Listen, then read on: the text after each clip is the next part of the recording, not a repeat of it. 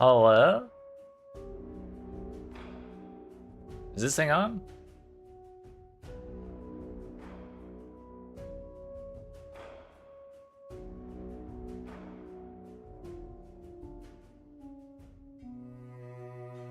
Hello? Hey, look at that. What's going on, friends? We're on the wrong scene. What's going on, friends? We're still on the wrong scene. This is better. We're going down. It's happening in 5 seconds with the reveal for PoE 3.28. I'm only like 10 minutes late. Don't worry. We're professional here. Hi, I'm Jonathan Rogers Oh, from hi, Jonathan. Games. Welcome to GGG Live. Thanks. Today we're going to show you an exclusive reveal of Path of Exile Mirage, which is coming out 1 week from now on March 6th. Twitch drops are enabled on today's live stream, Oh, let's go. so you'll be able to claim your Mirage weapon effect by following the instructions below. Now first things first, let's roll the trailer for Path of Exile Mirage. Play the clip. The Jinn. They were bound to serve, but not to suffer. Hey, this is Breach all over again. The Emperor assault our lands, trapping my Jinn in an astral plane. Break their chains, rescue them. And you will. Looks kind of like a Diablo encounter. A wish. Hey, yo. Free Soul Eater? Okay. More rarity.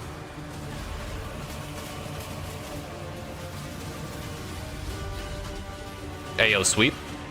Let's go. Whoa, that was Cyrus. Yearns for his freedom. We must keep him. Hey, yo. Dark.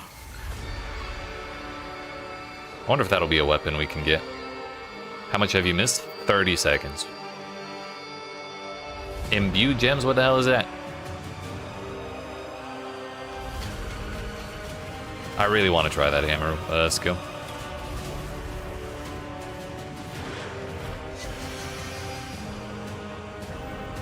We're going back to a 4-quadrant or like a center-based Atlas.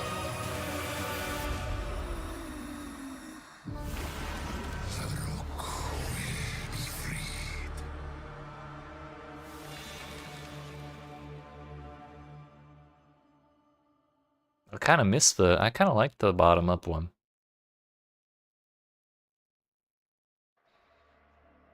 In today's stream, we'll take you on a deep dive into Path of Exile Mirage, where you'll unravel ancient mysteries, unlock new powerful rewards, and become part of the eons-old story of the Winter Sekima. Don't we all? There are also significant endgame changes coming alongside Mirage, including a progression of the endgame storyline, a new endgame Atlas system, and as always, new rewards to match. After that, we want to talk about the slew of new Holy Templar skills and supports, as well as an additional Ascendancy class option added to the Scion, which some of you might find familiar. Scion. Next, So we'll cover our both. new supporter packs, and then lastly, have a live Q&A session where Ziggy D will ask Path of Exile game director Mark, as well as game designer Octavian, your questions from Twitch chat. After the live stream, we'll drop the full patch notes at 11 AM NZT or 2 PM PST. So let's get started. If Ziggy doesn't Hand it ask over to Mark about to introduce the new Breach, Hi, going core, I'm Mark Roberts. he's a paid actor. Game director on Path of Exile. Hi, Mark. In Path of Exile Mirage, you'll be taking on the Afarud, a sect of The what? desert-dwelling necromancers who have lingered in the shadows for centuries. They are outcasts of outcasts, with no home or promised land. Instead, they seek their sovereignty through darker means. The Afarud have captured the souls of Jinn throughout Rayclast. They are killing them, sapping their energies for purposes unknown. You must fight your way past the Afarud's necromantic creations to find the captive Jinn. Here, Varashta, an ancient Marikith sorceress, has been doing what she can to protect the Jinn, but she needs your help to free them. After successfully defeating them, you will then be asked by Varashta to enter the Astral Realm and break the tether trapping the Jinn there. This gate to the Astral Realm is a mirage, an imperfect copy of the area around the captured Jinn. Now, when we say an imperfect copy, we mean that quite literally. Hold tight, because this leak mechanic has some serious implications for juicing areas. We'll get to that in a moment. Varashta can augment the magic of the Mirage further, as she allows you to enter, giving you the option to choose one of 3 wishes before you do so. What is your desire?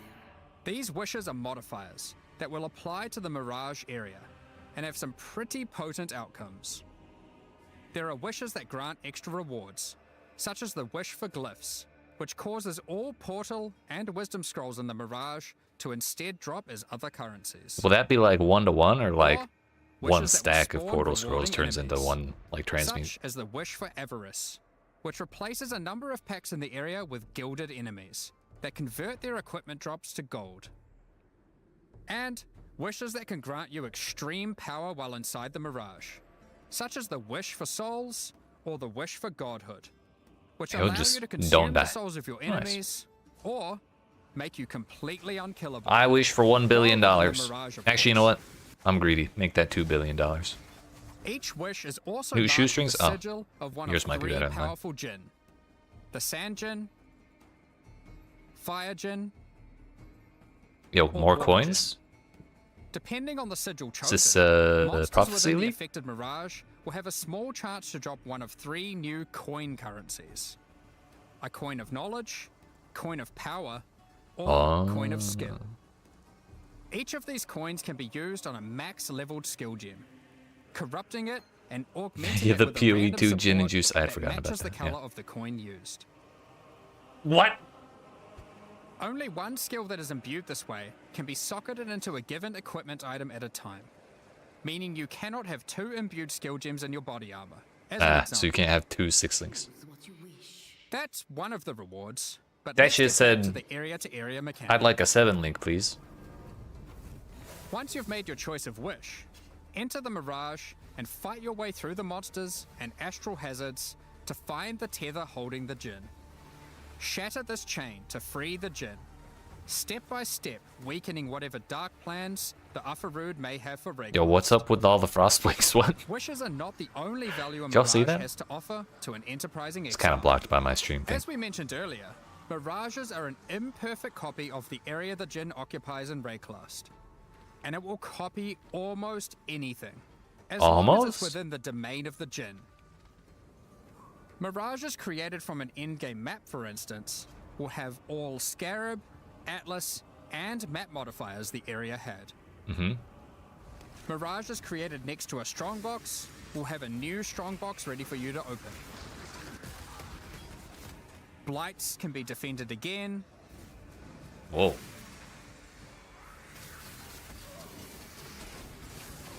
Legions fought once more, and so on. Effectively, you get a portion of your map to play a second time. Dear goodness. Everything you did to enhance the content of that map applies in the Mirage too. These recreated copies of League mechanics, however, have been warped into reality by the power of the Mirage. And this has some side effects. For one, a recreation may not be perfect. The factions of a Legion may differ from the one the Mirage copied. Or, the variety of strongboxes may change. More importantly, the mechanic may be empowered, with new threats and rewards that are customized to each mechanic. Yeah, what's and a are only opalescence available when strongbox? doing that mechanic in the Mirage. I guess For example, gems, maybe?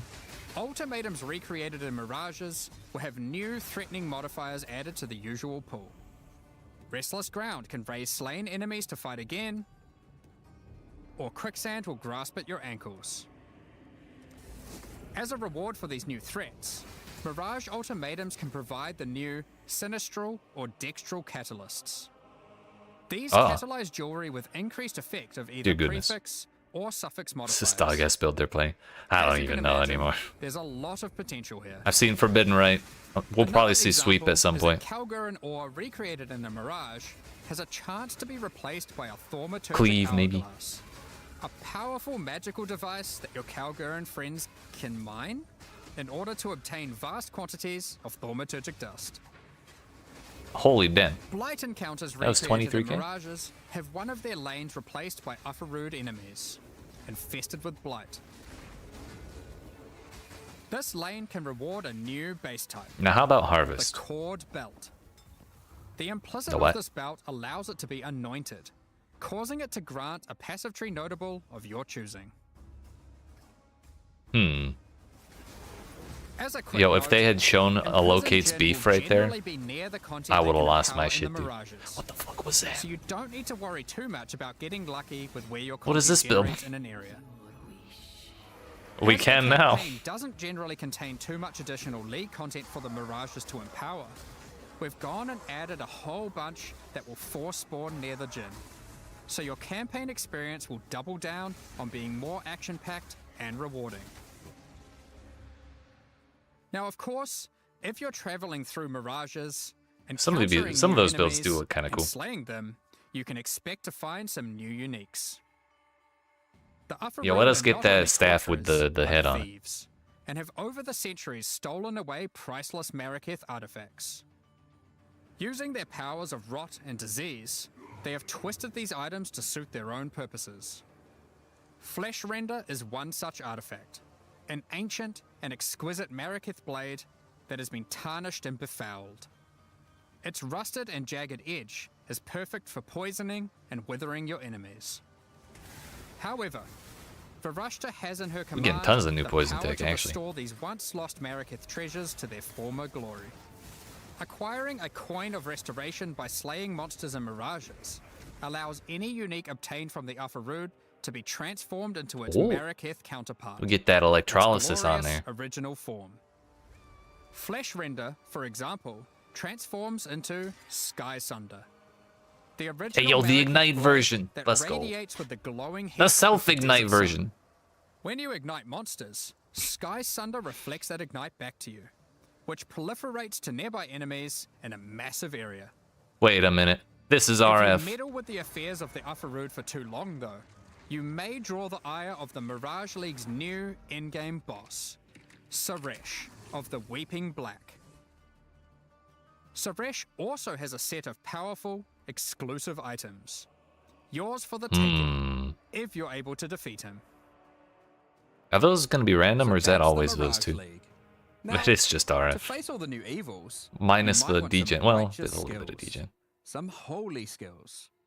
In 328, you'll have access to a slew of new options to bring divine devastation and return the faithless to their rightful graves. We're also introducing some supports to go with them, as well as some new transfigured gems. Let's go over a few examples. With holy hammers, you You right. slam the ground to call down a That's hammer my of secret. justice from the sky. I'm the degen in every scenario. If this hits an enemy, an additional holy hammer will cascade forwards, which itself can further cascade, and so forth. Expending a power charge when using the skill will call down an additional 2 hammers, Oh. which can also cause cascading slams. The Wait a more minute, numerous this is your getters foes, and spenders. the more instruments of holy judgment. Looks kind of cool, though. Sweep is an old skill. In fact, it is so old that it's one of the very first skills ever implemented in Path of Exile. Hell over yeah. 15 years ago. It's been long overdue for some attention. With 328, it has been reworked into Holy Sweep. This skill converts some of your physical damage to lightning, with shiny new effects to match. Some enemies struck by the initial sweep will have It does. hammers of light batter them from Yeah, above. with AoE, it looks These so hammers cause area damage where they land, so sick, so actually. clustered enemies are demolished by repeated impacts. When successfully hitting an enemy with Holy Strike, you'll summon forth a floating holy armament, a glowing mace that follows you closely. These weapons are minions. Poison and holy will attack hammers. with Holy Strike themselves whenever you do. These holy armaments will copy the stats of your main hand weapon We'll go to with it. deal their damage. I'd invest. Stand against your foes with Shield of Light, a retaliation skill which will allow you to unleash a cone of holy light upon enemies after blocking a hit with your shield. Additional cones of light will also pour forth from your nearby allies when you hit with the skill, allowing you to recruit your holy army to create purging light. Oh, so you have to hit the Divine melee or Blast the emits a beam minions. of holy light from your shield, coalescing into a hovering ball I thought they of would just do it when you triggered the skill. A few moments later, this unstable orb bursts, Ah. exploding Maybe it outwards just with felt like divine it? power. They didn't really give a reason. Hallow supports melee attacks, causing them to inflict a new debuff. Hey, what was that? Hallowing Flame. Hallowing Flame builds up as charges on enemies, getting consumed when attacked. Consuming a stack of Hallowing Flame gives the attack that consumed it a significant amount of extra fire damage, but only those who did not inflict the Hallowing Flame are able to consume it. Perfect for those of you who enjoy a more supportive playstyle with your army of Holy Sentinels. Or I mean, friends, that was already a strong when build. they're online. We've also added sources of this debuff to a number of other places, such as unique items, cluster jewels, Hey, yo. and the Guardian Ascendancy class. We're buffing Guardian? Supreme Also Truth. have another batch Baby of girl. new transfigured gems, with many of these being variants for gems which previously had none. I was kind of wondering if they were actually One going to example be is the Shockwave Totem of Authority, adding more which of those. casts its higher damage dealing Nova at your location instead of its own. Oh? You might also enjoy Orb of Storms of Squalls. These storms warp directly True. to targets when you use lightning skills, and arc lightning upon doing so. Hey, yo. This gives Lightning you Warp a mentioned? mobile storm of destruction that follows you as you dive into battle. You have my attention. We'll leave the rest of the transfigured skills for you to comb through in the patch notes. Speaking of the patch notes, as always, we love to shake up the meta, so we've done a bunch of balance adjustments to a few other things as well. We've deleted such as a Lightning Arrow pass on Bloodline classes, and Penance Brand of Dissipation. expanded the passives available to the Templar section of the passive tree, and various improvements to existing holy themed skills such as Static Strike, What's that, Professor? Holy Flame Totem, and Dominating Blow. Hey, yo, what the hell's going on with all that? We're also doing our usual improvement to some of the least played Ascendancy classes. This time with a focus on Guardian and Warden. Yep. It's okay, we're going to read the Speaking of patch notes Ascendancies, let's talk about as soon the as Scion Q&A is done. and her new Reliquarian Ascendancy class. For those that have played the Legacy of Phrecia events, this class will seem familiar. The Reliquarian is a learned Scion that has studied history at the Oriath Academy. She is a part of a secret society of Oriathans, dedicated to collecting and discerning the strange properties of unique items. All of her passive powers come from these unique items, found from throughout Rayclast. After Right. ascending, first select the power of a unique armor. Victario's influence increases the level of all your auras and gives them a much larger area of effect. That's Aura right Or there. instead, take Kilowava's Bluster, giving you a chance to have extreme elemental resistance against incoming hits. Next, pick from a unique weapon power. Widow Hail greatly increases the bonuses gained from your quiver. Or Martyr's Teaching, which causes your minions' critical strike chance with attacks to be equal to your main hand weapons. Lastly, pick your Crown Jewel, a unique jewelry power. Astral Projector. Where's the causes Mage Wood? Nova spells to cast Wait, from is that enemies Defiance of Destiny rather down than there? from yourself. Or take Astramentus, simply giving you a huge boost to all your attributes. Due to all the ways you can mix and match unique I don't remember what powers, Defiance of Destiny the looked like. Reliquarian has more flexibility in how you build it compared to any other Ascendancy class in the game. Our plan going forward is for the Reliquarian to not be a static Ascendancy class, and between each expansion, the unique powers which are offered will change. Ah, If you don't like what she offers this expansion, hopefully she'll have the power of your favorite unique item in the next one. I wonder if they're going to Time like to move on automate to the that, end or if game. they're just going to pick some. With They this got a guy expansion, on the we're Reliquary aiming and to shit. liven up the endgame, giving players new experiences, strategies to leverage, and streamlining or removing the more frustrating tasks. Extensive changes. So yeah, will be about coming those to the Blight Atlas Breach and how you encounters, engage with Mark. maps, without interfering with the beloved core experience that has made mapping so successful. In the last few endgame updates, you experienced Zana's story. How she helped Removals. defeat the Elder, tried to stop exiles from going mad in the Atlas, and faced new threats pouring forth from it. In the most recent expansion, she eventually realized that there was only one way forward: to destroy the Atlas. Spoiler alert. Zana's recent actions have now weakened the already strained and tattered edges of its realities, reshaping how we interact with the Atlas entirely.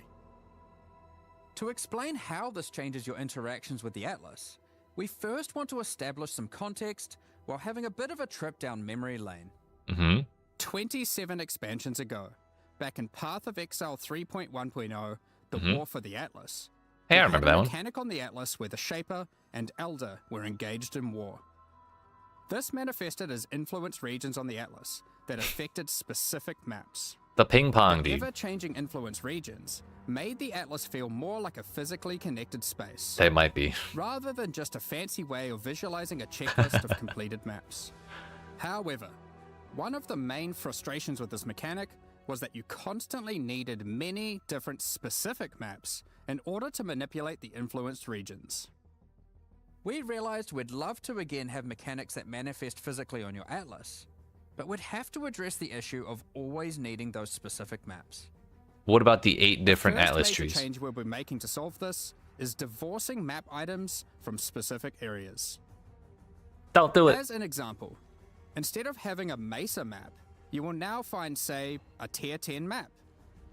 To open This a was Mesa something map I've asked now, for a long just time, actually. locate and select Mesa on your Atlas, put in your map item, click activate, and you're good to go. This is PoE 2 maps, actually. That Now Mesa that I may think about it. drop a Tier 11 map. You can then immediately return to your map device. I've literally which talked will about default this to the since last like map the run, second league I started and playing then this run game. it again. Or choose a new map to use it on. It's your choice.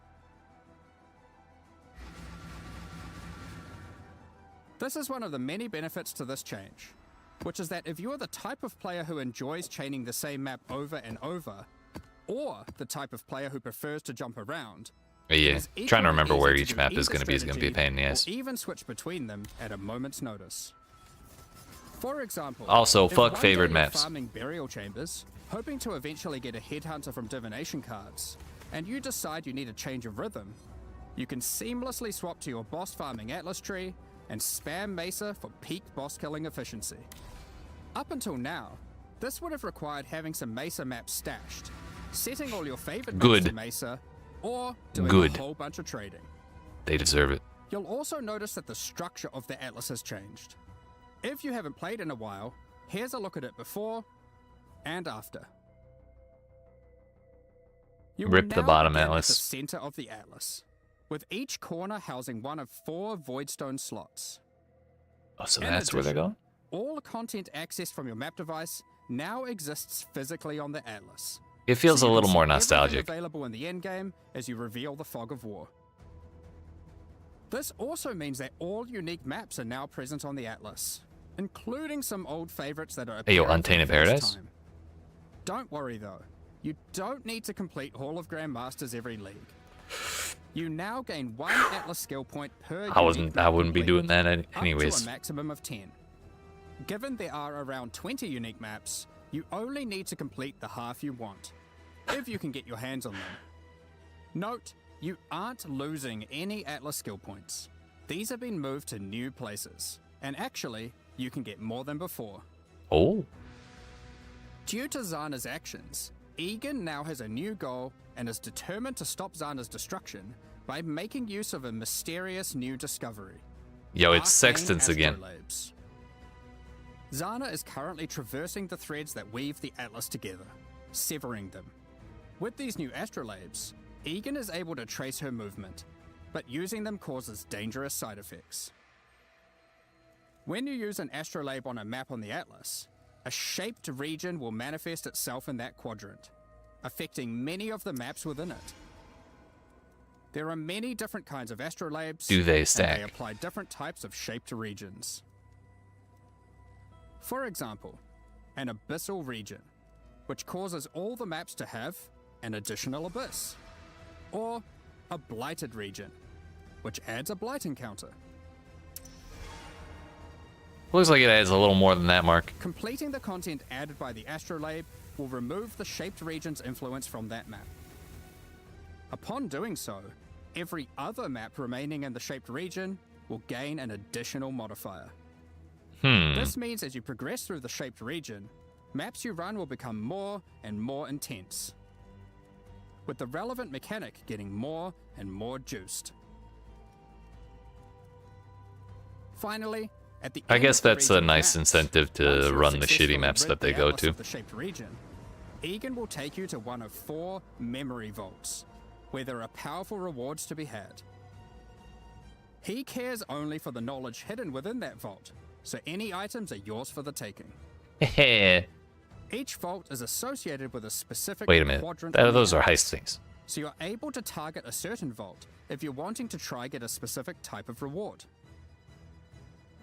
One such vault is Heist the 3.0, Archon's baby. Let's vault, go. where you'll be rewarded with powerful unique items. Yo, where's the alarm? Or the Zealot's vault, to acquire valuable currency items. This new shaped region system is one that promotes running many different maps. But for players that want to engage with this new system, I love while that, still actually. wanting to run the same map over and over again, the synthesized stability keystone on the Atlas tree enables exactly that. I'm a With big all fan of the that. in-game changes, we thought it would be also good to mention some handy Like a lot of tips this and in theory, tricks but- for quickly navigating the new Atlas. When Yeah, using the map you're right. device, the Atlas That's a defaults to the constant theme. previously run map. I love you too, So Steve. running the same map over and over is as few clicks as possible. You're great. You can right-click but unique yeah, maps daggum. or map fragments in your That's a inventory common to pattern. You're right. automatically open your Atlas to that location with the map already placed and ready to run. When you select a special area that requires multiple items, such as to fight at Zeri or open the Shit, domain I'd fall for timeless it. conflict, if you have the fragments to access that in your inventory, it will automatically add them to the map device in the right spot. That's the core of the new endgame. But there's a lot more endgame changes coming in 3.28. Let's blast through them. I can think of at least one video of mine that's going to be Over the outdated last few because of these changes, though. We've been working Kinda on sad. streamlining the mapping experience. And we wanted to continue to minimize busy work so you can spend more time doing what you love. In-game loot killing filters? monsters and getting loot. At least To one? that At end, least one. Yeah. We've made a number of changes. We won't get into too much detail, but here's You know a what, quick Jim summary Jams? of what you can expect to have received Sure, why adjustment. not? We've removed cartographer's chisels and map device crafts. Only if I can entirely. love you back. The loss of content and loot here has been compensated for in other places. I missed that. I was distracted by the love bombing. Voidstones now grant special global bonuses while socketed on your Atlas, including adding the new Originator Voidstone, which enables specific Atlas bosses to drop exceptional supports. We'll elaborate Oh. more on that in the next section. T17 maps as you know it have effectively been removed. Let's The bosses have been go! kept around, and they better fulfill their original Log in, purpose dude. of being a gateway to target farm uber pinnacle bosses. The most annoying modifiers on Originator maps have been removed or replaced. No more getting turned into a slug for simply using skills. Yes! And no more will you be We're so incapable of back. dealing damage periodically. Petal skills in Originator maps have been removed. However, some of their effects are now available from the altars and memory threads. Memory tears, instead of adding a memory thread to your Atlas, will now drop an itemized version of that thread, allowing you to save it for later or trade it at your leisure. That's actually huge, We've too. added new scarabs, such as this Expedition Scarab of Infusion, which can generate some truly tempting logbooks. Hey, get those out of here. We don't care about that. And for those of you looking to take on the ultimate one-on-one fight, the Anarchy Scarab of the Exceptional will place a true antagonist-level rogue exile threat in your map.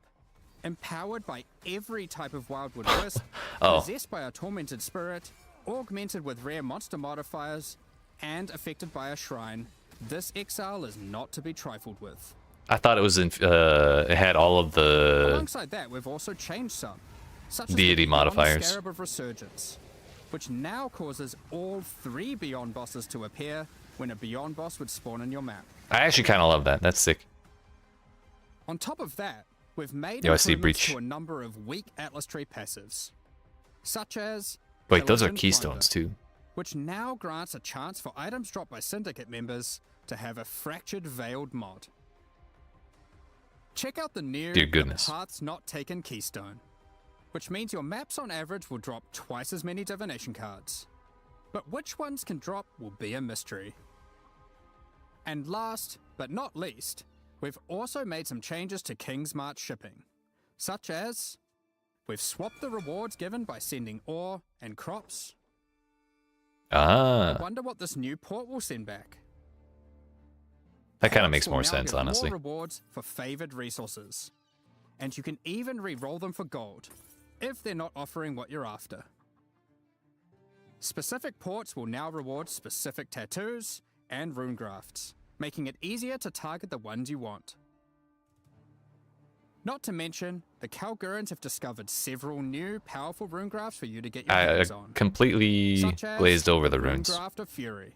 Oh no, those Causes you have to been gain here. Never rage mind. on using a life flask.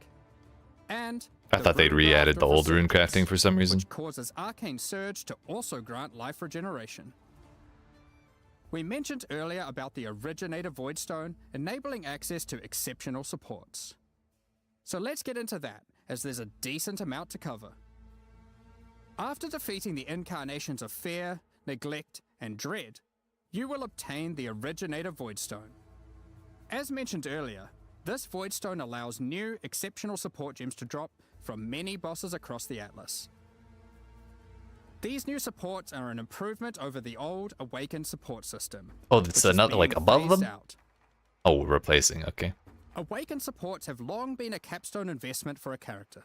Good luck, There's Dagum. existed a gulf between the more interesting ones, such as Awakened Spell Cascade, which has some additional transformative effect, as opposed to some of the simpler Awakened supports, which just have slightly higher numerical values. Exceptional supports will all be transformative, serving as an additional late-game tool to customize your build around, and extending character customization and creation even later into a build's life.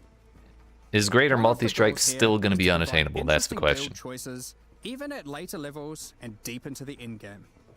However, we are certainly not aiming to reduce top-end player power with these changes. Exceptional supports will still be super strong. If used well, they will catapult your character even further than before. How many are Sorry. there, and what exactly do they do? There are over 40 new exceptional supports to discover, adding additional enticing drops to bosses that may otherwise have felt not as worthwhile to run, giving players extra reason to take on those challenges. For instance, from the King of the Abyss, Yo, we have the frog Hextoad bills. support. This support creates areas of swampy cursed ground. Look how which big those spawns frogs are. tiles that bounce towards enemies and then explode, dealing chaos damage. From the Uber Elder, we have the Void Storm support, Fucking which causes your insane, raining Professor. attacks to create celestial storms of energy that grow over time. We gotta make this detonating work. as you approach for massive damage. Defeating the incarnation of Neglect may win you the Frost Mage support. Similar to the existing Archmage support, you are rewarded for stacking mana to enhance your spells with extraordinary cold damage. We'll tease some more of these before launch, but there will be many, many more for you to discover. Keepers of the Flame is coming back. However, we do know that many players have issues with the walls and hive encounters. They In know. order to address these concerns, we'll be making a number of changes. One of the biggest problems is that walls would block your projectiles, meaning that when a hive randomly spawned in your map, it would make it harder to clear. In order to prevent that, walls and hive encounters will now be destroyed by any damage. Do they eat the projectile or do But they we go also through? wanted to make sure we reduce the visual clutter they cause. Hives and their walls are now smaller. I mean, To allow okay. players to engage with hive encounters quicker when they do want to help Aelith, we've added Just- a new just get Atlas right, passive that's what I'm which saying. drastically increases the detonation area of unstable burrows, causing them to reliably chain react and destroy the majority of remaining walls. For those who don't want to deal with the walls at all, At all. there's now Get a 'em pair outta of here. keystones that allow you to block hive encounters or unstable breaches. See, when I saw those were keystones, I was very Now that this hopeful is a core that it league, was a we guarantee. don't want you to have to grow your Genesis tree from scratch on every league start. So now, each womb gift slot is already I usable mean- by default. and access to the I'll take them monastery of doing that Keepers will over be gained not by giving us a finding solution Aleph, at all. starting in Act 6 Mudflats. Now with Atlas Tree and Scarab support, you can have multiple unstable breach encounters active in a single area for maximum ruckus. Speaking of It is a Atlas little Tree and annoying that Scarab we also support, have to have that. we've added plenty. Here are a few examples. The Massing Forces Atlas Notable grants a chance to have additional unstable breaches in your maps. The Breach Scarab of the Marshal guarantees a breach boss. Yeah, the or lightning high circle fortress, thing. while the Breach Scarab of the Incensed Swarm replaces all of Aelith's skills with Enrage the Hive, increasing the difficulty and reward from Hive monsters in all subsequent waves. Graft items will no longer exist, but we've moved several of the graft skills My to hands. new exceptional supports, such as the Hiveborn support, which summons an army of breach minions to do your bidding when you use a supported offering skill, All right, I'm kind of interested. and the Foul Grasp support, which calls forth a field of grasping breach hands when you recall brands, exploding for heavy lightning damage when enemies approach them. There's tech there for sure. We're looking forward to seeing how these improvements and additions are received, alongside a lot of what Keepers also has to offer. From the new bosses Do we in call the that a new Bloodline, brand skill? through to the Genesis tree and its many different crafting options, like Foulborn Uniques. Also with its new narrative, we look forward to extrapolating on all of this and learning more about Aelith, the Hiveborn, and its Breach Lords in the future. That covers all the new content we're adding, and that was a lot. He's From a right. new in-game system, several new reward types, new ways to juice maps, all of which you can double up in the new Mirage League. Kind of forgot about and Mirage League after all that, honestly. Alongside a suite of new holy skills, a new Ascendancy class, and an insane amount of new character customization in the endgame. However, an important part of Path of Exile expansions is making sure there is a continued effort to improve quality of life. So let's get We didn't into get that any now. little teaser videos for You these. can now Well, we got favorite like one. trades on the currency exchange. This consists of selecting two currencies that you want to be able to trade between with a single click, and setting them as a favorite trade. Favorite trades will appear by default on opening the currency exchange, and will still auto-suggest a ratio based on recent trade data. We're still missing one very important piece of quality of further life on the improvement to currency exchange. is the ability And that's to showing how open many of and the interact currency you with have in stats this window while right you here. have the exchange window open. Now, when trading in a full set of divination cards, it will automatically be handed in to become the resultant item. I'm going to be able to turn in Reign of Then Chaos turn so in another fast. set immediately, You have the no reward idea. from the previous set will be transferred to your inventory directly, Hell assuming yeah. there's enough free space to do so. Labyrinth font crafts that previously gave a random transfigured gem now allow you to choose which transfigured gem of that type you'd like to receive. Please The asynchronous trade item sale history is now hoverable, with full item descriptions of the sold item. When using Divine Orbs, you can now tell exactly which modifiers can be randomized. We take those. The ritual icon will now glow if you've got significant unspent tribute in an area and all rituals are complete. Ritual actually playable And a now? pop-up will appear after the final ritual completion. I forget Also that on shit all the topic of time. ritual, It's half the reason you I don't can play it. now quick use vessels on completed rituals. Have you ever tried to click a divine shrine surrounded by enemies and find it extremely difficult to click? Well, shrines now take priority over monsters when clicking in an area they overlap. See, I've heard that Since the complaints about 3.24, those we've in been the looking past, to add new and I ways thought to they were gonna improve the like campaign experience, do and worse things than 3.28 that. is no different. but that's a good change. This patch, we've added over 20 landmark rooms throughout the campaign, scattered across all 10 acts. Some of these reward some pretty useful stuff, so keep an eye out for the new and unexpected rooms, side passages, chests, and encounters as you progress throughout Rayclass. I'm not mentioning any of those in the To guides. be a surprise, but we'll show you just one. I want nothing to do with any There of is them. now a small central island in the Karuri Fortress, all inhabitants of which will drop a basic tattoo when slain. Next up, we're going to be talking about our new supporter packs. Let's go. Today, we're launching 2 new series of supporter packs. This is the real Curator of important shit. Wisdom Hey, yo, and was that a Iron portal? Incarcerator packs. Each tier contains the pack's full face value in points. Fucking Gandalf alongside MTX. several exclusive microtransactions. Looks like a As hammer from always, Dark Souls the too. microtransactions in these packs are purely Or Dark Souls cosmetic as well. and do not affect your character's power or progression in any way. The Curator of Wisdom series of supporter packs contains 7 exclusive microtransactions. The Traveling Wisdom back attachment has all the necessary I love tools the you little may rat. require to chronicle your journey, complete with a helpful rat friend. Hell yeah. These chronicles He's got his will own little activate home their in there. magic upon identifying items, and will track the number of items identified of each rarity. Just hover the item, or link it in chat to show it off. The Acquired Wisdom Unique Finisher effect summons an ancient scroll that consumes unique enemies and the knowledge they hold. Most exiles would struggle carrying piles of scrolls while traveling Rayclast, but the Grand Curator of Wisdom armor set is perfect for the adventurous scholar. Perfect. Any expert curator knows that scrolls hold more than just knowledge, they also hold power. As you cast spells, Well, the knowledge is scrolls power, attached it's to the armor same will thing. burn away, before rematerializing shortly after. It also features a series of helmet variations, so you can get precisely the look you're after. Summon your Scroll Shaper familiar pet to follow alongside you. This creature is formed from folded magical texts, and can shapeshift between different forms. You can think of this as having multiple pets in one. It can fold into a fox, and then even burn away. What? That's so reforming sad. into a flying bird. True. The TNT, dude. This series of packs also contains the Scroll Portals. Jumbo-sized versions of the Scroll of Wisdom and Portal Scroll that you can make a quick retreat We get through. rats and paper. That's it.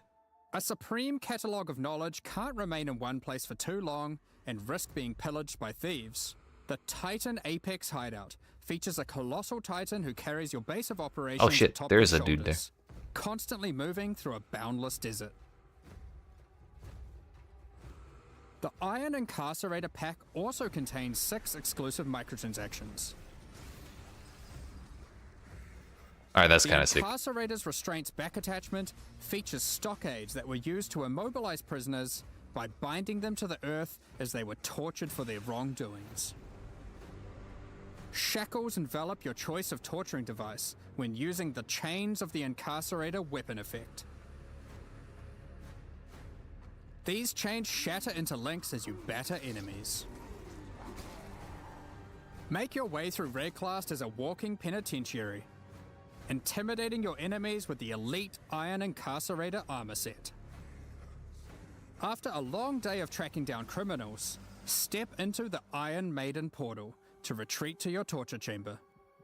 It acts as a great deterrent for would-be intruders. This peculiar creature What the was a fuck is favorite that? amongst incarcerators. They would be sent into the midst of prison riots to mesmerize and control the toughest of minds.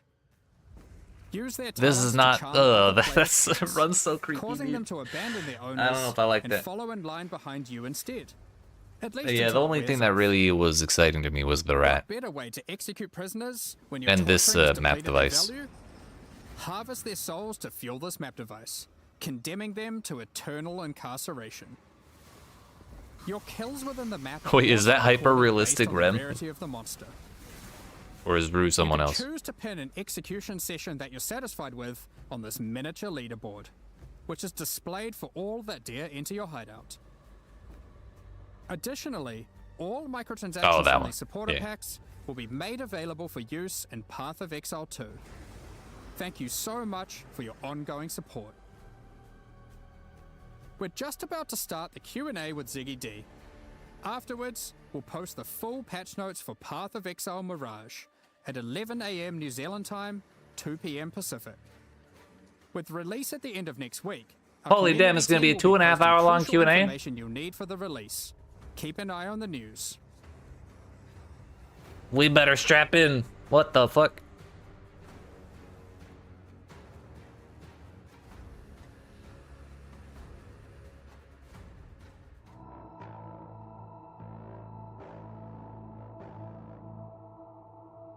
Well, there's some stuff here. I'm interested. And now that it's now that they're done talking about it, I've forgotten every single thing they mentioned.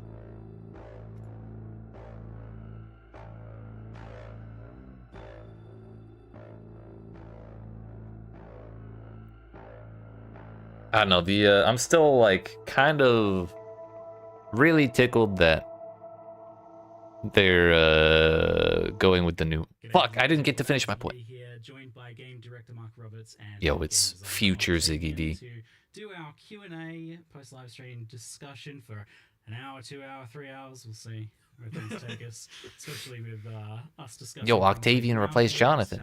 Endgame, Breach, King's March, Balance. There's a lot to cover here. I locked in here with you forever, Ziggy. Yeah, that's good. Let's do it. No, And, they're doing let's this start Q&A by from the future. That's why it sounds so. Octavian here to the You know. the show for the first time. Hello. And what brings you here with us today, Octavian? This guy? I don't know. Oh. He's the one who said I should. No, I mean, I've been doing a lot. No, he didn't get the so- black hoodie memo. We'll get into more details later, probably. But the teams between PoE 1 and PoE 2 have become a little bit more distinctly split as of late. You know, there's definitely still some people who jump back and forth, but myself, I work fully on PoE 1 at the moment. And I've been doing a lot of the design work on, you know, pretty much everything to do with the 328 expansion. You know, it's not just me. I'm working with a number of other designers, but I've had my hands in a lot of it.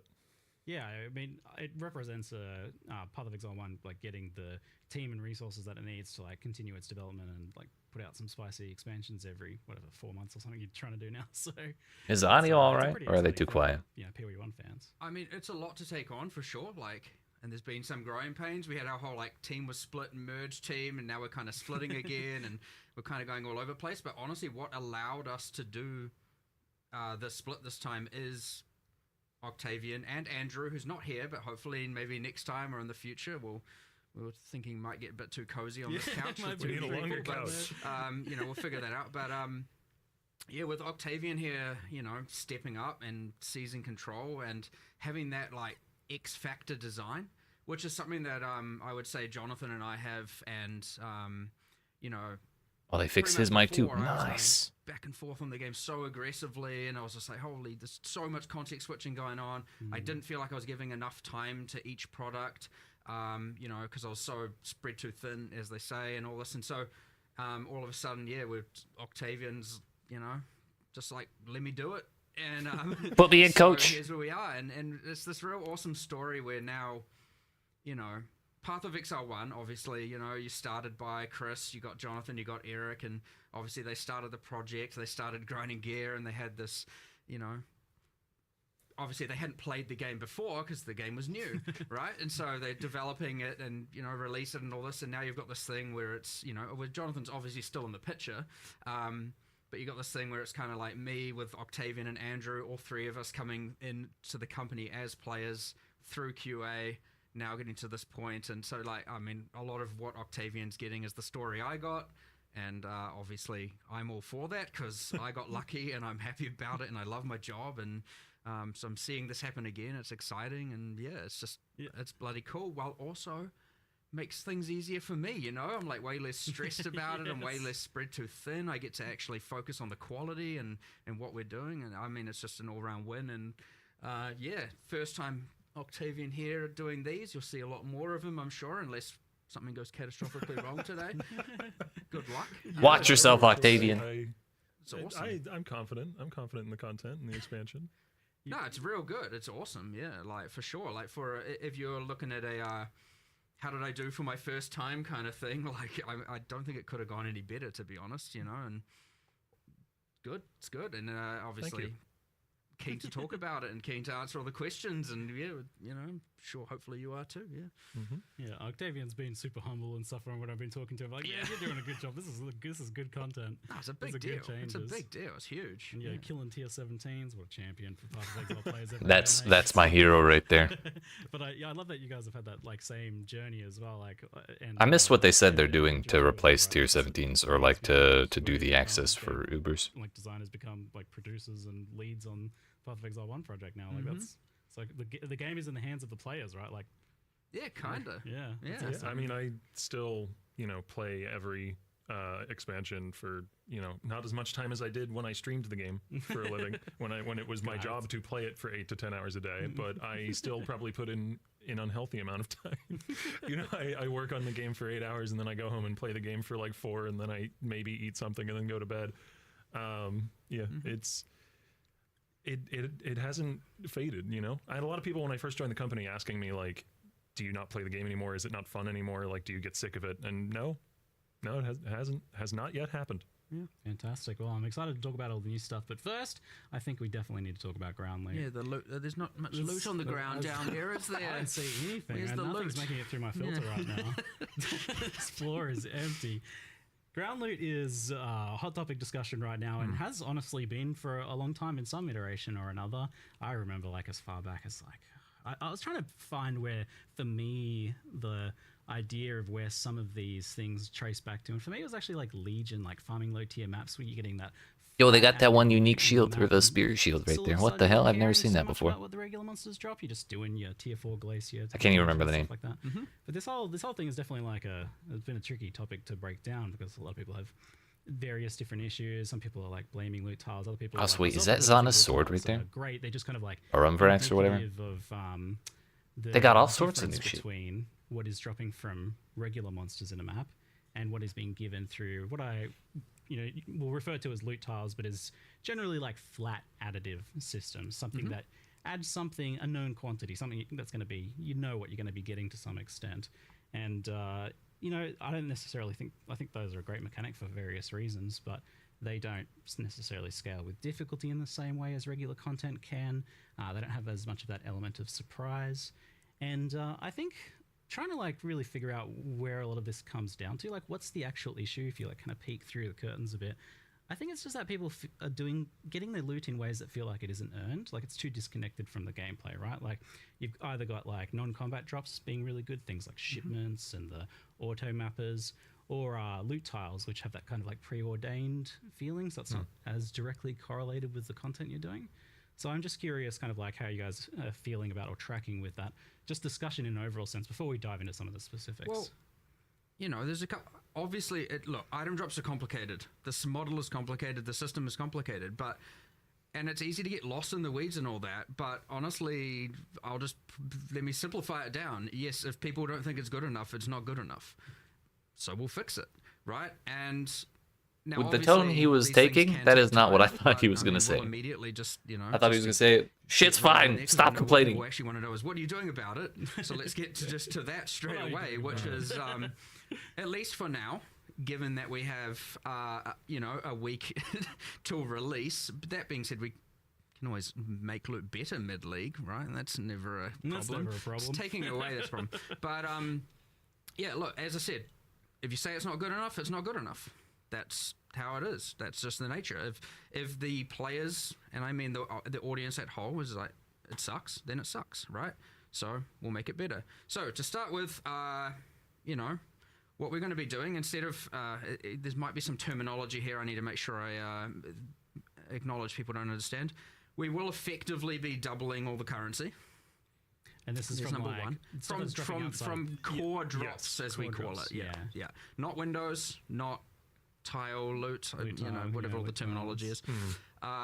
Obviously, that will then, by consequence, diminish the rewards from window loot and tile loot. Yes, that is intentional. Just economically speaking, you mean like? Yes, by correct. comparison. As in just proportionately, one goes up, the other is now less value proportionately. Yeah, in just their kind of like inflation and whatnot.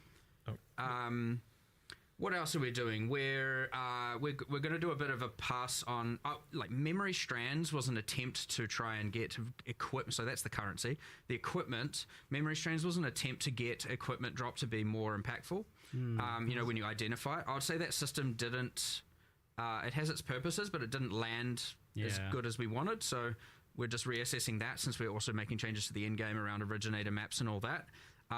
Look, they're going to be better. There'll be generally more strands. They'll have higher impact. So identified items via that means will just be better. We're also we're going to see if we can do it in time to make sure that it also doesn't just pick bad base types. Oh, yeah, that's already been done. There you go. Nice. Sweet. Hell we yeah. did a lot of this yesterday. So base type biasing. It has yes, so it still can technically if you get rather unlucky, pick a lower tier base type, but it's heavily biased towards picking higher tier base types to put the memory strands on. Okay, that's cool. I remember like a long time ago, it was not like that was avoided specifically. It was like, oh, some people might want like a grove bow or something instead. I mean, Sure. I think at this point, whatever. yeah, whatever. Deal with it. I There's guess. there's currency items for that, Pretty right? good is often the way to look at Isn't it. there And something then, that lets you look, add there's memory some other strands things. anyways? If not, I'm We're sure gonna they have could make ancient it. orbs, fracturing orbs added to the core drop pools, which should help a little bit for that more kind of mid to higher tier currency. Yeah, those are the. Ooh, yeah. We're doing anything else? So Dopamine. we're doing a little bit of a rebalancing of currency proportions. Okay, when I say double currency, by the way, I immediately obviously forgot to mention the important thing. We're not doubling transmutes and orgs. We're doubling the things that matter.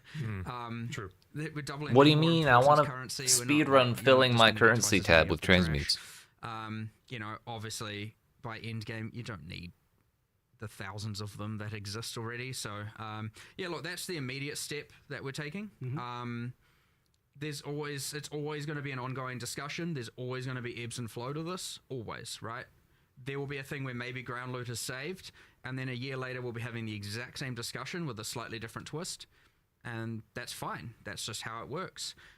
You might even find 6 months from now or something where people are like, bunch of these leagues aren't worth doing because the window loot happens to suck from them or something, These are just how these things go. It's a constant back and forth. It's a constant conversation, and the important thing is just like, there's a problem, fix the problem, don't freaking. And the thing is about it, and because item drops is so complicated, what you do find, and you find it internally, you get lost in these just crazy philosophical conversations for like hours and hours and hours and hours of talking about why and what did we do in the past that did X, Y, and Z, and it is important to discuss those, but sometimes it's also important to just bulldoze through and just start making changes and start fixing the problem.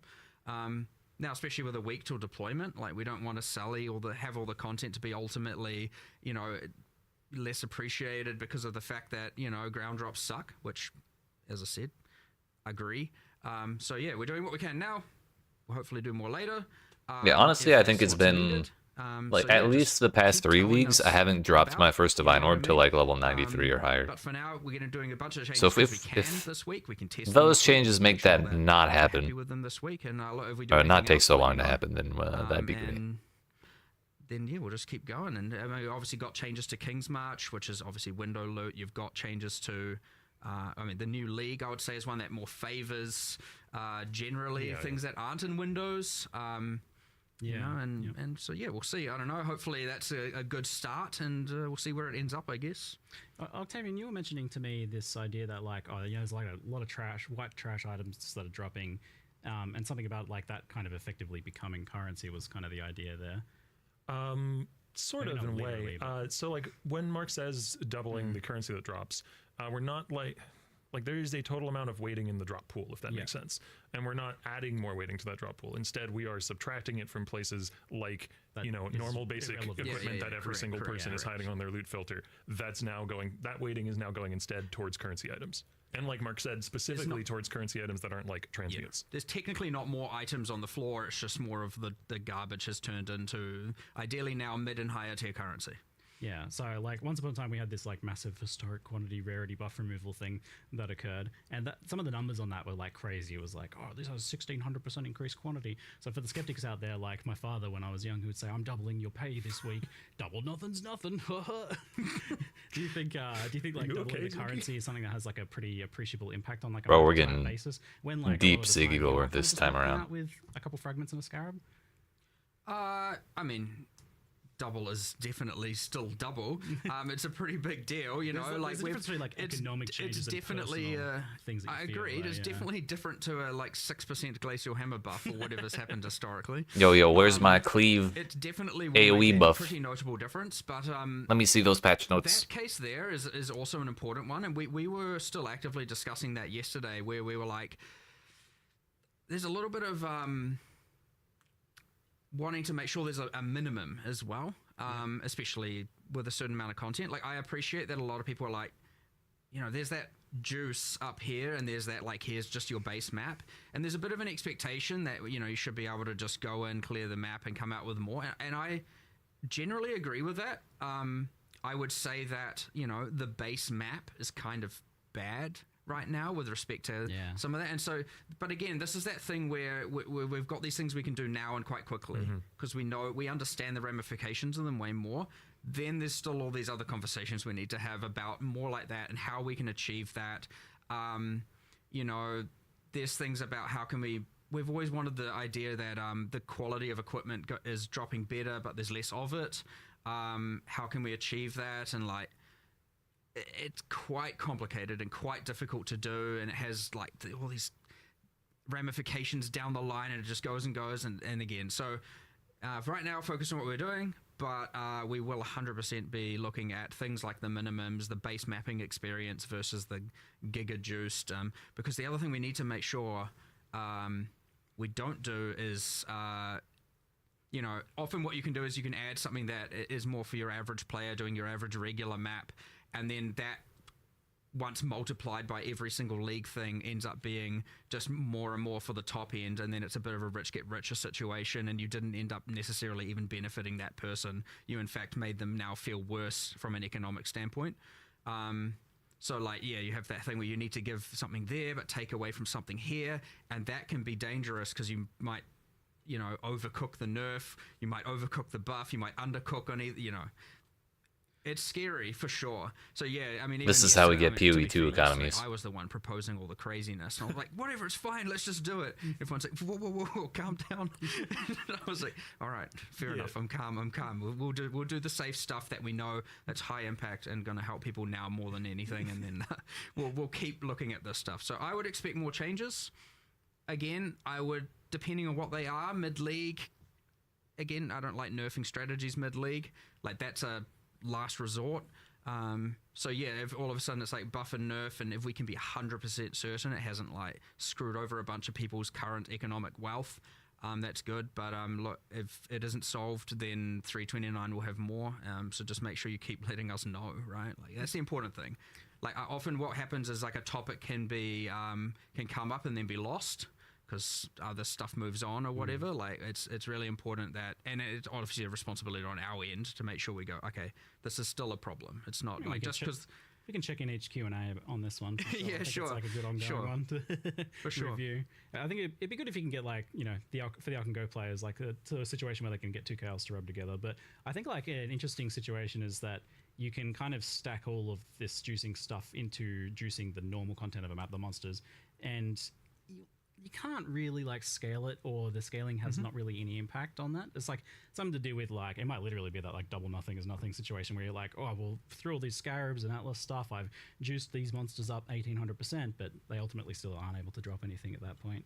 Now, how do you make it able to scale? It feels like actually like a really difficult design problem right now. How do you get it actually able to scale basic monsters to make them both challenging and rewarding? Because like, Affliction's various issues aside, something that was cool about that was that you could scale rare monsters to be really freaking hard and really rewarding, and that was actually like a cool thing that maybe needs to be in the game somewhere, and maybe that we've lost. You see a lot of this thing with the difficulty scaling, where you get that exact argument where people are like, I want a way to be able to scale monsters, but then you also have the audience who are like, I want things to be rewarding without needing those scaling mechanisms. Gotta have a bit of both, I guess. You do need a bit of both. It's never going to be perfect. You're always in a kind of gray area, and that's where I talk about the ebbs and flows of just things coming and going, and ultimately it's what feels right to as many people as possible. And or there are many options for these things, right? Yeah, I wonder if we just need some like chunkier options that do just like... We do, you know, yeah, 100%. Base monsters just punch a bit harder, some like big nodes, big notables on that. Octavian was specifically pushing for this yesterday, and we're in agreement. It's just a matter of coming up with what that is. And the hardest, like, you know, Atlas passives and scarabs and that kind of thing to design are usually the ones that are the most broad. You know, like, looking at you, map modifier effect mechanic or something, you know what levers and knobs you have to turn. But if you're designing something for the monsters in the map, that's a little tougher. And that's not to say there aren't cool designs there definitely are, but it is one of those things where like we probably can come up with a bunch of cool stuff by 329, but probably don't have it this in is the next week. Like this is like another league situation here, but I wonder if there's like this needs to be keywordified, like some sort of like native monsters. Yeah, keyword what to, we like, do- something like that. Natural inhabitants is Natural what we currently inhabitants, call there you them. go, Yes. We do have that as a concept. Yeah, it's not used super frequently, but there's a few places in Yeah, there. that's not- Usually You it's, also then Rogue don't want it Exiles, to I be think. that then there is a league, and the league just feels like absolute trash. So again, a little bit of a fine balance, and because otherwise you're going to start the ebb or the flow on the other side, and now all of a sudden it's like, there's no point adding any leagues to my area. So, I mean, some of your well-designed leagues, I think, can work well with that. Like the Mirage, just as an example, for example. Like, 100%, yes. if that was in now, Mirage would work really well. It'd be duplicating all those scaled-up, like naturally occurring monsters and adding more of them effectively as well, like non-loot tiled, but still kind of like randomized monster stuff, which is pretty cool. Well, as you can see, though, also we've just done a lot of changes, especially to existing systems. Like we're not afraid of. I mean, items a bit more scary because you do need to test it. You don't want to mess that up, But we're not. Octavian's not too afraid. It seems to be able to suggest the crazy things that we. Bit of fresh blood, bit of vigor for change. That's good. Sure. I think we just said even to you this morning, it's like Octavian and I were just like talking absolute madness, I believe I phrased it as, in terms of doing all these crazy things and like, just tipping things upside down and like seeing what works, seeing what doesn't. And so we'll just keep doing it. But, I mean, you guys can it's cut loose. exciting. You're in charge of the game now. Now is the time. I really love these conversations in this point because now is the time when like we don't plan stuff so far in advance. Hopefully people know that by now. We stay dynamic, we stay agile with that stuff, and right now is when we're discussing what are we doing for 329, what are our major headliners, what are our minor headliners. And I usually say that start like the week before this one releases. It's like usually it's like, okay, what's the next league look like? And so right now is the thing where we're putting effectively our list. What are our tier 1 problems, our tier 2 problems, what are the things we want to achieve, not. And so The hardest part is I've already got some stuff that I really want to do in 329 that I'm really excited about, and I can't talk to you about it. Yes, I know. You guys told me something before the Q&A. I'm like, you can't tell me this right before the Q&A, and I'm not allowed to talk about it. I have to Gotta wait till after for all that shit. I really want to bring that up. but now you have 4 months of prep for the next Q&A. Oh, yeah, I'm ready. But my questions are ready for that topic. But wait a while on that one, though. Something that, on this ground loot topic that I'm kind of have been sad to see fade away to an extent.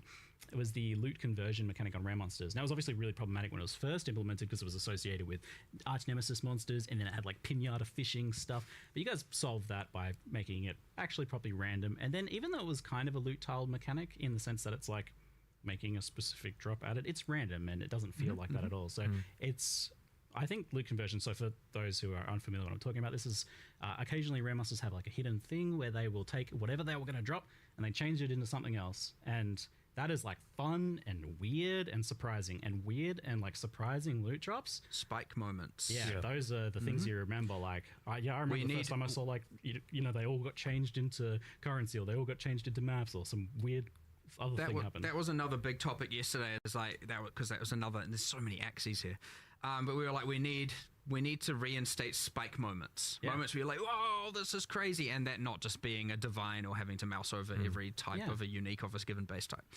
And that is what achieved that. I mean, I believe we are at least, we obviously nerfed those. It was a bit hectic. Yeah, I think I saw someone get like 50 divine orbs from one rare monster at one point when that was a thing. I mean, too many games for 328. We're easing back on those diminishing return penalties, I believe we applied.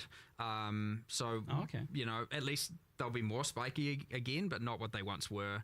What they were was kind of a bit out of control. That being said, it's important that there are those crazy spike moments, and if there aren't enough, like that might not be enough, then we have to we'll add more. So it's important that there's a variety of them too. Like that's the fundamental challenge of a loot-based video game is getting players to care about the different pixels on their screen, and like this set is more exciting than that set. And like that's the trick that as game designers you're trying to play on people, and it's not an easy trick to play. And like one small thing, like Mark said earlier, that we are doing for 328 is the ancient orbs and fracturing orbs to the global drop pool, because now there's another shiny tink that might occur in the form of the fracture orb. I didn't even hear that bit. Giga tinks. Yes, that is certainly not the extent of it. It's you want just the thing where there's like 50 tinks overlapping all at the same time, and your sound channels are like I don't know how to deal with And this. just like, yeah, the unexpected and the weird, that's the thing that I want to really drive home. Is like, I want you guys to come up with like 10 new weird things that rares can drop, because it makes rares like matter again. It makes them interesting again. Like, I'm excited about a rare because it could do something I've never seen before, and that's one of my favorite. Like, after 10,000 hours or whatever. if we design something like that and it's a success and it's like a meaningful new niche in the game, that was one of my favorite things as a player. You know, chasing those weird niches to try and find some, you know, strange corner of the economy that I could leverage. And I want to add more of that. Right? Yeah. We will. It's on the mind for sure. Hopefully by 329 we've got a good set of that. So potentially some more loot conversion, yeah, kind of weird explosions and stuff. There's kind of things in the meanwhile. You also then, when doing that, don't want to then just make the map boss feel valueless and all that stuff. So it's a little bit more to make sure we get right. Because map bosses could be a good place for that sort of thing, honestly, like the weird drops like that. In theory, you do it on both. Yeah. Could be distinct pools on each. Who knows? But then you don't want to create an environment where the map boss is only so rewarding that you just run, kill the map boss, and repeat. Or maybe you do. I don't know. Who knows? Just make it everything good. That's the goal. It's all good. We'll get there 100%. I have no lack of confidence in that factor, like, for sure. So you touched on King's March. So there's like King's March is like a big kind of like grouping of the same issue there, where it's like the gambling, the shipments, and the mappers. And those giving some of the most rewarding loot right now. It's just not from combat gameplay ultimately. And this was something I was going to bring up later, but I'll bring it up here now. It makes sense. That like, I think I like King's March. A lot of people like the King's March shipments and stuff like that. But I think over time, it's definitely started to feel more and more like what I was initially concerned about, which is that it'd be like daily quests, mandatory chores, exactly. Yeah, busy work sort of stuff for loot that you're not really earning. It's disconnected from your gameplay and that. I was surprised to think about the crop and ore change. It's like, it's a pretty subtle thing, but actually, Yeah, I think that was actually like a really good idea. Do you think that's going to make a big difference though? I mean, it does make a big difference, yes, because you have to now engage with the league and be invested in the league in order to now get the printed currency. Yeah, it's not just like so at least there's that. make the shit from the crops A like bit of a currency at a fixed rate for all time. It's window loot, so we're compensating for that in the rest of the game as well. So with all the different leagues, is a hit but a lot of people are willing to take. It's like, because I think for King's March especially, it was something there. It's like, technically it's optional. You don't have to do it, but like everyone is. Yeah, it's not so really. It's not really though, is it? Right? No. The swap is sort of meant to help address. Yeah. Because when you could just grow crops with nothing but money, then it doesn't really feel optional, right? Because you're making gold whatever you're doing. So you have gold to give to King's March, and they can just turn that into money for you. Yeah. That was a quote that I picked up from somewhere that I found particularly entertaining. Where it's like, someone's like, "Oh, my King's March mappers are getting better currency per map than I do, so I give them all my maps and I farm gold for them." I'm like, "Oh, that's just tragic, isn't it?" It's not really where you want to be. So now, what you need to figure out is, does the doubling of currency double the King's March mappers amount of currency? Well, it doesn't currently. No, it doesn't. Well, there you go. That's probably part of the solution there, just kind of accidentally. But King's March has a pretty extreme love-hate relationship going on with everyone. Like this, I like it. Honestly, I enjoy logging in and getting my shipments, but I do see the dark patterns there. For sure. Yeah, for sure. The issue. Hopefully these changes help. There's obviously more we can do in due time, but you also don't want to take away the thing that a lot of people do like. And that's where maybe making it more of an optional thing instead of the actual fake optional that it is right now is honestly the trajectory it needs to go. That way, if you love it, do it. If you don't, and you don't have to feel so penalized or bad about not having it. That's probably the direction to really go ultimately. How that will present itself, TBD, but we'll just have to see how the ore and crop change is actually quite a big deal, thing, dude. and we'll just have to see how that goes. Yeah, so. It's all I could think about. Surprisingly big impact for just a pretty simple thing. It's like, we should have done this in the first place. It's like, yeah. It's funny. It was just a bit backwards, I suppose. And I am interested to see how much change the port stuff you've done is, because you've moved around where rewards come from ports, made them more specific, because it was pretty autopilot before. Like, I just used the same port again and again. You just dumped all your crops in one port. There wasn't really much to think about there, but now it seems like you're actually gonna maybe be a little bit of strategy there about where you're sending what. Yeah, I mean, we'll see how it plays out. I'm sure players will develop something of a meta. I think one thing that we didn't note as well is that, like, in the live stream footage, is that the what is it called? The quota? Like the the port wants a certain favorite resource. I think that was resources. shown, Yeah, Reroll them that has much more of an impact than it once did Yeah. on the shipment that you'll return, and you can also re-roll that. Yeah. It's hard to see like the impact of that sort of thing, so hopefully it's like something that's like pretty noticeable, I guess. I mean, that is a system that was intended to promote that you vary up the different ports you send to. Yeah. So hopefully that So like is the even case even now. if we've shuffled stuff around, you're still going to have a non-random meta generally, right? There'll be a certain port that gives you what you want. And there's choice within that, and that's great. But yeah, you need a kind of more random, and that's what that system was trying to do. It just wasn't doing it very well. So make it more impactful and keep doing so if we need to. Vaguely similar to this idea of like getting the best loot from non-gameplay was the major boss drops coming more from reliquary keys than the actual boss, and those dropping globally as well. Is that something you're thinking about at all? I feel like a lot of people feel like it circumvents like the point of the boss, and It didn't really use does. that a lot. It does for sure. We're not doing anything about that right now that I'm aware of. you haven't But Not in Yeah. 328, but I actually personally also share this gripe. So Agreed. it is a thing that will be brought up with Andrew and the other designers working on PoE 1. So yeah, it's. I also agree. I would like it if every Starforge in the world came from killing Shaper. But we'll see whether we get to that reality or not. Like that's something that other people have strong opinions on as well. I'm not going to unilaterally say like, yes, we're doing this. yeah. So is there a reason why like the boss doesn't just drop the keys that give those things or something? Like I guess they would need a bunch of different keys or something. Might be the issue there. You need like a reliquary key of Shaper or something. Yeah, that would necessitate a lot of base items, but that might be fine. We do have a lot of little things like that, don't we? Didn't we do that at some point? I swear. I feel like it. I thought we had. Don't we have the ringing bells or something? bosses like, drop maybe their it was own keys discussed for at their one own point? uniques? I thought Wasn't there that was. the Oh point no, of maybe that's that? PoE 2. Just I guess it didn't. happen. I could just be tripping. Well, Valdo maps do work differently to the reliquary keys in that regard. I need to look into this again because I was under the impression that we intended for that to not be the case. Like I thought we had solved this in the past, but like fever dreams and all that. Yeah, I was Too like many unsure, changes. but I'm then it like, was like, didn't we solve this like 3 years ago? I'm just like, I swear. yeah, that question, I was surprised when that question was sent to me. So I was like, I thought you guys The had perils done that, of but no. continual development. I'm gonna go look at that after this because I am convinced that I'm like having mega deja vu here.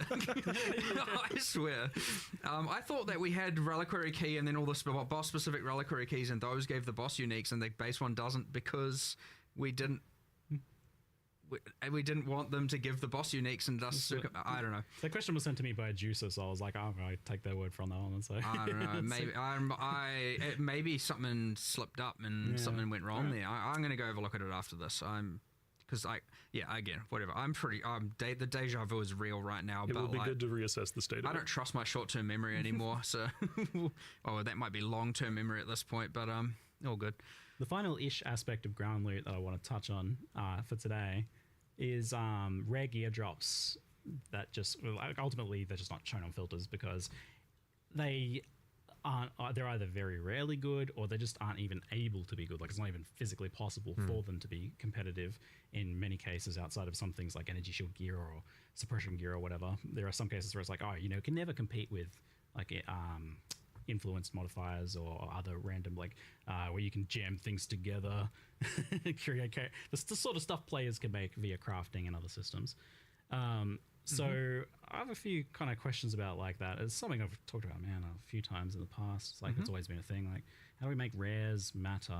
I'm curious first, why isn't the tier system being used in Path of Exile 1 for rare drops? Kind of is. The Memory strands are a technically more granular version of that. Okay.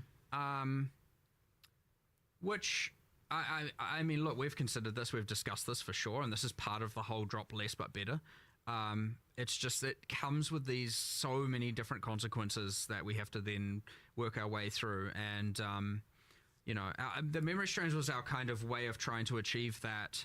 And as I said, it didn't hit the mark for sure. And so we're now trying to make it better. But, and I understand that that's like, they're from originator maps, not like game wide, which I don't necessarily mind either, that it's like at the end of the end game is when this stuff starts happening. But yeah, I mean, I'd first like to see if that can hit the mark first. That being said, there is just going to always be that there are crafting systems and drops at odds with one another. and you have so many people who are in favor of one versus the other. That being said, like, you know, we don't want to also just be like flooding the ground. You know how much people can juice. You don't want to just be now just flooding the ground with rare items, and it's just like, oh my god, there's just too much stuff everywhere, and I don't know, like.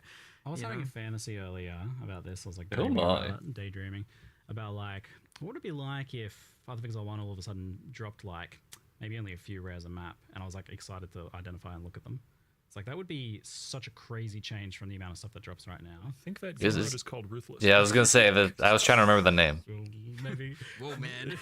Whoa, it's your first time in the Q&A. Calm down. No. I mean, he's technically right, but wasn't that the stated goal of Ruthless? we can solve that. But the discrepancy between average map and pinnacle, right? We obviously then have to assess, like, how can you get, if you can get 1,000 times more value out of your map, how do you then not go from 3 to 3,000 items? And we would need to address that, because like quantity is just quantity right now. So there's a lot of like thinking about how that system can translate into that. Because like, I mean, at that point, the entire map would have to like kind of understand its value of items already dropped, and then kind of stop. You know, there's something kind of a bit weird and complicated about it that I don't quite know how to achieve. Tricky thing to nail down, but I wonder if there is a world in which such a thing is possible. Like, just for rares to kind of be like, I guess, rare ultimately, but not to be not to be ruthless in the sense of it being like an item scarcity situation, but just that like, well, man, if we're dropping 500 rares and we're not looking at them through the filter, then, you know, if those were rolled into 5 rares and, you know, they were 50 times better. One of the things, and again, this is something that was discussed and not going to 329. Rare item equity ramifications that we would need to interrogate for 329. But like an extension of the memory strand changes was like, well, what if we just, you know how the drop conversion stuff that you're talking about for rares, like what if we do some drop conversion thing where sometimes rares will drop way fewer rare items, but they'll drop super memory strand heavy items, and they'll drop a few of them, and like that sort of thing. It is definitely on our minds. I will say one of the things that contributes to this experience, particularly in keepers, was just the strength of the breach tree, the strength of the Genesis tree, and while that's being rolled into core, it has been adjusted. Yeah. I mean, while those windows they're generally going to be showing you just like effectively every rare item that's presented there is many thousands of rare items that are on the ground. Yeah. And how is that ever going to compete as well? So then even to make the ground items like that, I guess, would be how you compete, and that's what I'm curious to see what that would look like. There's like so many problems to solve here, and we'll just keep working through them.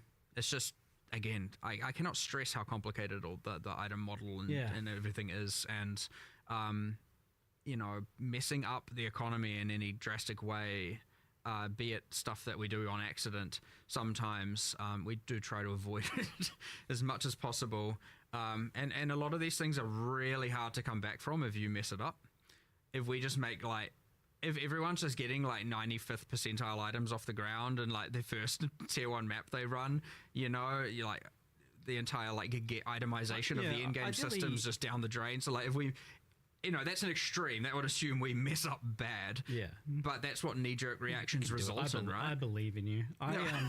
You guys have some experience now with the idea of like converting rarity into tiering up. Oh, I thought he was going to say they have some experience with like, you know, messing shit up. Feeds into it, and that was about to be concerned. With, the idea of this being something that grows over time with juicing. I 100% want as you to move do up that. tiers and juice it, and your map's got like jumped from, you know, your average 100 rarity to 500 rarity or something. Those items start to become a fair bit better rather than just being, because the way it is now effectively is just more white items being converted into rares, right? And you get the cool thing with them bosses because they have generally more inherent rarity, drop better gear, and rares drop better gear, and you know, it's not always better, but like, you know, the average is going to be significantly better, and I love that. I actually really like that, and I'd like to do it. So okay, that's good to hear. We'll just keep trying to get there. So on the issue of like normal rares not really even being able to compete with like crafted influence, recombinated stuff, like Path of Exile 1 it's just got too much cool stuff now. It's not like you want to remove that. So the question is then like, how do you make rares compete with that stuff? Obviously like just having really well rolled stuff can work, and maybe on I feel like he's asked the specific same question 5 item times in a row. categories, like energy shield gear and things like that. But I am a big fan personally of things like temple modifiers and stuff like that that are a little bit weirder. Now that generally belongs in specific content, but I wonder if there's stuff like that you can do. Obviously, we're talking about the memory strand kind of making the base matter, and I quite like overqualityed items for that point as well. Is this something you're thinking along these lines of, like other things you can do that maybe fit more in general content? Maybe just seeding the idea, if nothing else. There is probably stuff. It's kind of hard to think of exact things on the spot. It kind of goes back to your previous comment about, trying to make more, more meaningful tinks, I guess. Yeah. Finding more axes to make gear matter in a way that's different from a different piece of gear mattering is like one of the most fundamentally difficult things in designing an item-based game, but it is also one of the most important. The other thing is to not have dropped items be unrecognizable as well, though. You can't get too crazy with them. Yeah. You want them to still feel relatively fundamental, and then you craft all the crazy. Yeah. Which are at odds again with one another, right? Those two things, because crazy often can mean power. But yeah, like you don't want to just have every item, you just have to hover and know what are the 8 different things that could be considered. And I understand that the item filter can do a lot of that work, but then there are those not using the item filters and not using different types of item filters, and now there's just this insane complicated web that they might have to deal with. So you still want the ground loot to ultimately feel fundamental, recognizable, and something not overly complicated, and then the skill ceiling is what enables the complication of like the knowledge, what leagues am I doing, how am I interacting with all that. So it's that real difficult spot where you want to find really interesting stuff, but stuff that's also fundamental and feels core and isn't overly complicated, and that's why it's hard. It's really easy to come up with all kinds of crazy stuff. Awesome. It's coming up with the simple, more grounded things that are just real tricky for sure. And it's probably why we're here in the first place talking about ground loot, because like that is the more subtle, the trickier thing to get right, whereas like to do crazy stuff through all the various league mechanics that's what you can let loose, so those have become better and better over time. It's interesting. Yeah, well, I'm starting to see now, why aren't we talking about the new stuff? Like, perfect, I've done my job excellently. I have exhausted the ground loot topic to the point now where chat is starting to want me to change topics. Yeah, you always start with the I hit the line. Bro, he killed the meme. He exhausted the discourse. Let's go. You want to start with the thing that people are of course, feeling 100%. like, yeah, I can't relax and listen to this other stuff until I'm reassured a bit. But yes, would love to talk about it. Very excited. Absolutely. Yeah, excellent. Mirage, the new league that has been showcased and announced. How long was that? It was like an hour? A spicy and interesting one, iterating upon a lot of different probably, yeah, a little over an hour. It seems like the execution here is really about like a greater than I think we've ever seen, maybe, level of integration with existing content, like synergies between content, to the point where like you're actually making it so that other content in this is doing something unique, which I don't think we've ever done before. So that's one of the things that's been most exciting about it to me. Like, just to spoil one more example, I guess, that we didn't give in the live stream. Cool. The way that it interacts with Delirium, for instance, is you can drop a currency which can be used in a cluster jewel to change the enchantment of that cluster jewel. Oh. It doesn't change what's on the cluster jewel. Oh. So you can theoretically roll like a shield or a block cluster jewel. Cool. You can roll a block cluster jewel into X notable that you want. You could then even fracture it and then use the new currency to change it over to being, I don't know, a brand cluster jewel or something, assuming those are both in the same size cluster jewel. Wild. And then you can roll a brand notable along with your block notable or whatever. Wait, did I miss where you said, like, can you do this just once, or is it... You can keep reusing the currency. So you can, like, add a modifier and then change it to a new one, add a modifier. I want to modify from these two types and then to end with this type. If you're the luckiest man on earth, Crazy. But how cool is that? That is wild. I love that. I'm excited about that. And like coming up with some cool ideas lately. It's basically like, me and Leighton, one of the other designers, got to just design a whole bunch of, ooh, and wouldn't it be cool if we could go back in time and add this one other thing to this mechanic? Designing crazy is easy. No, it's not. No, that's underselling it. But I don't know. That's exciting. Well, so maybe that was what they meant by the time thing, was basically letting Mirage encounters change all the old leagues in different ways. Like interact with and amplify the existing content in the game. The very, very initial goal was I hadn't really caught that. I like how some of my favorite designs for League mechanics are like Delirium and Affliction and stuff like that, even Sentinel to a degree, where it's like it augments content. And I was like, well, what if we could do that, except it augments the area and not the league, you know, not like just the monsters. And then out of that grew is like then later we, you know, because that's a good base, but you need a good league mechanic needs a bunch of extra, like, you know, bells and whistles, I suppose. Yeah, it's always just been kind of like, oh, it accidentally kind of juices this other mechanic or for whatever reason. So that is that's a whole new level there. It was interesting. So I played through like the campaign with this league, and it almost felt like some sort of like Best of Path of Exile league. It's got this like legacy. Yo, we got the kind of greatest where, hits like, league. There's just strong boxes and shrines and legions and stuff everywhere. It's like I feel like I'm playing a juiced endgame version of the campaign more so than The epic thing of before. it was a thing where like this is a thing I would say that is like almost a bit undersold almost, where it's like the impact this league has on the, like, normally you'd think, okay, so there's like an extra little bit of mud flats with some monsters like as a second replicated area. It's like, well, I don't really care about that. But then you're like, yeah, but what if when the Mirages spawned, we also then ensure there's other bonus content that's currently in-game only generally, or like Mayhem League, you know, kind of stuff. Not that we do that much of that anymore. Yeah. And then all of a sudden, now you've got all this content appearing in the campaign, and it's like there's just so much stuff going on, and I actually think it's... I can't wait to run I past understand. every single If one you of want them. to just get to endgame, go to endgame. It's still your choice. You don't have to, but for those... That's that right, I'm actually doing want to it. engage with the You league can't and the stop me, Mark. campaign, it's probably one of the most like interactive ones, and it probably adds the most amount of content out of any maybe that we've done before. In addition to that, there's also Bro, they keep killing Octavian's mic.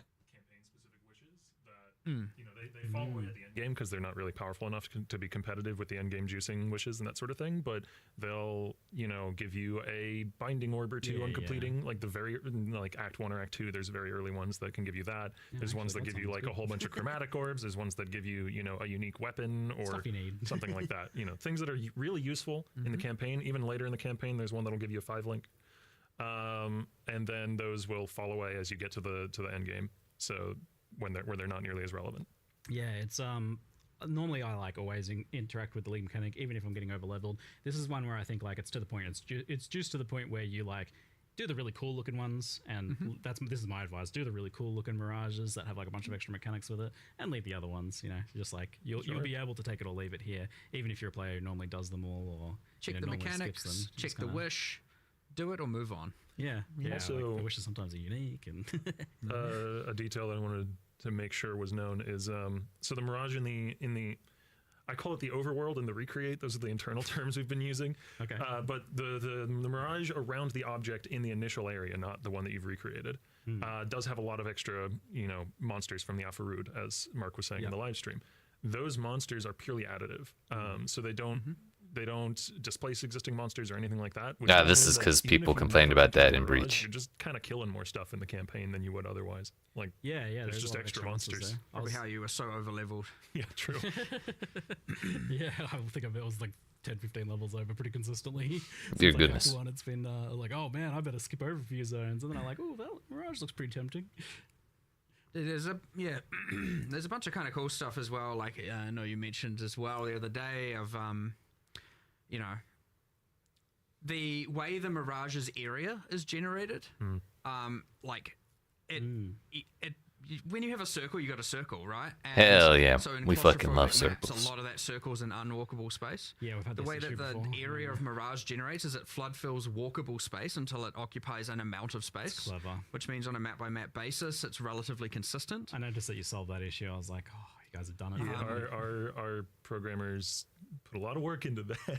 So they did a good job. But even then, you've got now you can immediately think of that and go, well, hold on. If I'm in like say toxic sewer and it flood fills, I'm going to be so far away from the portal.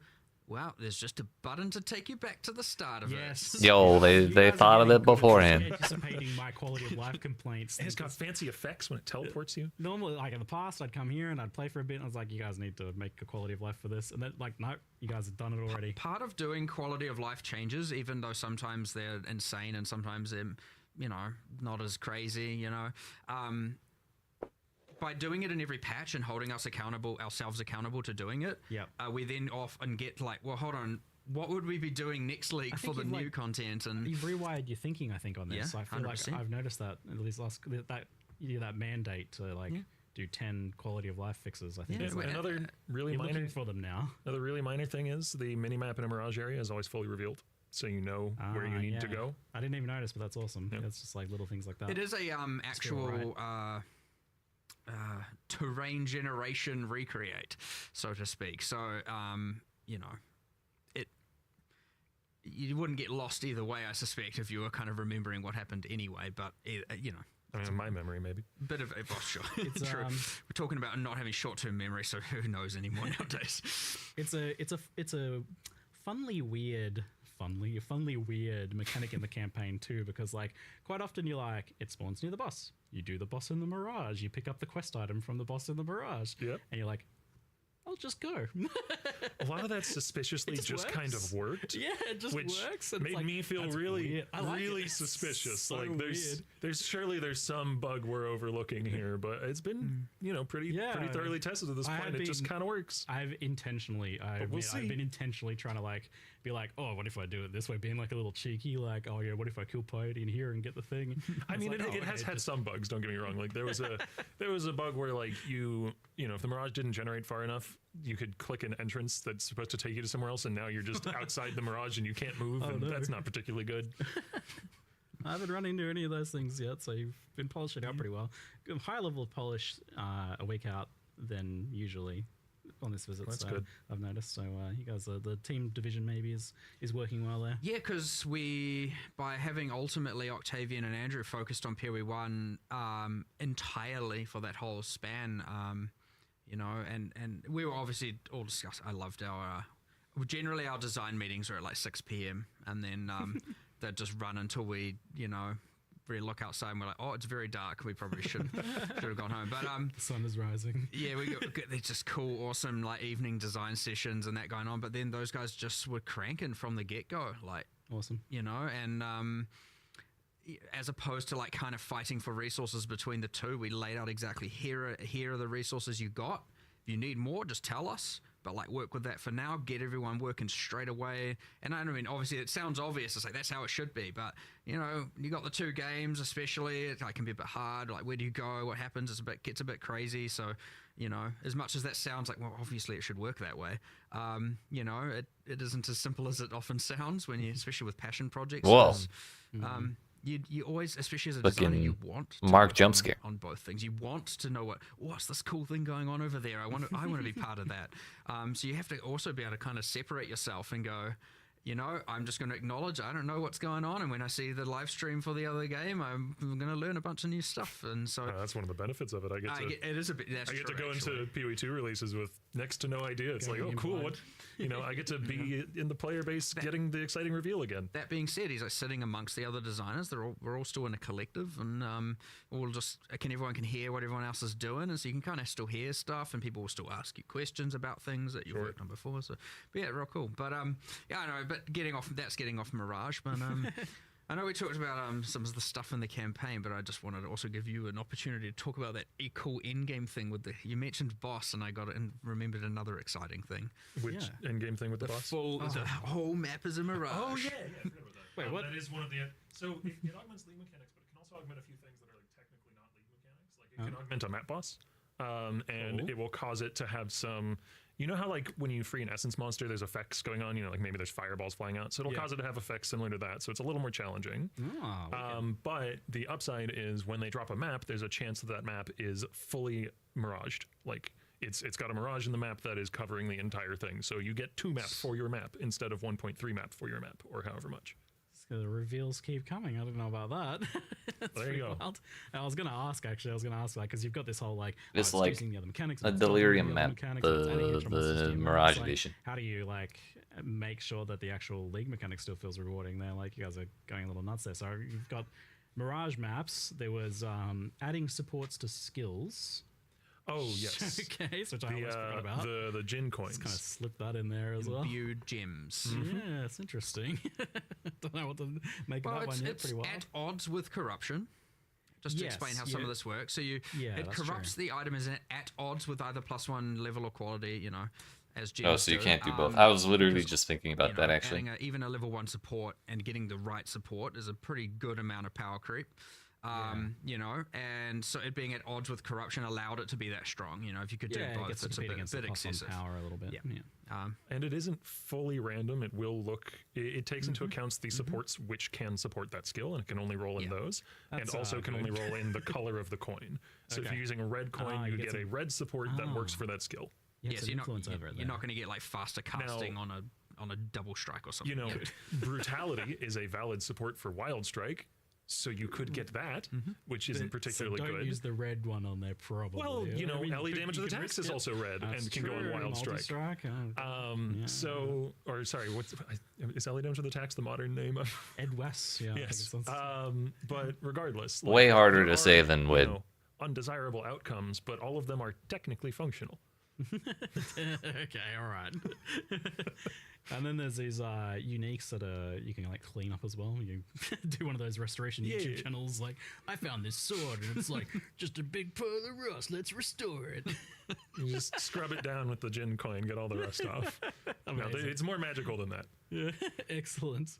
And I don't know if this was really shown, but there's a lot of like, is this just the campaign or is it endgame as well? There's like a lot. There's these like silver gin caches and gold gin caches and. That's at all points. So cool. when you're in a Mirage, Those are juicy. there's like there's packs of enemies that are specific to the Overworld encounter and packs that are specific to the Mirage encounter. They're actually different monster varieties.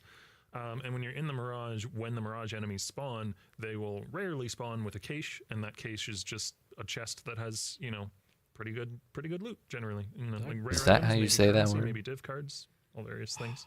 Sounds wicked juiced. Awesome. Yeah, I mean, yeah, putting it some. There's so much. I love the amount of like level of detail gone in, and as you were mentioning, it's a league that is multiplying other leagues, you know, and obviously it has its own thing, and even a, kind of a cool storyline. and it's Merriam-Webster, grounded, I and it's need got, you know, obviously a boss, pronunciation. which is awesome as well. But it's got the thing where, how cool, how cool is that? Suresh is very cool. Oh man. How cool is that? Yeah, let's just start the fight. Let me just rip off my head real quick. Turn my spine into a star. I don't need this. I'm gonna. Who came up It's a with tiny. that I one? don't want to spoil much of the fight, but a tiny minor spoiler is when you kill him, his head lands and sticks in the ground, and then you can talk to it. Nice. And he gives like lore. Obviously. Obviously. I mean, why not? But We're only killing the body, yeah, not the even head. then it's I really it is probably one of the more challenging things. It's just like, okay, it could just multiply damage and life or drops or something. You know, it could just multiply quant or rarity, get it. But it's that labor of love of doing a specific interaction with everything it can modify that really is like, wow, this is cool. There's so much level of detail to this and depth to this. That's that's quite impressive. But it's an undertaking for sure, and I'm really glad you guys did high it. effort. Like, yeah. Good on you. I mean, I would want to do more if I had more time. Something I've seen in chat, I'll just kind of like butt in here in between topics, is Trial of the Ancestors, just kind of getting asked about. I had forgotten about it. It's been a while. And I think Wow, Ziggy just the one forgot. It's coming sometime. He hates it. Oh, look, it's still on the list. Yeah. It's not on our most recent thoughts. This is a Steam backlog sort of situation. Trial of the Ancestors. it Kind of seems. is, yeah. I mean, we're getting more and more of these. I feel like over time, where stuff. Yeah, we're right going next to through the Naz Synthesis. Riad or whatever. Look, I get it. Same answer as last time, pretty much. Like it'll get its day. We just don't know when. It requires more work to re-add than you might think. And it's easy for that to then get in the way of a lot of other stuff that we want to do. And yeah, I get it's just end of the day, value and resources, and that's it. Really, that's all there is to it. So Sorry, go ahead. I was just going to say the well of cool stuff that we want to add to the game is infinitely deep. yeah. Yeah, it's good for that. Was Mercenaries one of these ones that was like coming back or something in some way? Like I kind of We will do felt that. like to, We will do that again. I always hate saying when we're going to do stuff because that's people don't want a do that. time. What does that mean if there's no time? It's just this nebulous, infinite. One day it will be here. But I still like to be clear on when we intend for something to come back or not. So yeah, we still want to do it. Back pocket for a rainy day. It's we'll get there. Honestly, we will get there. There's not too many big things that are like still pending that we've done before that we want to re-add. So, but just timing. But again, like there's been so much growing pains with the different 2 projects and stuff. We're only going to get more efficient at this. We've got more of the staff than ever. We're still hiring. Like we'll get there. You know, if Octavian wants more people, Octavian and Andrew, they want more people on that for PoE 1. We'll hire more. We'll give them the resources they need. You know, like whatever we need to do, we'll do it, and we'll just keep going forward. So yeah, it's all looking up. It's all great days. So Number go up. I just want to say, Hell though, yeah. like I feel like maybe you could get a little bit more of this stuff done if you didn't do things like make the Reliquarian. Okay, like and commit to changing its passives every single league. Okay, and- yes, that talking committing to to that is extra work. But you know, Reliquarian is really efficient because she uses stats that already exist, right? Yeah, like but we have all I of was these talking- uniques. I was talking to Andrew about this though because it's like, oh man, you actually have to consider like against the uniques that you can like double it up with against like all of the other ones in there. It's like yeah, you can make an acceptable list, it's procedurally generated each league or whatever to like cut down on work, but you're still gonna have to like actually double check everything there. Oh, for sure. It's a little crazy. it's fine. I love having an ascendancy. fine. I love having an ascendancy that we've pre-committed to like this is gonna change every time because it means we can, you know, do something cool and different every single time, and players will expect that going into the next patch, you know? And it's so just to clarify for people as well, like this isn't replacing Ascendant. This is No, this is addition. Scion has a second Ascendancy now. When did the Scion come out? God, like Before 18 I was years here. ago, Yeah, or so 20 years ago. 13 years or something probably, yeah. So 13 years to get its second Ascendancy, so 13 years from now, Get a third We might get a real class for the Scion. no, it's really cool because I really like the idea of it changing. I'm also looking forward to the idea of it. Let's say it's really good this league, and then people are like, no, I don't want it to change. And then guess what? It's going to change. And then people are like, committed. ruined. Yeah.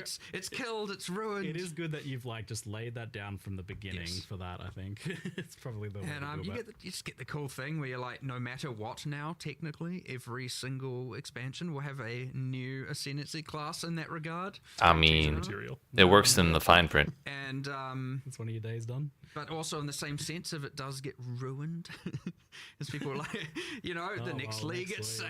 saved, you know. But a lot, you can see things where maybe some leagues it's better for certain archetypes. You know, it might be better for Yeah, casters here, or attackers here, or summoners here, or a boss. Yeah, for the Theory Crafters, it's going to be like a new little puzzle to unpack every league, isn't it? Yeah. Even if nothing else happens with Ascendancies. And yeah, we often do these things where we're like, okay, this is going to require work every league. Let's just double check we're definitely keen to do that, and it has to pass the cool threshold. And in this case, yeah, it's like, yep, it's cool enough. We're doing it. It's all good. All right. So the other thing on the skills and classes sort of side of things, this time you went for a pretty comprehensive set of new skills, buffs, support gems, even some passive changes to support the Holy Warrior Templar archetype.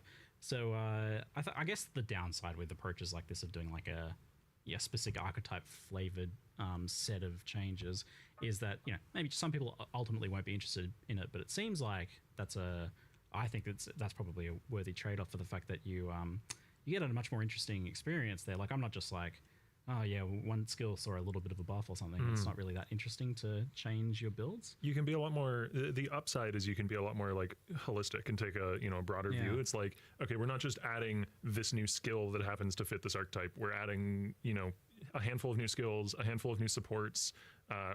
There's a couple of uniques that have been changed to help support this. The Guardian Ascendancy has a new pointer to help support this kind of play style, and that just immediately makes it much easier for a player who might have been interested but also wants to play a powerful build and wants to have a well-supported build to commit to playing the new thing on League Start.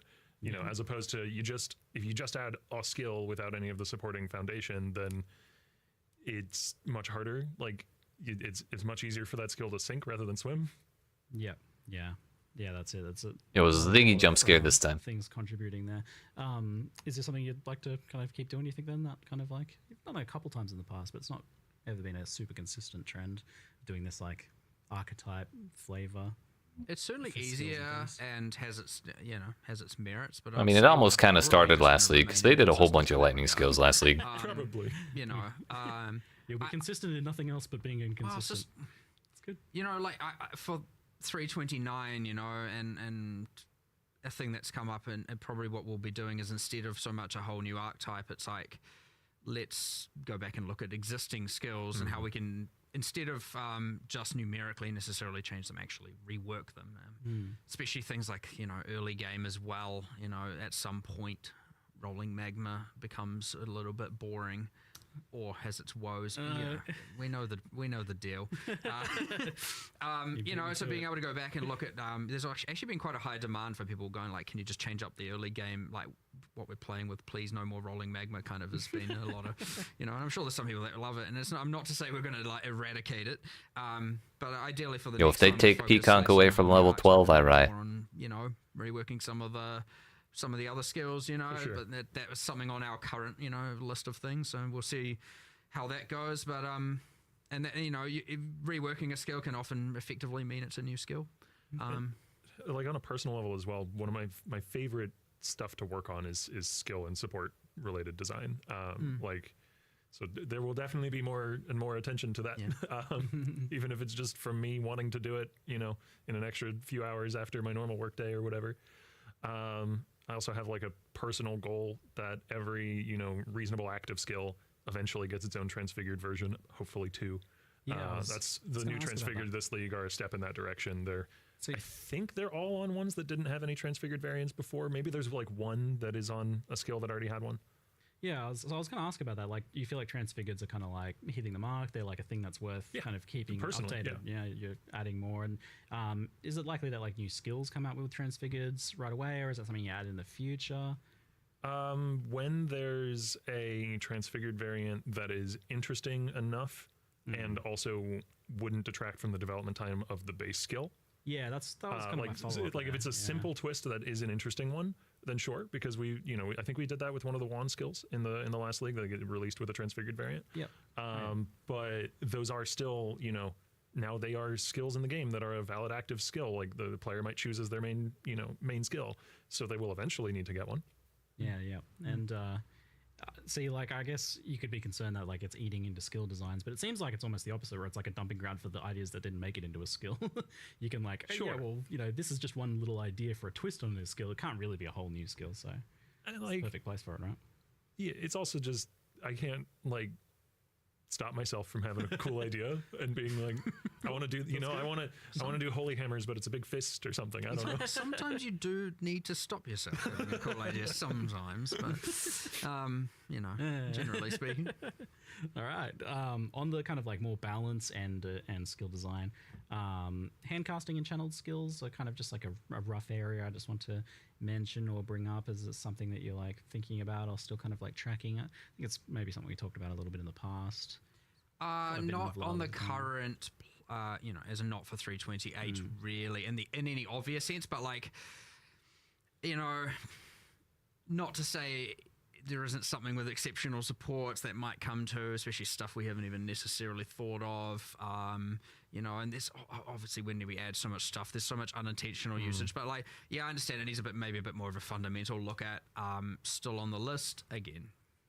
One of the dedicated QA for PoE 1 is very much a hand casting enjoyer. He plays spellcasters almost every league, and the Transfigured Shock Nova is one of his favorite skills, he said, and he's definitely going to be playing that. So hey, there's something. But yeah, it is on our radar for sure. This is kind of like a new one that I haven't brought up before that someone asked me about. I was like, yeah, you know what? When I think about it, that's a good point. Cold skills, especially spells mainly, seem to be in a weird place where like I try to think of cold spells and I can only think of skills that have been nerfed or like were once great but aren't anymore. I think of like Winter Orb, Ice Hat. I think of like Ice Spear back in the day. I think of Cold Dot stuff. Like, yeah, there's a couple in there that are okay, but it does seem like on the whole, cold spells. Not gonna lie, I forgot about Winter Orb. Is that something you guys have identified?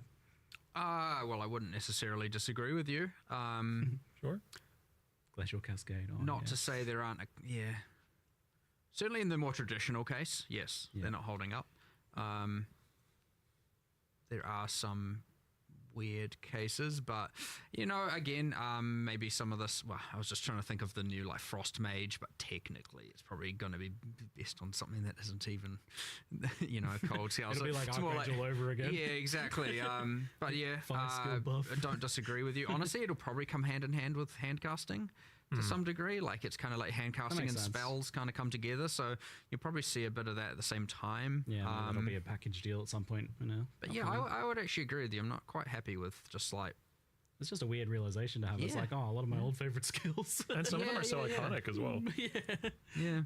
I miss some of those ones. It'd be cool to see a little bit of a resurgence in some of them maybe in the future. Next if anything like league what the Templar stuff is will be the death of Righteous Fire and the rebirth of Winter Orb. Templar has been an absolute. Calling it blast. now. I've been loving running through with Static Strike and the new like extra weapons that attack with you stuff. It's Yeah, true. awesome. It is worth noting, alongside the new holy skills, pre-existing holy themed skills have generally been buffed, or Yeah, you know, maybe Static Strike, just Dominating Blow felt awesome. Yeah, I'm like real excited to see how I can use some of these more party adjacent ones to benefit my friends with some Guardian changes.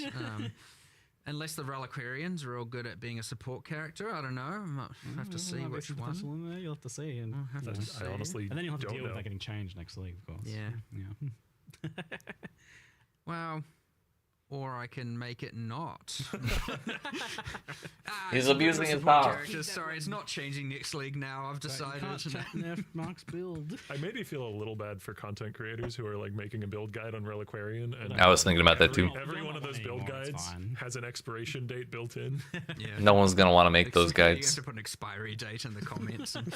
Best before. You might still be able to eat it after, but you know, it's a gamble. That's funny. I did have a question about this later, but it's reached the chant levels in chat. Harbingers. I was going to ask about some quality of life stuff later, but we'll slip it in here first. Do you Just want the Harbingers good being news or mentioned. the bad news? Oh, bad news, please. I love bad Bad news is it's gone for now. What's gone? Harbinger is gone What? for now. Excuse me, elaborate. Yeah, we're just That may be good news for some. I understand that's like, you know. Wait, is he serious? Can't complain about it now. Band-aid gone. Look, and I understand that will probably crush a decent amount of people. But there's a little bit of. I mean, they did add Ancient Orbs know, and Fracturing Orbs it's to a the shadow pool. floating with some blue, and Yeah, I know you're not a they're fan really of blue cool. aliens, are you? Well, for sure, but we want to do more. We want to do it better, and there's this unfortunate thing where often, or especially, you know, with a, you know, way we have to kind of develop things now. It's kind of, it has to go so it can come back better, is effectively what we're getting to here, and it will get the justice it deserves. And I'm not putting it in the in the nebulous Trial of the Ancestors bin here.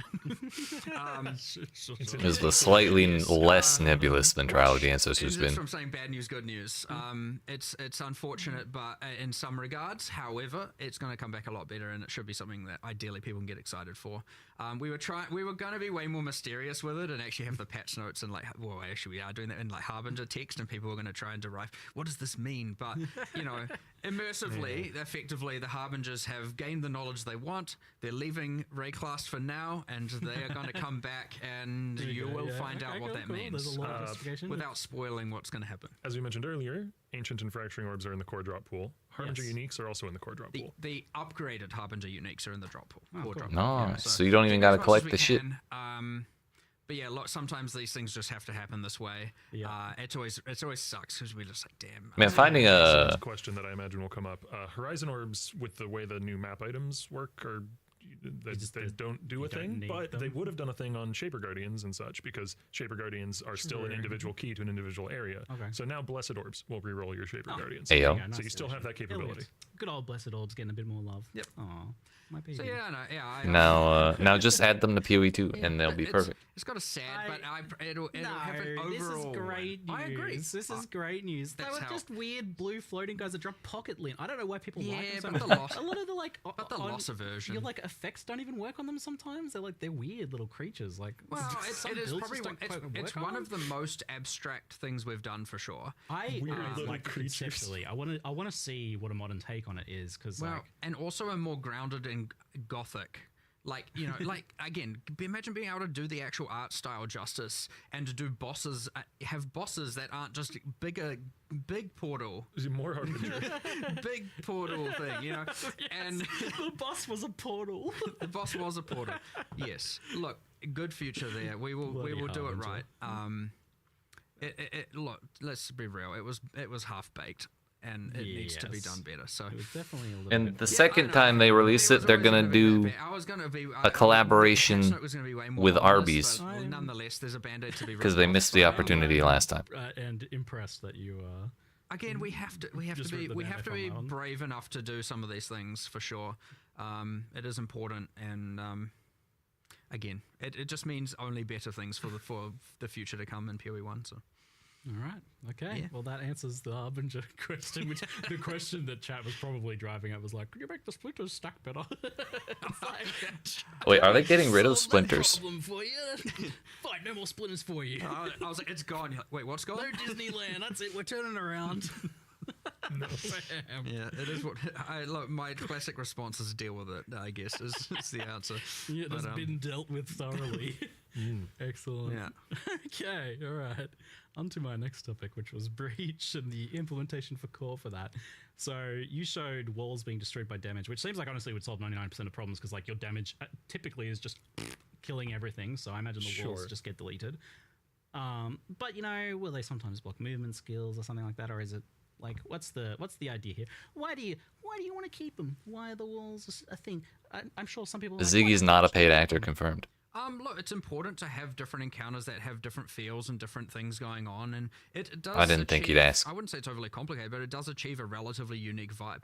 And the important thing is when a league goes core, especially, is that there is choice into what type of content you want to do. There are people that like it. There are, right?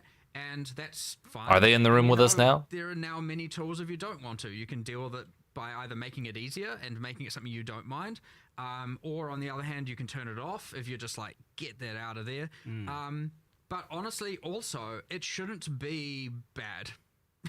So Intrusive is the word I would use. Like Yes. we want it to feel meaningfully different in terms of how you engage with the mechanic, but we also don't want it to be intrusive and unpleasant.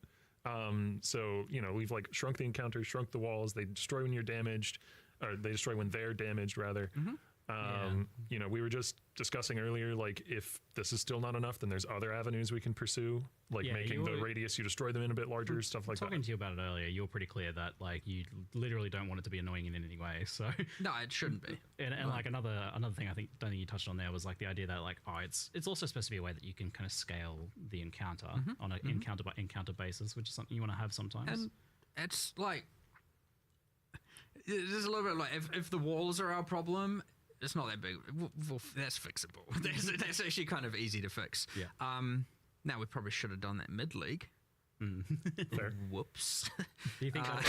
Whoops. Because that was another question I saw people like. Do you think you guys will have more ability to do stuff after kind of like the first 2 weeks of the league now moving forwards with the way the teams are structured now? Like, obviously, you have to work on the new content at a certain point, and that starts almost immediately. But what do you reckon? Yeah, it kind of depends. Look, our main goal once a league comes out is to solve problems, and we generally try and make sure that's the case.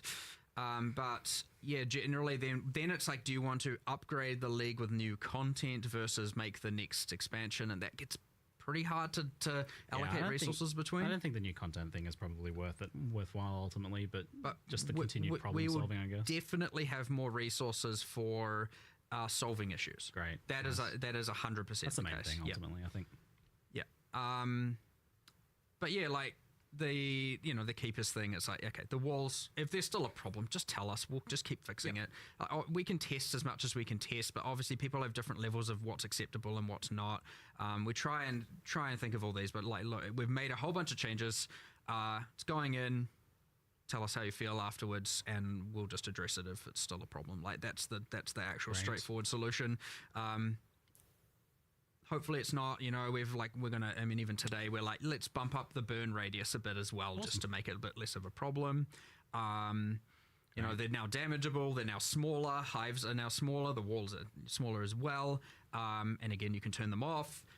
You can just run unstable breaches, of which now it's an Atlas tree. You can have many of them, and you can have multiple active at once, I was like, going to ask about like that, 'cause Breach had before. That's an old breach thing. You'd have like a bunch of flash breaches overlapping that wasn't available in Keepers. That is a thing again now. That's possible. Yep.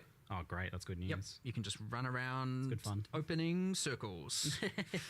So I obviously fucking there's love a way, circles. kind of be Hell like, yeah. I want to see just the circles or more of the circles or something like that. Is there Yeah, a well, bunch of them? the whole goal was to keep that, right? We Right, yeah. You know, it would have been easy to just only have the wall encounters. No one, Yeah. I don't know if people would have been very happy about that, but like the point was, like, people loved Breach for what Breach was. We wanted to retain that as the map to map. So yeah, you can have multiple unstable breaches. You can just run into multiple of them at once and just start killing all the hordes of monsters.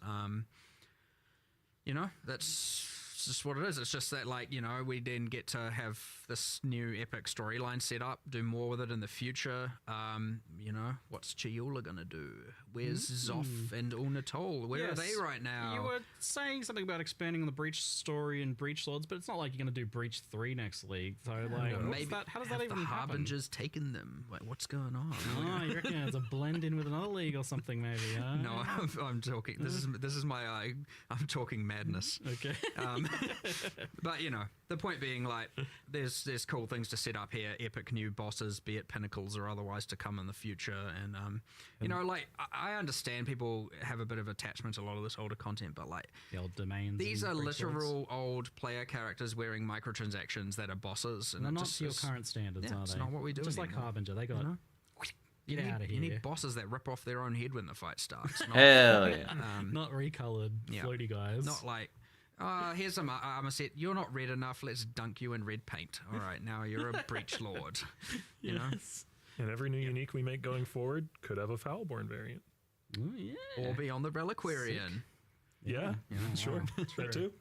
Oh man. Or Yeah, be the rusty and I mean, the Foulborn league, Breach the is league, the Foulborn Reliquarian Unique's gets pretty Mage Blood cool. is gonna yeah, be Foulborn Unique's a were wild pretty big league. win from that. I was going to ask about that in relation to the tree. So Foulborn Unique's something to keep expanding on then. Yep, the new It's a banger. uniques. Some of the new uniques in Mirage have Foulborn variants. No kidding. That's awesome.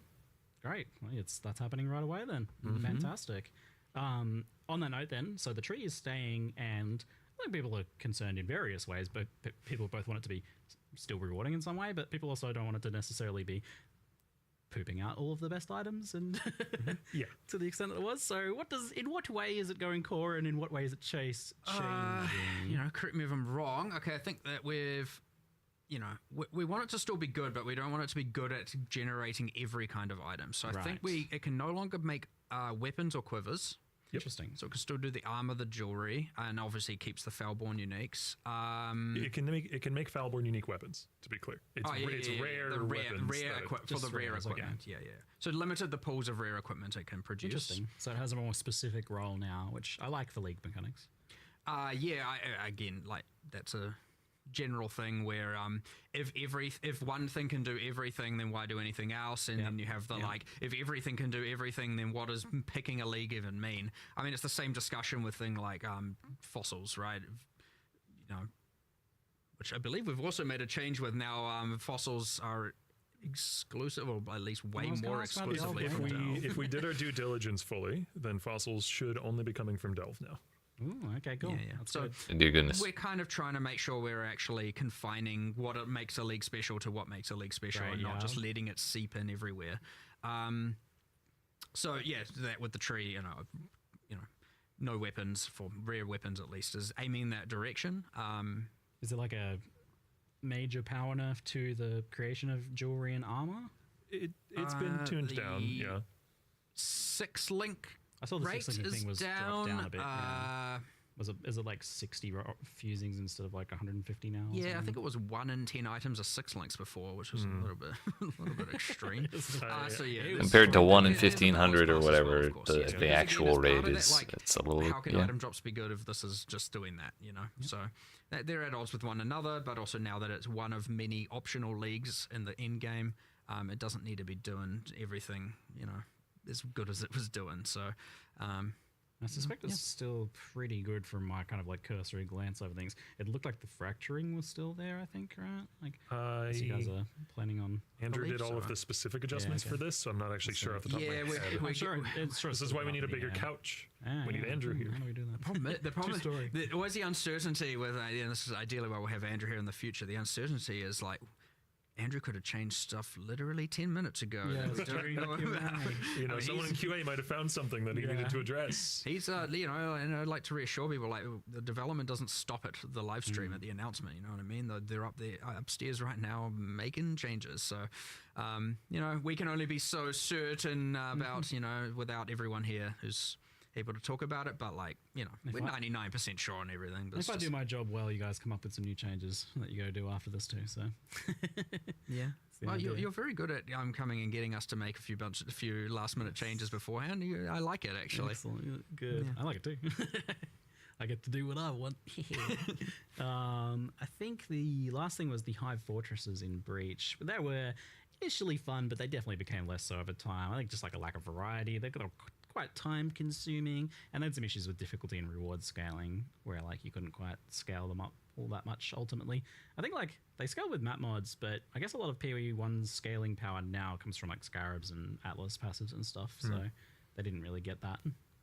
I actually don't know if any specific changes have been made to that, and that's not to say there hasn't been. I definitely saw one, which is the juicing buttons. Yeah, there's a whole... Oh, yeah, sure. The main thing that would impact that is there's a whole suite now of Scarabs and Atlas passives that are related to, you know, the Keeper's mechanic. Sure.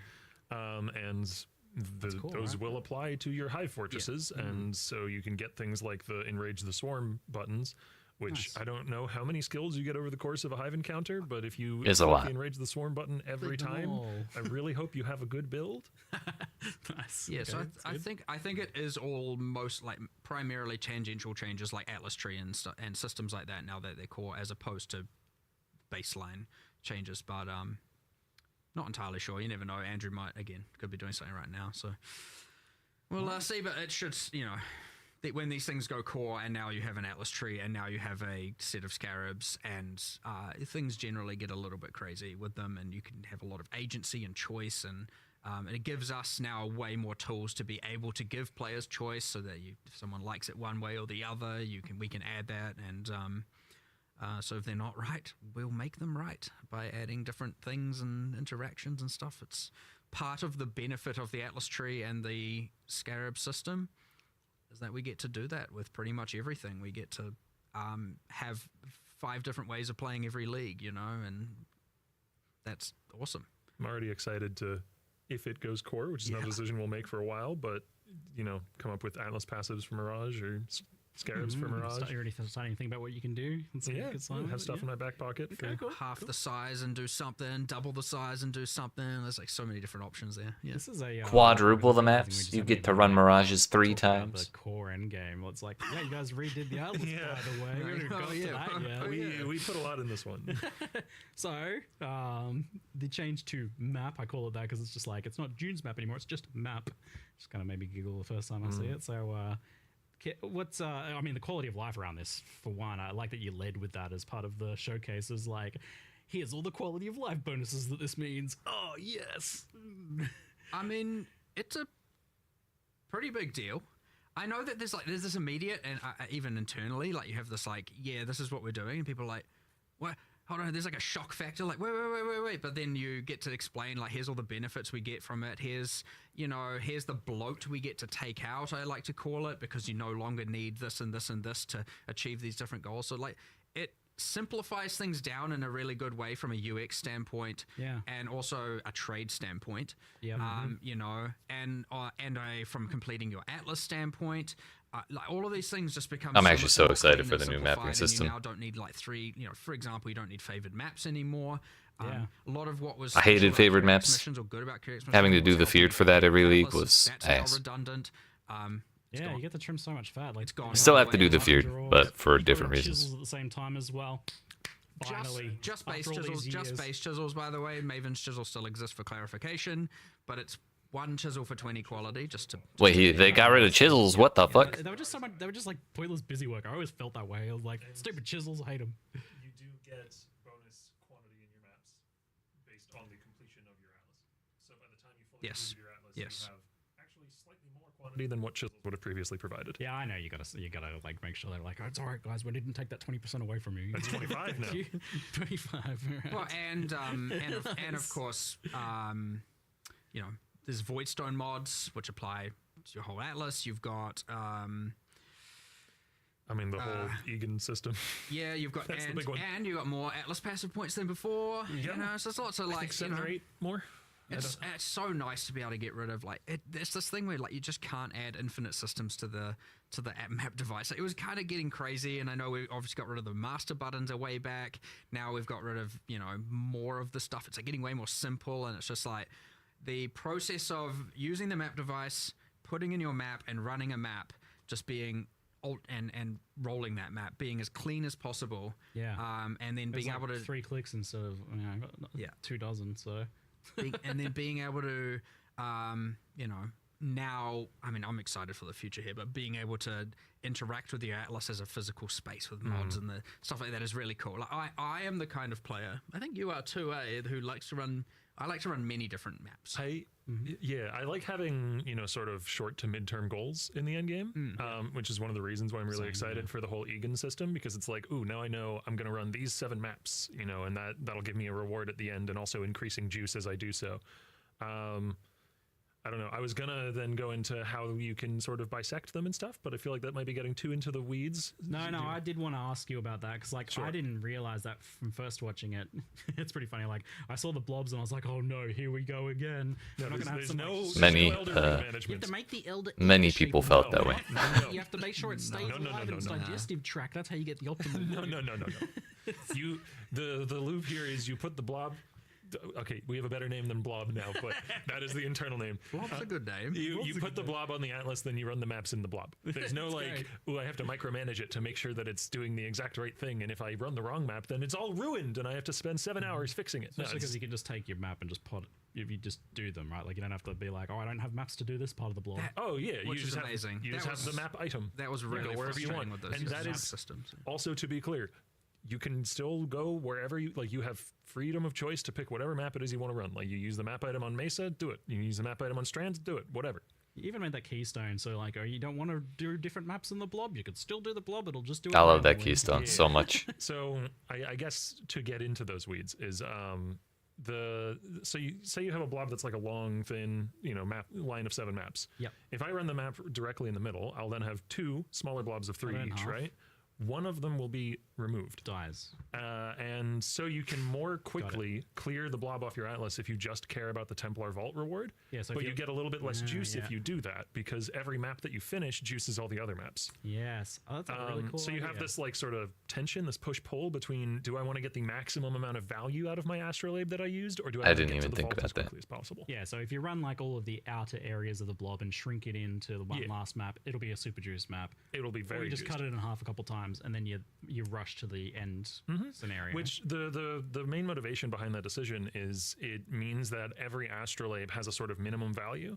Okay. Like, maybe the meta shakes out so that people don't really use the Blight astrolabe very much for its juicing for whatever reason. Right. Then that ends up being like, okay, well, I can buy those en masse and then go just blitz through them, do like 2 or 3 Right, blights yeah, and 2 or 3 yeah. maps to get to the vault and get that the reward. rush one. Yeah, so there's like those subtle tactics. Clever, yeah. And wanna spam the non-annoying. vaults. Like this would be annoying if you had to like trace down the specific maps and like micromanage it and I it was think moving what's- around on you. This is something I haven't explicitly discussed with Mark, so maybe he'll disagree with me. But I think what's really important about these Atlas sort of effects, I guess, these geographical events, is that they're transient. Like, you don't want something that is something you're going to have to manage for basically indefinitely. You want something that you engage with, it has an end, It's then just you a go again. short-term sort of Yeah, like little this is a goal really project. good system for making short to mid-term goals. Okay. Well, Yeah. that is it achieves that goal very well. So yeah, good. Awesome. Just also, by the way, his blight thing was a hypothetical. I know people. Sure, I have no idea what the players will think of I mean, hasn't Blight actually been what like Imperium's group has done for the past like 3 leagues or something? At least for a little while. Blight nerf, and I was like, no, wait. Well, there might be. There might be a blight. truth to every There might be a I'm pulling blight on my nerf. microphone here. I'm getting too into it. There might be a blight nerf, but I don't know. If Andrew was here, he would know. I mean, I had a question for later. I was just like, Blight's a bit buggy and laggy. You guys looking at that at some point? You're not wrong. Yep. Yes, but it's just a limitation of that's what happens when you spawn that many things. Yeah.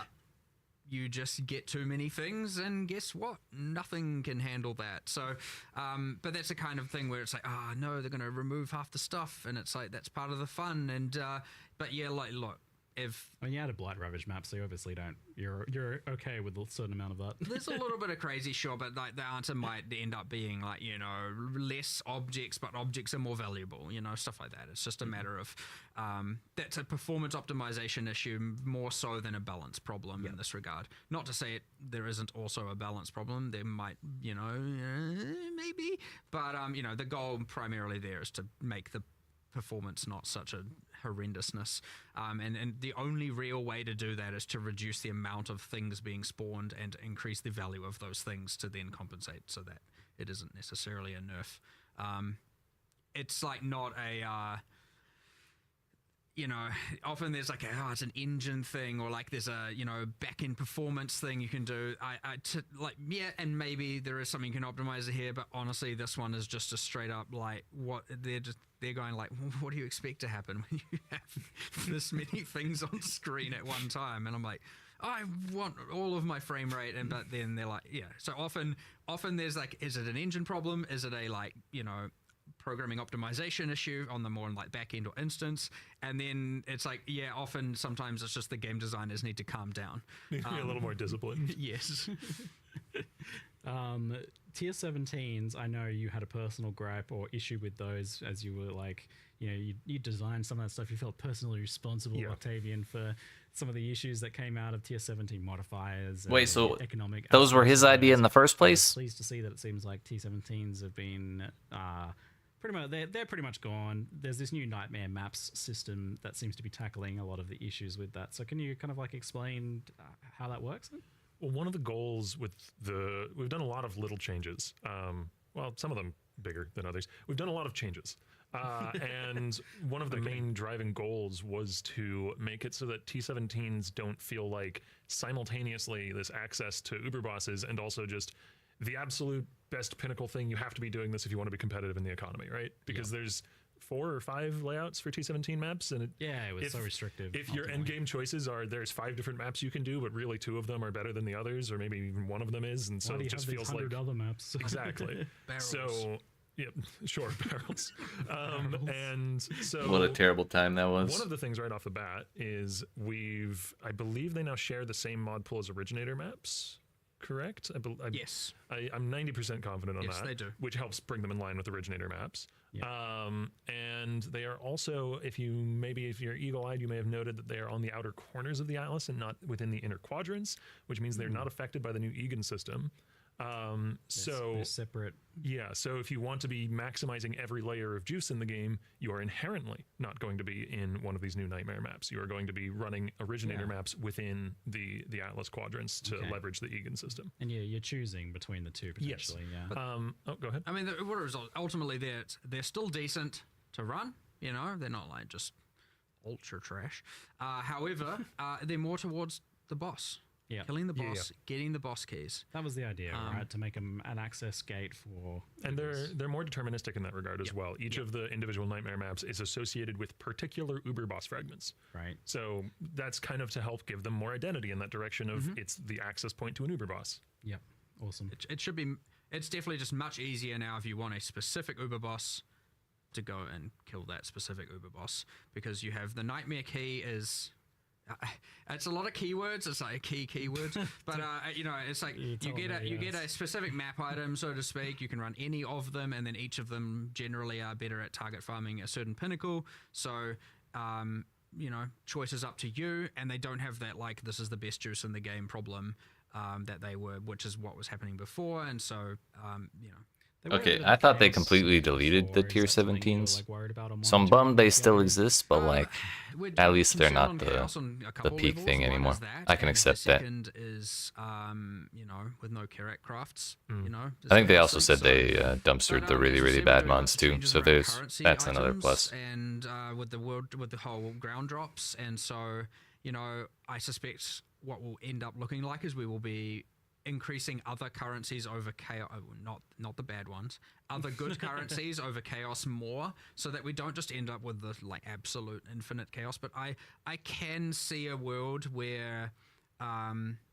yes, there's going to be a like chaos will become less valuable this league. Like, I don't see how I never can be certain with these things, but I'm like, I have a decently high level of certainty, unless I'm missing something here, that without those two sinks, you're just going to end up with lower value of chaos for sure. Yeah, divest your chaos portfolio now based on Mark's comments on the Q&A. I am curious if us saying that we anticipate that will have any sort of impact on the actual Surely, early right? price Like, of it will. chaos. It'll have an impact for sure. Well, right? This is price When manipulation, it comes to economies, feels over reels, man. insider trading. Absolutely. Yeah, I'm telling you now, your chaos are worthless. Yeah, we're moving. We're back to GCPs. Let's go. Who knows? GCPs, the trade currency. One thing, since it was just tangentially with the Keurig missions being gone, there's a lot of mechanics that are capable of doubling or tripling up. So something like Keurig missions are gone. no settlers. Missed that one too. Not large settlers loot objects like the mineable things. Yeah. So in Yeah, most of Professor, those I just cases, saw that. I believe all, maybe most. I don't know why the they do such long that adds that Q&As. content just adds more of it now, because previously you could get more of it from the map device craft. You get some good the- information out of it, but it's a the map the same. long video. And I'd really rather just read the patch notes. I feel like they've been robbed with these changes. Oh yeah, haven't you? for sure. Got to be done. It's just But not yeah, what we Keurig want. missions being gone means there's at least one more Generally, video of mine that is going to be Point is to kill outdated. the busy work, and I'm here for it. Absolutely. Yeah, for sure. Chiseling maps isn't fun. I've been What? saying this for years. You don't From like very clicking beginning, on it 4 right? times? Okay. Originator and memory maps, on the other end of things, had these weird pedal powers. They're weird and awkward. I don't know when to use them. I have to read it. It's too much text. What are you guys doing with the pedal powers, man? I mean, they're gone. Some of the benefits they caused are now on the altars at the when doing the, speaking of keywords, memory strands. Yeah, we were going through this the other day. yeah. Like memory thread, strand, fragments, Strands, I think, are the thing or the lines, items. memory strands, memory tears. There's one of those. I as can't well. remember. So yeah, when running those, you can get them on as altar enhancements, and so the altars are kind of better. But yeah, no, Also, they were annoying. the memory threads are, I think, if I'm using the right term, the things you use to create Egan's story and kill the bosses to help Zana, This is a problem. or to follow Zana, the memory lines things. Those are itemized now, and you can thus trade them to other players. You can save them to use for later. You know, there was you don't- previously a problem with where if you were partway through one of those and you got tired of running it and you went back to running a normal Atlas, now you're just kind of locked until you go complete it, right? Yeah. So itemization helps avoid that. Yeah. Yeah, that was a big complaint I had last league. Buy them, I you gotta can do sell this. them. Great. Or rather, a this specific league. one. You can. Yeah. And Just it's, better. that means it's also not like, because this whole thing was like a weird thing. I don't even know like how it activated half the time, and it was like in a separate map device. Yeah, in a guy. It feels more connected to a choice you're making now, rather than just It's a all, thing. it's all the one thing, and you get to make that specific decision. Fantastic. We touched on Delve. That's good. I think we addressed that one pretty well. We touched So on that one fossils. then we have a few extra just random unsorted questions. Okay. I actually I don't normally include a ruthless question. Sorry, everyone, just block your ears for a second. One person asked me a ruthless question that I thought was actually intriguing. I thought I'd ask now. So in ruthless, you can't hide items on the loot filter, which I was surprised to learn. Made me laugh. Does it have to be like that?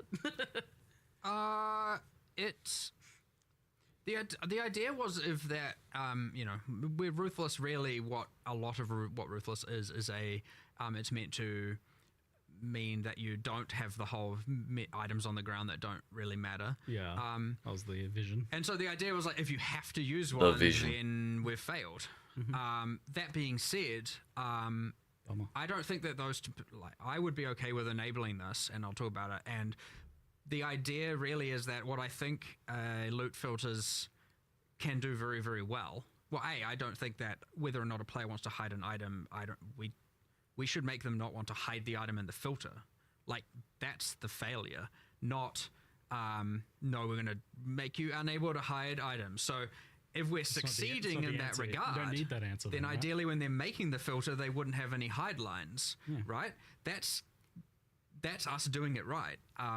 So the fact that there are items wanting to be hidden isn't doing it right. But more so, the thing the filter does really, really, really well is improve, the formatting, highlighting, what's escalating levels of what's Dopamine important, levels, yeah. all of that stuff very, very well. And as I'm saying, these things don't have to be at odds with one another. Like, you can do the drops right and still have filters. Yep.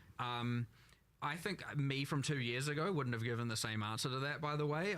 Certainly, it is a philosophy I've changed. Like, Nice. I might have even been me that said, no filters and ruthless. I don't remember. So, like, I'm certainly okay with it. And I think if that point where people are going, oh, I'm going to hide all this and this and this, then we need to be doing more work on the item system in that regard. And which is a universal thing. That's not ruthless specific, right? As I said, if everyone's hiding all the rare items, then we're failing on rare items. That's a problem. However, well, and that applies to a bunch of things in the game. It's like, why are we dropping so many items if the general is no one wants it? Now, obviously, some people might not, and that's where that comes into play. But end of the day, I would expect it to be. I don't want to have a specific philosophy there, because I think that at the end of the day, if we're like, we don't want you to be able to hide items, that's our fault for making you want to hide items. That's not your fault, so you shouldn't have to have a bunch of stuff on your screen that you don't want because of that failure of ours. So. On the random questions, so you can't pause on the options menu, but you can pause if you open the passive screen first. It's kind of weird. It's like, why is there no like dedicated pause button? You have to open. There was a specific. We are implementing that. Great. It's meant to be you can pause, do whatever you want, and then unpause at your leisure. Not to say that the passive tree won't still pause, because full screen interfaces will still pause, but there was a specific options thing where, it was honestly weird when you had a panel that's just left aligned, like pausing you in the options. I know some people want it, but then also on the other hand, like, having your game paused and then you're changing kind of graphic settings also kind of gives you this thing where you're like, or when you're changing certain options, you then can't appreciate the changes. But ultimately, the real answer is implement this pausing system properly. For both games, mind you. And it's on our current queue. Okay, great. So which game gets it first, and then the other game will get it is kind of honestly the race condition at this point. I've got a couple rapid fire ones. How does Reliquarian work with combination with actual uniques? Has that been like tested? Like Widow Hail, for example? Anywhere where a stat isn't purely Boolean, it should function. So if it looks like it can stack, it should start. Yeah. Great, yeah. And that's for you guys to figure out the balance. 100%. Oh yeah, that's our responsibility. That's their problem. 100% increased and 100% increased. You got 200% increased. Yep. Yeah, great. With the change making fossils only come from Delve, can synthesis maps be the source of synth items again? I mean, can. We'd have to look into that. Sounds like it hasn't been considered yet. Have to look into that. I love whoever gave Ziggy that question. At this point of the week to go, it's unlikely to be something that makes it into 328, but that is a very good question. Yeah. Cool. It has been seed. The seed has been planted. Yeah, it's in there now. I have my personal quality of Because life right now, question. Blight is the best So, like, synthesis gear, I'm just as gonna far ask as I this can in a very think. certain way here. Like, could we just have like a tiny little area where we can pick up just only the exact same specific currency types? Just, like shards, life force, splinters, just stuff where there's no decision making. I know, because you want to make decisions about what items you're picking up and what items you're not picking up. It's part of the gameplay. I understand that. So just items that have no decision making where you're going to pick them all up anyway. It's just about reducing the number of clips. And I know you want a bit of a weight to them. Hold on. You want a little bit of a weight. You want a satisfying experience in picking those up, right? That's really meaningful. I understand. I feel that. I believe that. But I think something is diminished and lost when you have to click 8 times to pick up that light force and you misclick and your character walks out of the way and stuff like that. What if when you pick it up, it goes, oh, so satisfying. It just gets slurped into your character with this cool animation or something like that. What about something like that? I was going to say, I would sooner merge them on the floor. before doing That was my follow-up question. Since I know we can't have that, it's written on the page. Since I know we can't have that, is there any thoughts on better shard stacking? But look, honestly, that's I'll tell you what, I'll bring that up again today. But without being able to have a good yarn with Jonathan on that one, we're not. It wouldn't even matter. Scripted encounter. When you have things like, well, there are certain levels of philosophical things that are obviously from the ancient times, as I now call them. You know, since while we were talking about 27 expansions ago, and there's things that are probably 27 before that. You know, there are these things that you can't just make up on the spot for sure. You know, I'll bring. You know, you come upstairs and bring it up. Okay. And then we'll see where it goes. And then you can be the hero. I'll do it. Or the villain. No, I'll be the villain. You be the hero. But you know, we'll go up and discuss it afterwards. Yeah, I'm just trying to get a bare little tiny, just little foot in the door here. Maybe just like plant the seed. Maybe. Hey, take advantage of the things while you're here. I'll do it. I'll do it. Just point me where the direction I need to go. No, just come and discuss it with Jonathan and I legitimately, and we'll see where it goes. All right, that's what I'm going to say there's a low chance on that changing, by the way. I'm still going to plant the seed because I didn't ever think asynchronous trade would happen. Or I don't want to ruin your hopes, but yeah, I'd say low. But yeah, I mean, with how much stuff is changing lately, like even just the base maps and everything, who the heck even knows nowadays? I know. I'll grind you down over the next 10 years, just like asynchronous trade, right? It's happening eventually, one day. All right. Thank you both very much for a good chat and Q&A session. And Octavian, for first time here, this was great. Hope you enjoyed yourself. I love these things. And hopefully next time they get Octavian on, they stop killing his mic. Yes, you are doing it. You are doing it again. This is not you're doing it again. Yeah, hopefully we get Andrew on here next time. Bigger couch. You know. Be back next time for bigger Q&A, bigger couch, more hours, more of us really. You just keep doing that every time until half the company is here. Yeah. It really, yes. All right. Thank you very much, folks. See you later. All good. Thanks heaps. Appreciate it, everyone. Damn, we didn't make it to 5 o'clock. Question is, are the patch notes out that we waited so patiently for?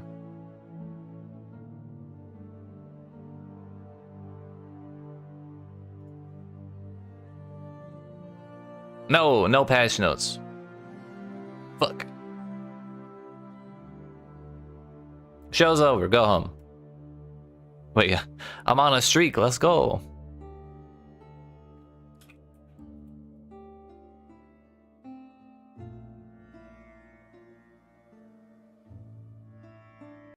Okay, oh my screen is messed up. Oh, turn the gamma up on this monitor. So yeah, that was definitely more than I expected. You know what we're gonna do? We're gonna open the video game.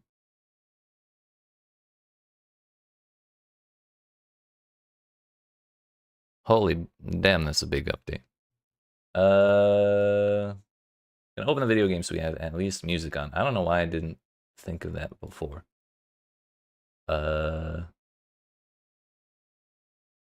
But yeah, I guess we're just waiting for patch notes at this point. I don't think I'll be doing a practice run today because we've already been live for how long? 2.5 hours. If we do a practice run, it's like minimum, absolute minimum, 4.5 extra hours. We're just not doing that because I'm a tired fella.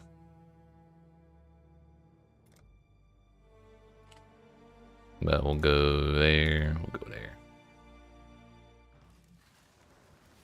Yeah, I keep forgetting about Mirage League just because the Atlas changes on their own are so damn huge. I mentioned it when they announced the changes to map tiers, or just like how you run maps themselves. What all did you miss, Sean? We're gonna talk about it, but there's a lot. It's an endgame overhaul type league, which does happen from time to time. Usually, I think they In the past, they've tried to do like one per year.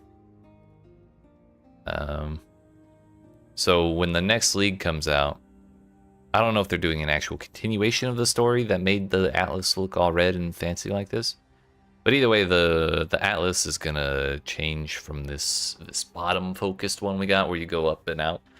The center of the Atlas is going to be in the center, and then there's like 4 regions that are like each direction is bisected. So you got quadrants. And instead of having little map tiers and stuff, like oh, I've got a tier 14 infested valley. Oh, I've got a tier 16 infested valley, probably somewhere. Oh, I've got a tier 2 dunes. I've got a tier 7 dunes. It's gonna be a little more like Path of Exile 2, where you have, like in PvE2, you have the waystones, and this is a tier 15 waystone, and I'm gonna open the Atlas and I'm gonna put it in the spot that I want to run, and I'm gonna get a tier 15 zone of whatever the hell I just put it into. So instead of having the big map that you explore, you just have this Atlas, and so you pick which node on the Atlas you want to run. You put your little waystone in at whatever tier that dropped at, and then you get a version of that zone that is the tier you put in. And it was really soon after I got into the game where I was like begging for something like that, and it was one of those things where I was like, it's never gonna happen, but I really just want them to let me do this. And so it's kind of crazy to see that happen 7 years later, which I mean is only like half the lifespan of the game, but still a long ass time ago. And better late than never. And I think some people are probably not going to like that change very much, on the principle that it looks like Path of Exile 2's mapping system. And people, I think, generally have a pretty negative view of that, or at least the PoE 1 enjoyers have kind of a negative view of that. But on top of that, tier 17s are getting gutted, which is great. There's a lot of new ways to juice zones just built into the Atlas. Too many, honestly, too many for me to even remember. There's and that's before we even start talking about the new league, which the new league is it's gonna be, it's another encounter you find in zones, kind of like the breaches, except I don't think they spawn like in the way. There's definitely not going to be any walls, but basically you're running through a zone, you find this mirage encounter, and then there's some enemies to kill. You kill the enemies, and then like a button activates or becomes available for you to activate, and if you click on the button, it sends you into like a copied version of the area where the mirage encounter spawned.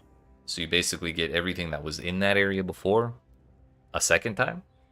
And if you have like strong boxes in the mirage area, then when you go in, the strong boxes get changed in some way.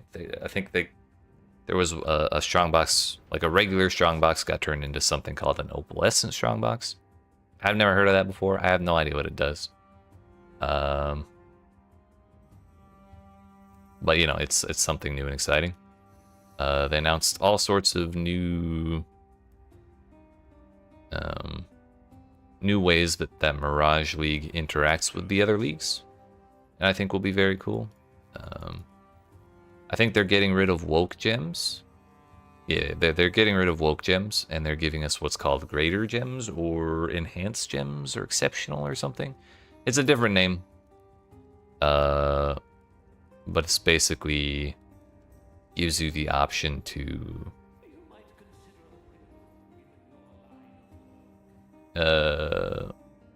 like add stuff to your gems.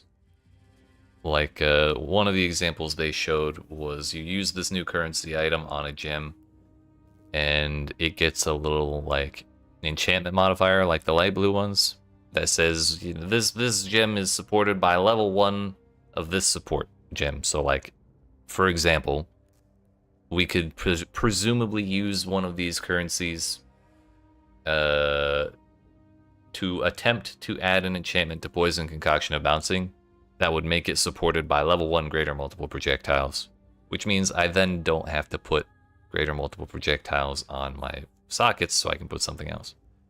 So then your gear is effectively a 7 link. So that's huge in its own right. It looked like they added a new bloodline for the new boss that's getting added in the league. Because the league is going to have its own, like, pinnacle boss. I'm sorry, the Mirage stuff is going to have its own pinnacle boss. They said they're doubling currency, effectively. Like, just doubling the amount of raw currency that'll just fall on the floor while you're killing stuff. Because there's been a lot of complaints about feeling like you just don't really get stuff from the ground. And I kind of agree with that. The last several leagues that I've played, it's been like at least level 92 or 93 before I drop my first Divine Orb. And like occasionally you get lucky and drop one in the campaign or whatever, but A, that happens way less often than it used to, and B, yeah, it just hasn't happened for me in several leagues. So good they're hearing the complaints. And that they're doing something about it. What the hell is in here? New scarabs for the new breach stuff. New Atlas support, or Atlas tree support for the new breach stuff. They're killing Harbingers, the little floaty blue guys. They're gone. They're going to be gone. This is their last league. At least in their current form.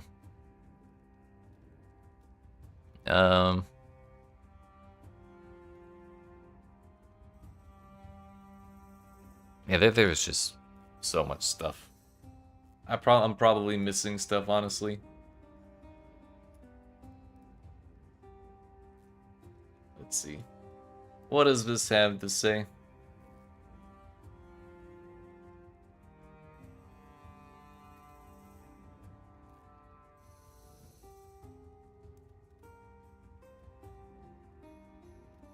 Yeah, so this is the, let's look at this first. This is the Mirage encounter. The point is there are these Jinn that are being held captive by some necromancers or like bad people or whatever. So you gotta free the Jinn, and then you get all sorts of stuff. So you run around, you kill the stuff that's holding it hostage, and then when all that's dead, you get to click a button that teleports you into the recreated version of the area where the Jinn was being held captive. While you're doing that, like when you go into the extra area, you get these wishes, which is a random chance for who knows what the hell. But it's stuff like more currency found in the Mirage area.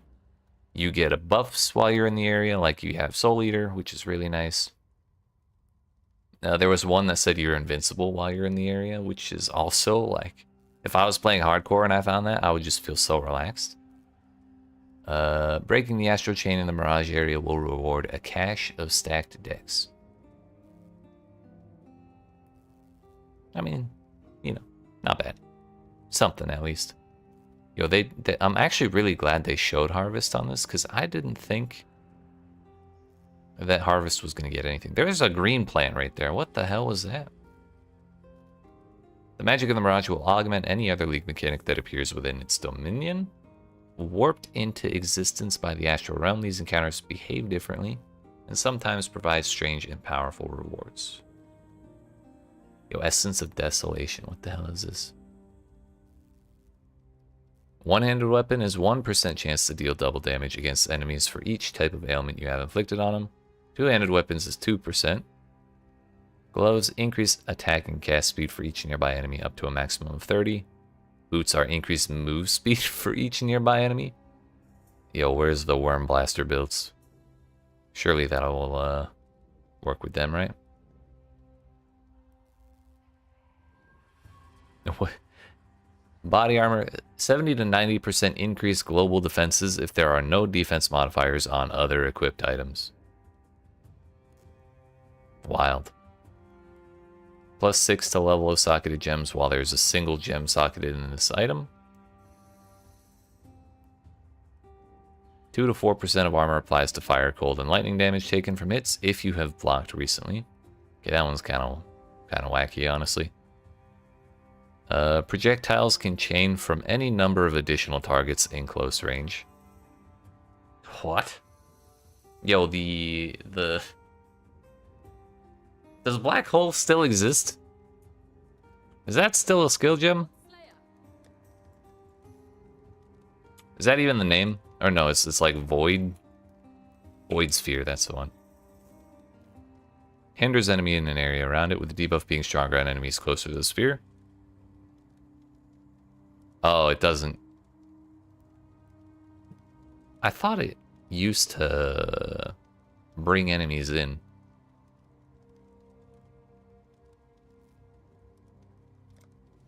And that was on a quiver?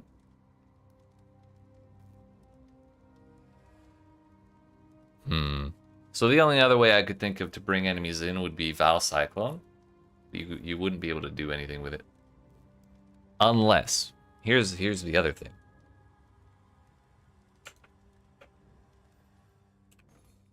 Which one is it? Lion Eyes something. Is it the Pause? No. It was Grip of the Empire. No, not Grip. Empire's Grasp. That's the one. Knockback direction is reversed. So if you have a skill, if you could get a projectile skill to knock back, and then wear these gloves, and you just knock the enemies back into you at all times, then they just chain like across everything. That would be funny as shit.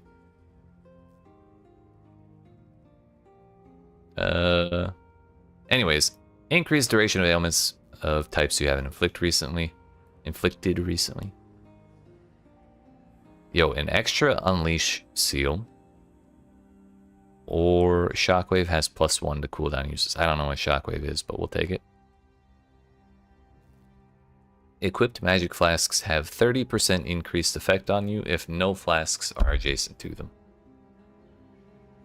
So you get a maximum of 3 flasks, but they have 30% increased effect. And you don't get to wear Mage Blood. Crystallized Rancor. So this is probably what drops from that green monster, and that would mean that there's probably new recipes at the Harvest crafting bench. That's cool. More uniques. Can't use mana flasks. On non-channeling attack, set a life flask with greater than 50% of maximum charges remaining to 50%. For each charge removed this way, that attack gains +2% to damage over time multiplier. While on low life, life flasks gain 4 charges every 3 seconds. Okay. Interesting. Coins of Restoration. So one of the things is a lot of the uniques that will be coming from this league are like dirty and gross and yucky because they're like withered and old, like ancient artifacts type shit.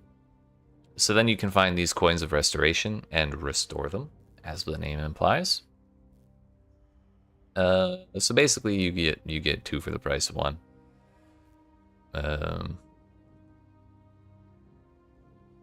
So like originally they showed what this sword looks like, all dirty and gross, and then they were like, but you can clean it up and you get this thing.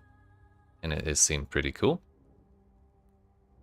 So there's quite a bit that they're not showing us here. But here's the antithesis of the other amulet. Can't use life flasks. You get mana. Increases and reductions to effective flasks applied to you also applies to effective arcane surge on you at 210% of their value.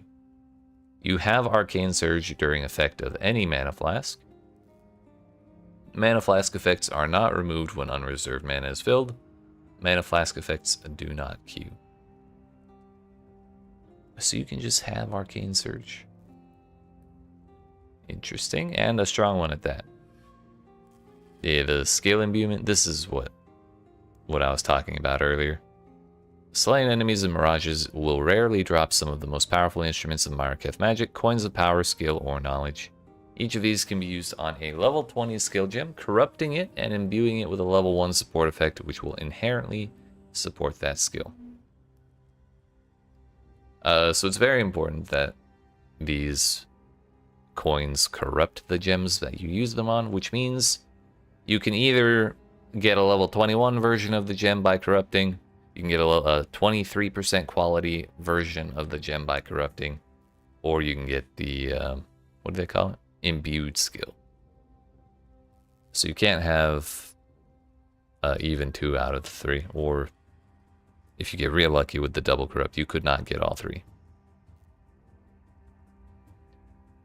So yeah, adding even a level 1 support gem can be very powerful, so that's pretty insane, honestly. This is the new boss man. He drops something called the Sands of Time. Trigger level 20 suspend in time on casting a spell. I wonder what that does.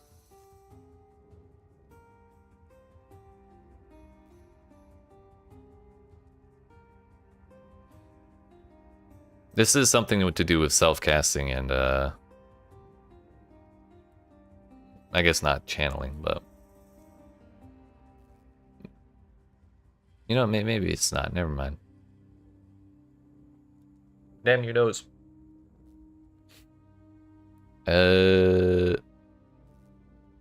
Another thing, they're adding a bunch of holy themed skills. So like the one you posted in my Discord a couple days ago, Sean.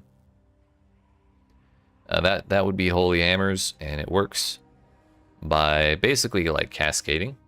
So if you use the holy hammer and it hits something, it will summon another holy hammer.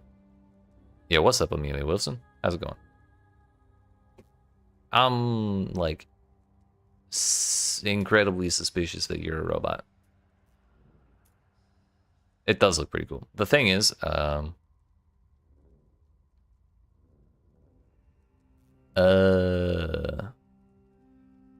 so if the holy hammers hits a skill or hits an enemy, it triggers another one, and if that hits another one, it hits an enemy. That one triggers another one, and it just kind of keeps doing that.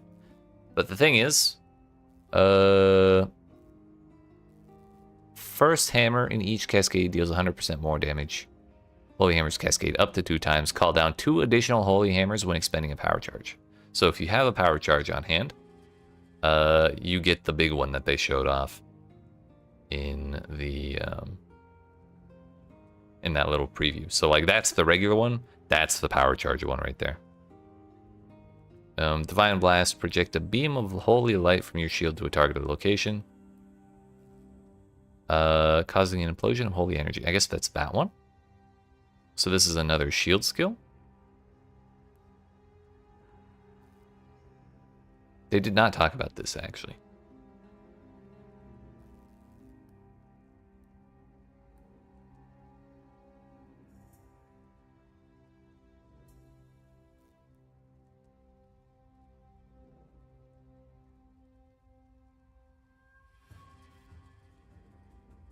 Plus 0.1% to offhand critical strike chance per 10 maximum energy shield on shield. Added physical damage per armor on shield.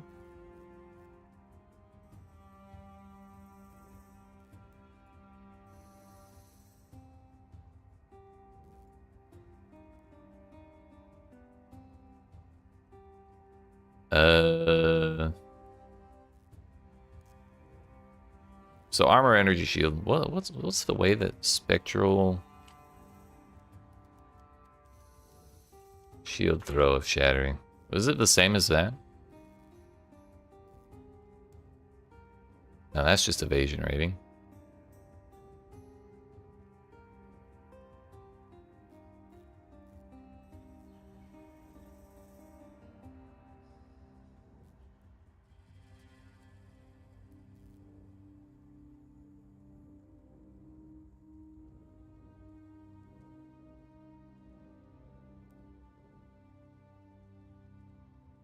What about regular spectral shield throw?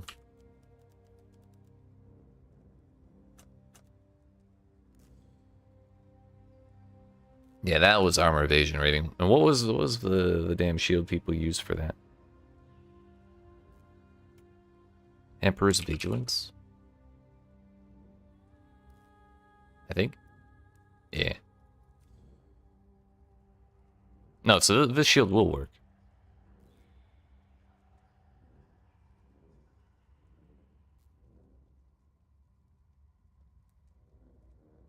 Yeah, because the new one's armor energy shield. So that'll probably still be the play with this. The other thing, Holy Sweep. It replaces the old sweep, and now it just has lightning on it. Which I guess is cool.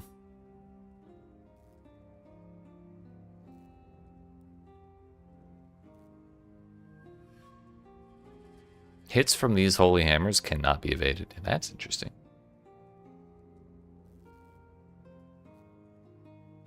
And they're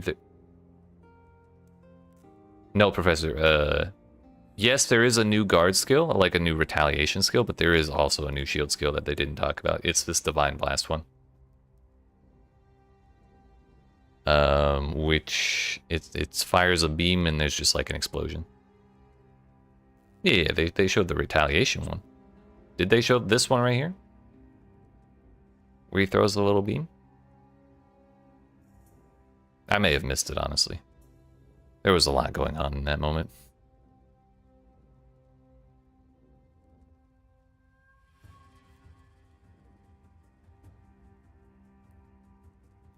Yeah, because this beam one is another, like a new shield skill, like shield throw or whatever.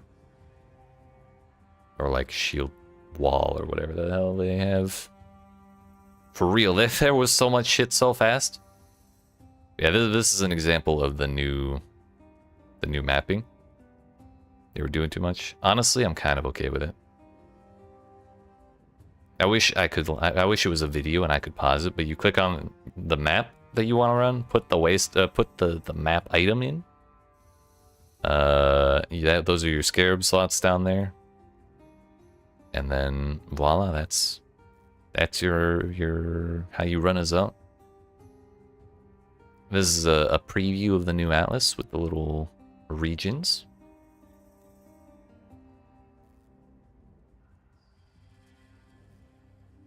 This is an example of one of the new juicing systems, where basically you get a little astrolab is what they call it, and it adds a region onto the atlas of a specific type. So like a ritual one will add ritual encounters to all the areas in the zone, and when you run the map, it'll have some bonuses and a guaranteed like encounter of that type in it. But then when you run one of those maps and complete it, it'll take the influence away from that spot and then add it to the it'll buff all of the maps remaining in the zone. So like the more of them you run, the stronger the remaining ones, or the like better loot you'll get out of the remaining ones. So you can like juice the ever-living shit out of stuff, is the idea there. And then there's like some new reward stuff tied with that. Like if you clear one of these zones entirely, you get a little treasure room.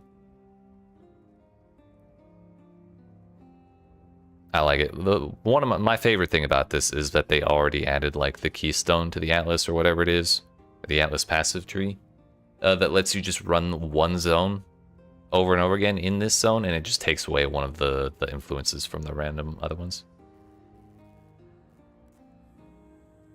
Thought they said there would be a list of all the new gems, but I just see the gem changes. Oh wait, are the patch notes out? I was kind of stalling by looking at this.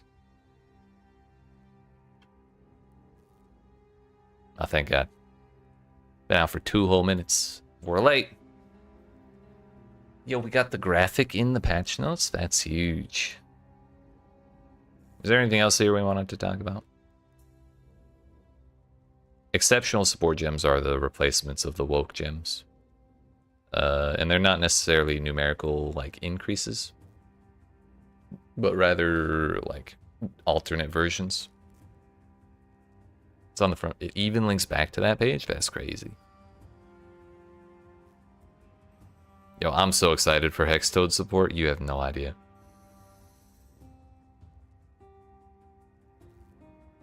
Those toads are bursting, and honestly, so am I. Fucking Void Stones. They talked about these, and I did not catch any of it at all, I'll be honest. Alongside the major overhaul, the endgame is getting some other changes. The way the Void Stones work has been changed. Petal skills have been removed, scares have received a balance pass and more. Tier 17 maps have received significant changes to better align with their original design. They're now called Nightmare maps. Accurate. They are a nightmare. And are now tier 16 with their primary purpose being to obtain Uber Boss fragments. Maps have 25% chance to have either Shaper or Elder influence when opened. Tier 1 to 15 maps and areas are a tier higher.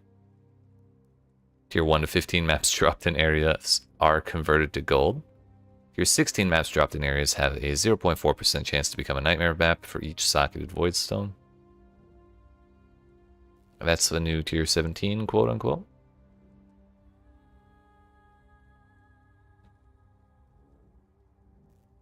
Ayo, a currency that lets you turn an item, a unique into, oh no, a breach unique into its alternate form.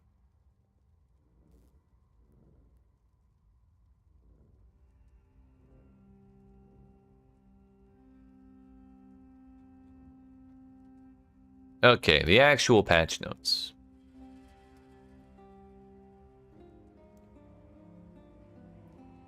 Yo, we get 40 challenges this league? I was unsure. Okay. That's another thing. New Reliquary and Ascendancy class for the Scion. Notable passive skills based on different unique items, and that will change with each league. For this reason, these notables will not be available as outcomes for the Forbidden Flame and Forbidden Flesh. That's interesting. I hadn't even thought of that. Good thing they did, though. I'm probably not going to read every single thing out loud because I recorded some videos earlier today. My voice is tired. And, yeah. We'll try and catch the highlights. New Strength Intelligence skill gem, Divine Blast. Yeah, this is the shield skill we were talking about. Holy Hammers. I kind of want to try Holy Hammers, honestly. It looks very cool. Holy Strike. Infuse your weapon with holy energy and swing. Successfully hitting an enemy will summon forth a holy armament, which copies your main hand weapon stats to determine its own. These holy armaments are undamageable minions and will attack the enemies you target with Holy Strike. It requires specifically a mace, scepter, or staff. Shield of Light is the Retaliate skill that lets you hit your minions and then they explode. A new Transfigured Gem, Shockwave Totem of Authority, summons a totem that shakes the earth around you, damaging enemies, rather than around themselves. Static Strike of Gathering Lightning, attack with a melee weapon, gaining a Gathering Lightning buff for a duration if you hit an enemy. While you have Gathering Lightning, attacks with this skill will cause chaining beams of lightning which chain farther, the more Gathering Lightning you have. So the more you hit, basically. Which I'm not 100% sure on how, because I think the regular Static Strike, you hit something, you get a buff, and then you just kind of zap nearby enemies while you have that buff. So this lets you like grow it. The more you hit, the farther they zap, basically. Charged Dash of Projection, yo. The charge dash meta. Are we doing another movement skill build? Bronze Alive, my goat. Channel to project an illusion which you steer. You gain stages while it moves until it stops at a maximum total distance. Waves of area damage frequently pulse along its path based on your attack speed. Stop channeling to release the illusion, dealing a final wave of damage. Requires a melee weapon. I believe Charge Dash, the original, is a spell. Is it though? It might not be, because yeah, it's an attack.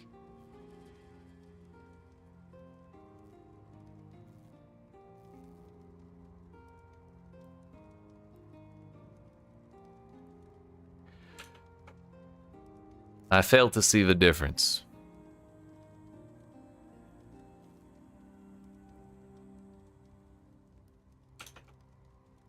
There must be some shenanigans with its numbers that just aren't being shown in the patch notes. Like, it has 250% of your move speed, but it only does 20% more damage or some shit like that. Because it is called projection. This is probably like a distance thing.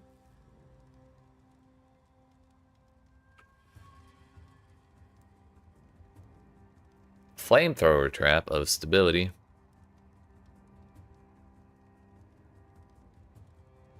I wonder if that's just a longer duration.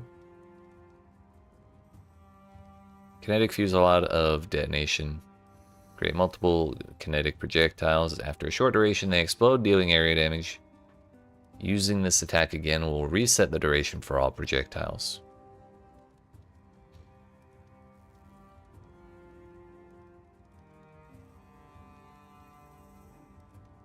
I guess that's so you can set up like 1 billion of them and then let them all explode at the same time. Unless kinetic fusillade is just the exact same thing again like the other ones. Using this attack again will reset the duration for all hovering projectiles. Oh, multiple projectiles fired in sequence will attempt to target different enemies. Cannot be direct. Well, that line is missing from the description. So maybe it's meant more for single target. But like, if you're in a single target situation, the regular one will do exactly that anyways.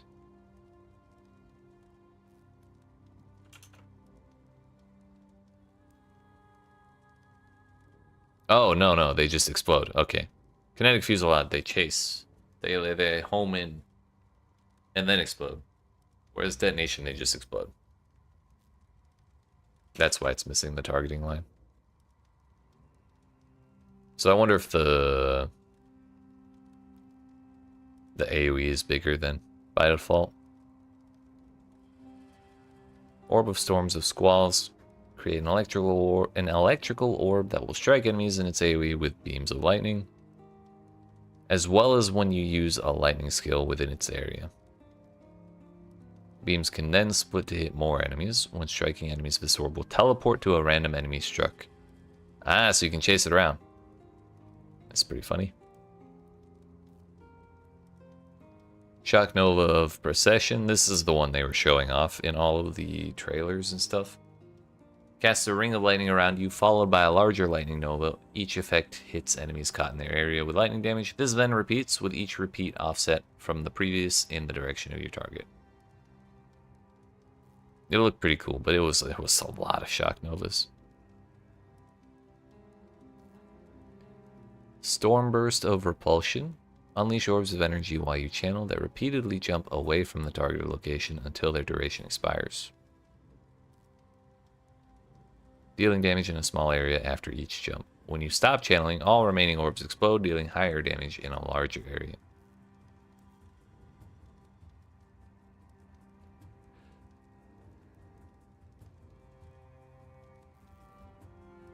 A new siphoning trap, huge.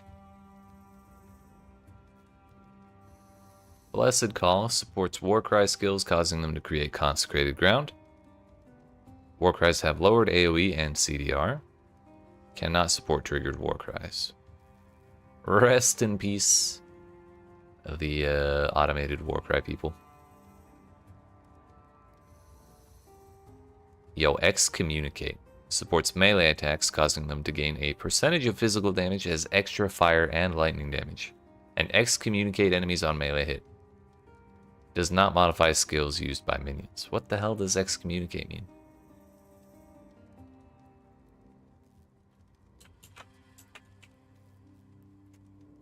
Excommunicate.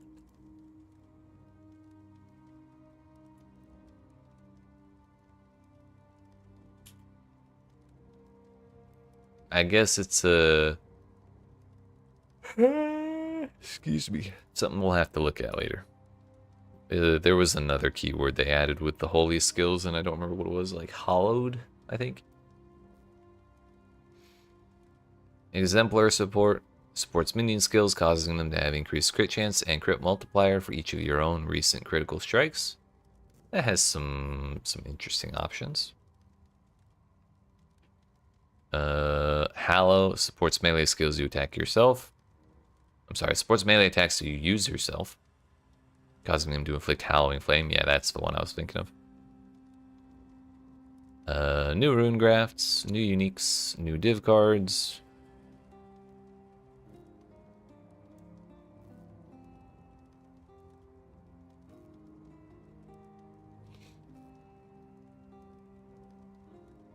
We talked about the maps.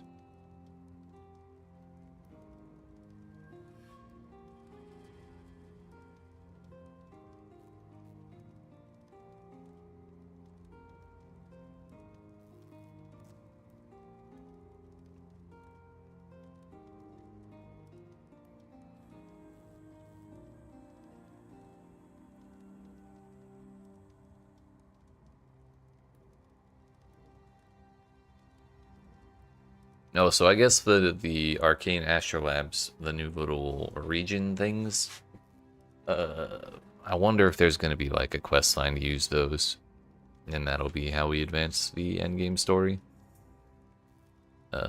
instead of just doing the memory tear things.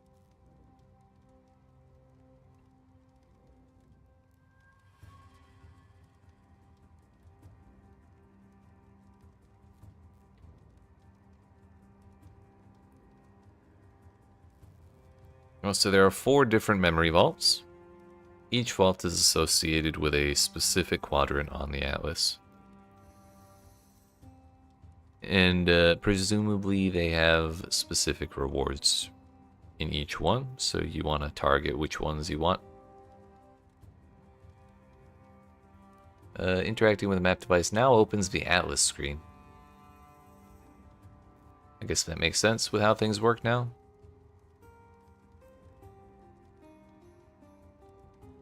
Certain locations will require special map items to access, such as unique maps, Shaper Guardian maps, Nightmare maps, Val Temple, and locations requiring map fragments rather than map items. Favored map system? Deleted. Rip Bozo. Memory skills have been removed from originator-influenced areas. Rip Bozo.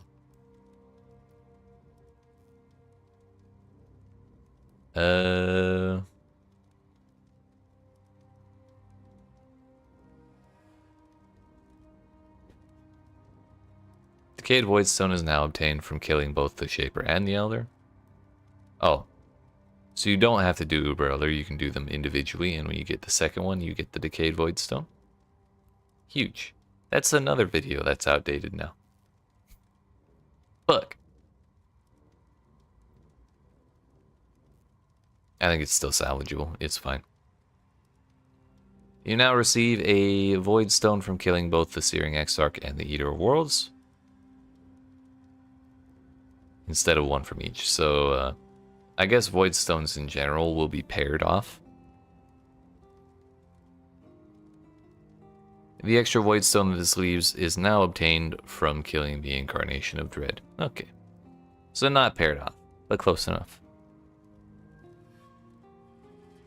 The memory things are itemized now, which is huge. It was terrible that they were not, and I'm glad that they now are. Tier 17s dumpstered. Rip Bozo, honestly.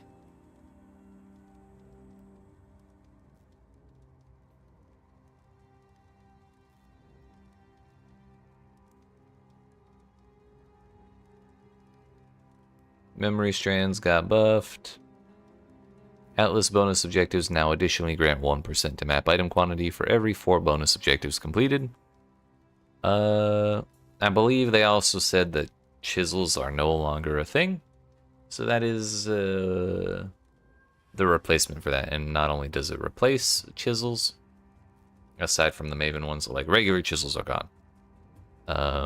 Now you, instead of the old maximum of 20%, you can now get 25% because there's 100 maps on the Atlas. And every 4 gives you 1% item quantity. So that is a flat 25% to every map when you have your Atlas complete.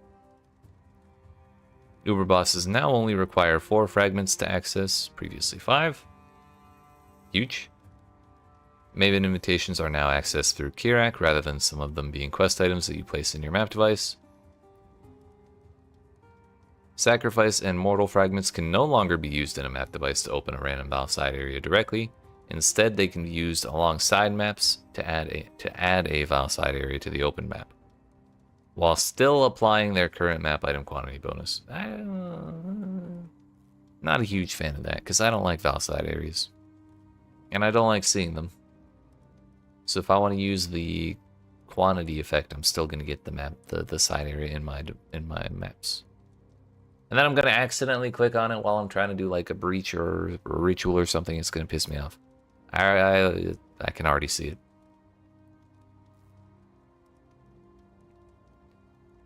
Yo, sacrifice and mortal fragments now explicitly state the map item quantity bonus they apply to areas. Only 13 years later, we got there.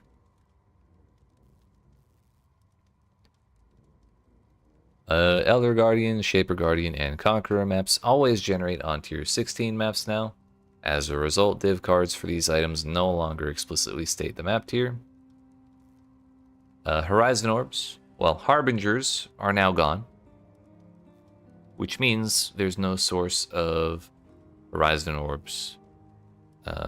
No, Horizon Orbs don't matter. Harbingers are gone, so there's no more source of Harbinger Orbs or Fracturing Orbs or Ancient Orbs, but also the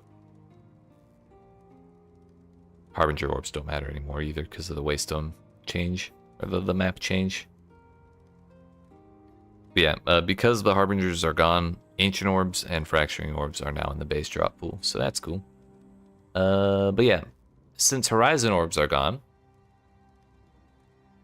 Blessed Orbs are now able to reroll the specific Conqueror inhabiting Conqueror maps, and the same for the other Guardians. That would be the one thing that could still be used, or that Horizon Orbs could still be used for, and so they wrapped the functionality into Blessed Orbs instead.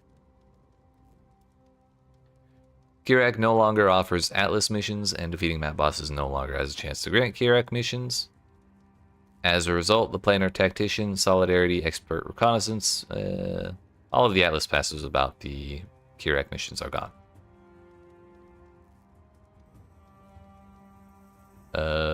So map completion going to be totally different, because we can just click on stuff that we want to run. It's going to be great. I'm very excited. No more futzing around with Kirak's shop and his missions, and then re-rolling the shop and buying maps, and then doing another mission and buying more maps.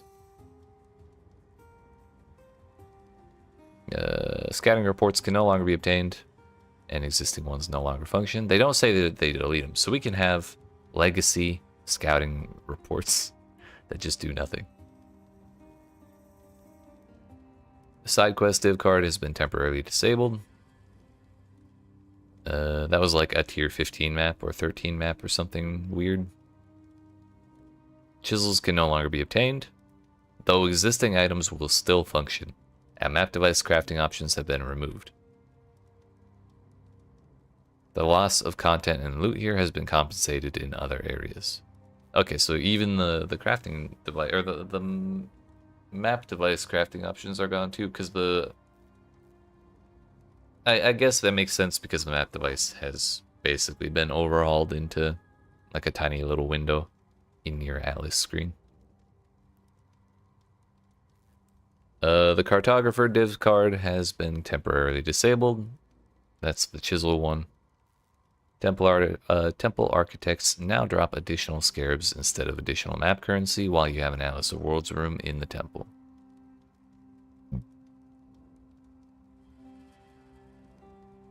Reduce the chances for quality currency to drop from synthesized monsters and synthesized maps. Why? That was like one of the funniest things about running synthesis. Why do they keep nerfing it? Actually, thanks to that Q&A, we might get some buffs to synthesis, because Ziggy asked the question that completely caught Mark and probably Octavian off guard about, because earlier in the Q&A they said Delve fossils only dropping from Delve now, or like very largely only dropping from Delve now. Other league specific shit only dropping from that league, so they preserve their identity. And then Ziggy was like, yo, why don't we get synthesis items from synthesis maps? And then they both like scratch their heads for a good 30 seconds and we're like, yeah, you know what, that makes a whole lot of sense. That's a great question. And so maybe we get more reason to run synthesis maps. And if that reason is more chances at maximum frenzy charge rings instead of 12 billion cartographer's chisels, I guess that's probably an improvement. Removed all vendor recipes that could grant chisels. Wait a minute. So old chisels, or the chisels, will no longer drop, but they can still be used, but they're also nerfed. The effect of 20% quality on maps has been reduced. Cartographer's chisels in standard leagues now provide plus 10% item quantity at 20% quality, previously plus 20. So their effectiveness is halved. You'll still be at 35% item quantity from all of the bonuses, but it is not 45%.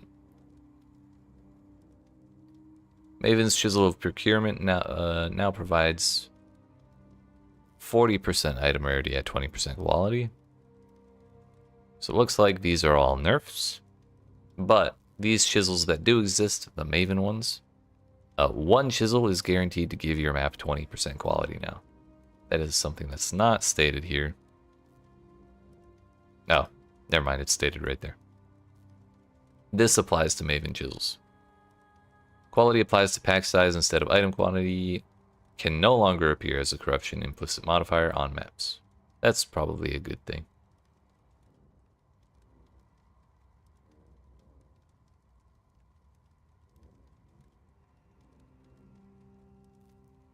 Eldritch Altars influenced by the Searing Exarch can now grant Orbs of Scouring, and the Eater of Worlds can no longer grant Orbs of Scouring. Okay. Just swap them around, why don't you? Greatly reduce the amount of items dropped from explosive barrels in the fortress map. Fucking huge.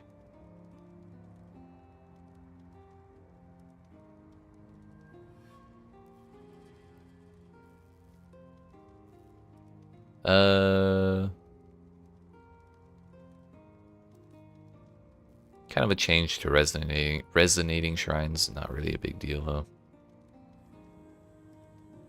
Ambush Scarab of Discernment has been nerfed.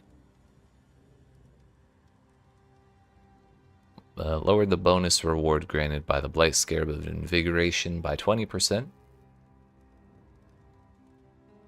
Blight Scarab of Blooming no longer adds additional non-boss waves of monsters to each Blight portal. Scarab of the Blight Heart no longer doubles the number of waves spawned in Blight encounters, now guarantees each portal has 2 additional waves, with chances for a 3rd and 4th wave to encounter. To occur.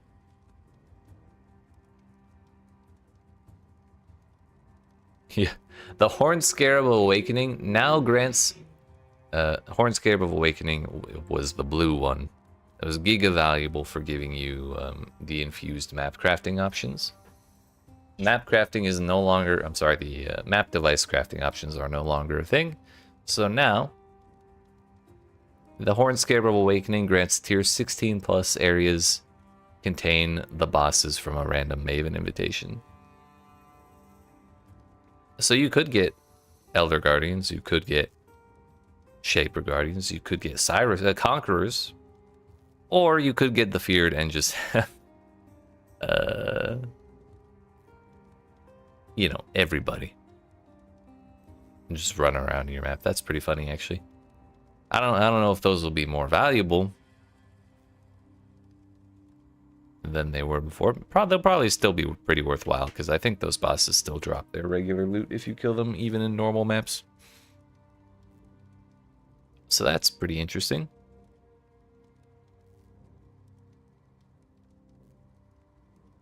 It might...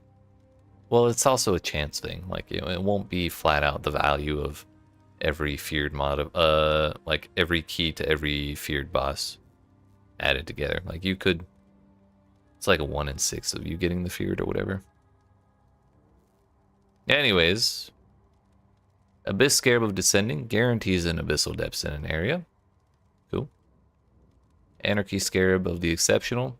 If you just hate winning, it adds an additional exceptional rogue exile to the area. Exceptional rogue exile means influenced. No, it means empowered by all 3 types of wildwood wisps. It means possessed. It means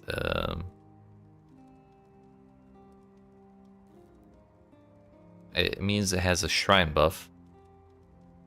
And I think there was 1 or 2 other... Oh, no, it has rare monster modifiers as well.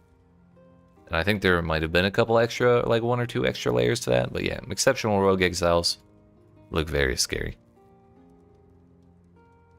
Betrayal Scarab of Unbreaking. Syndicate members do... chance for Syndicate members to not lose ranks when they're interrogated. We're gonna skip the Expedition Scarab, because fuck Expedition, honestly. Calgarian Scarab of Enriching increases the amount of ore gained from ore deposits and difficulty and reward of monsters guarding them for every completed ore deposit in the area. Yo, introduce Ritual Scarab of Corpses, which causes rituals in the area to contain an additional rare itemized corpse monster that will appear in the favor window after being defeated. Kinda huge. I don't remember where we were supposed to get corpses before. Was it the shipping? Or were they just not a thing? I don't even remember.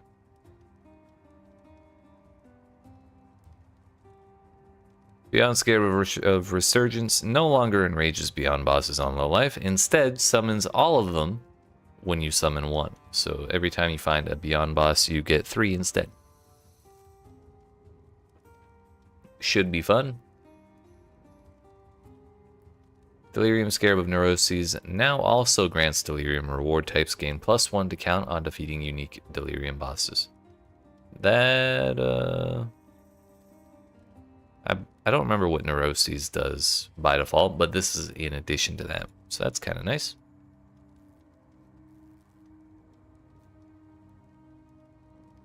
Domination Scarab of Apparitions can now also spawn Pantheon Shrines in addition to Conqueror ones. I guess that's cool.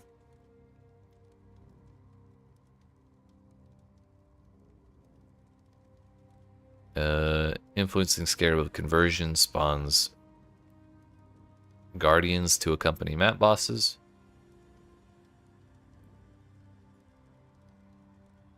It is guaranteed to drop a Guardian map or a unique synthesized map.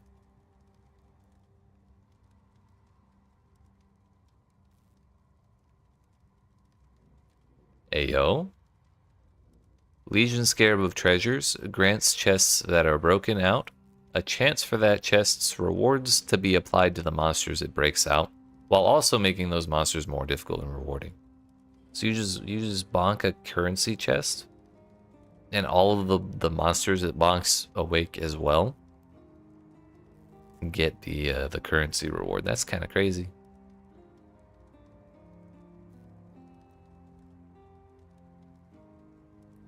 Doubling the effectiveness of Ritual Scarab of Selectiveness. Hunted traders doesn't work.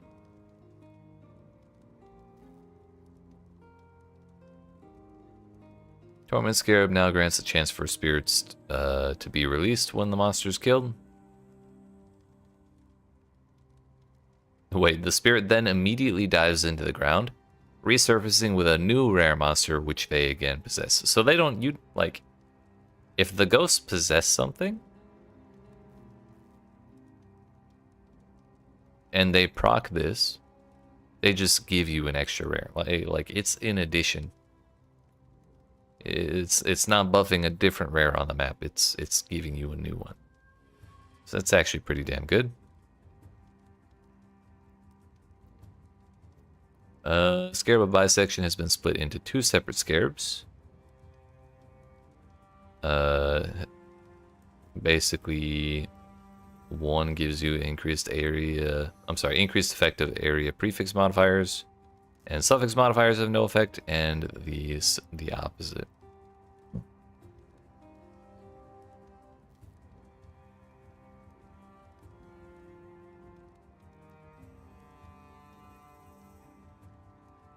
Calgarian Scarab is buffed. Torment Scarab is buffed again. Essence Scarab is buffed. Domination Scarab is buffed. Anarchy Scarab is buffed. Strongbox Scarab is buffed. Following maps have been added back to the atlas. If I don't see Haunted Mansion on this fucking list, I'm gonna lose my shit. Shrine, Fungal Hollow, Pen, Carcass, Lair, Bog, Terrace, Siege. I skipped ahead. Dungeon, Relic Chambers, Cold River, Coral Ruins, Wharf, Fields Plaza, Cage, Ayo Fields, Reign of Chaos. That's a good map. Especially with the new div card changes to turning them in. Plaza, Cage, Spider Lair, Courthouse, Graveyard, Gardens, and Haunted Mansion. It's back for 1 league and 1 league only, because we never get it 2 leagues in a row. Reef, Dry Sea, Foundry, and Dig. We're losing Arachnid Nest. Not a problem. Coliseum, not a problem. Waste Pool, Thicket, Academy, Infested Valley, Cells, Desert, Bone Crypt, Toxic Sewer. Oh, we're losing both sewer maps. Precinct, Shore, Spider Forest, Estuary, Channel, Bazaar, Glacier, Villa, Ramparts Museum, Desert Spring Temple, Underground River, Plateau, and Phantasmagoria. Honestly, kind of a W. I think we lose more pain in the ass maps than we gain. And we lose... We don't lose that many good maps. So that's fine. Drowning Orbs no longer move towards players if there are no other enemies in range of the player. If that makes them less annoying, I'm all for it. Following map modifiers can no longer roll. Players and their minions deal no damage for 3 out of every 10 seconds. Area contains petrification statues. Reduced action speed for each time they've used a skill recently.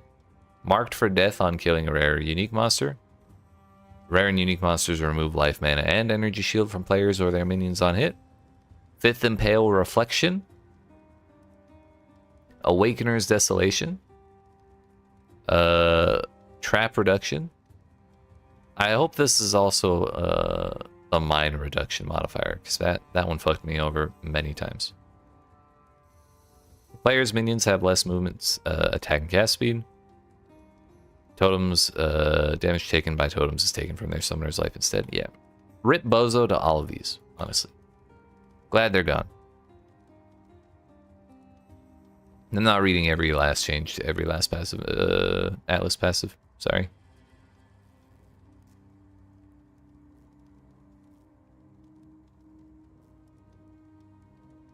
Tree still exists.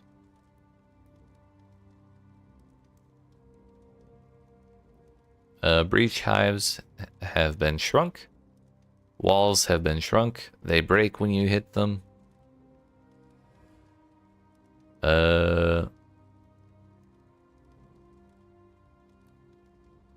Breach stones no longer do anything. They can be traded to a vendor in exchange for a hive brain gland and not asking too many questions. It's very important.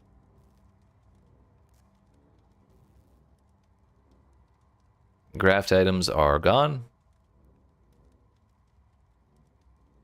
Hive brain glands now directly open portals to a hive colony rather than being used alongside a map.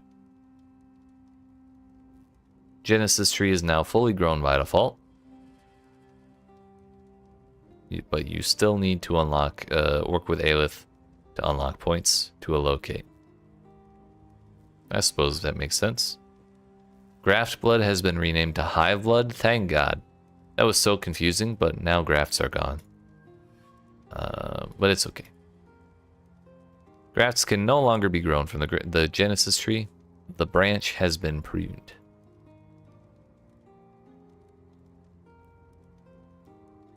The graft locker no longer stores graft items and has been renamed to Womb Gift Locker as a result. Rare item womb gifts can no longer grow weapons or quiver items. Less points per tree.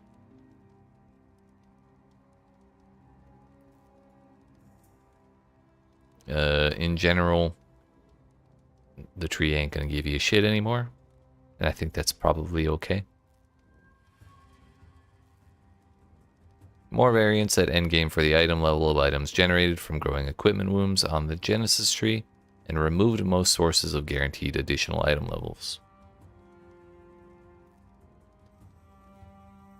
Breach Lord achievement now requires you to kill it that was Tool and it that was Esh. Glad we thought about that. Aelith no longer sells flesh grafts. Let's be honest, she barely sold them anyways.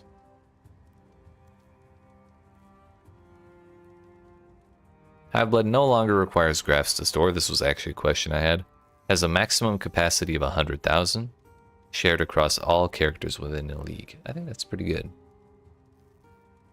Breach on the Atlas tree. These keystones right here, I think, are so big. In any previous league, I think. And honestly, going into this announcement, I was like waiting for them to announce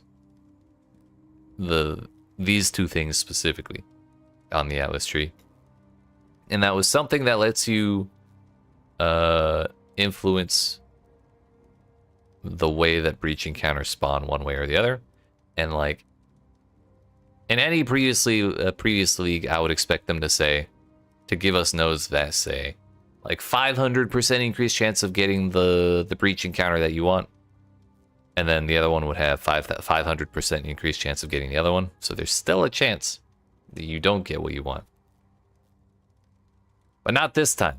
They gave us keystones, and they guarantee guarantee you to get what you want.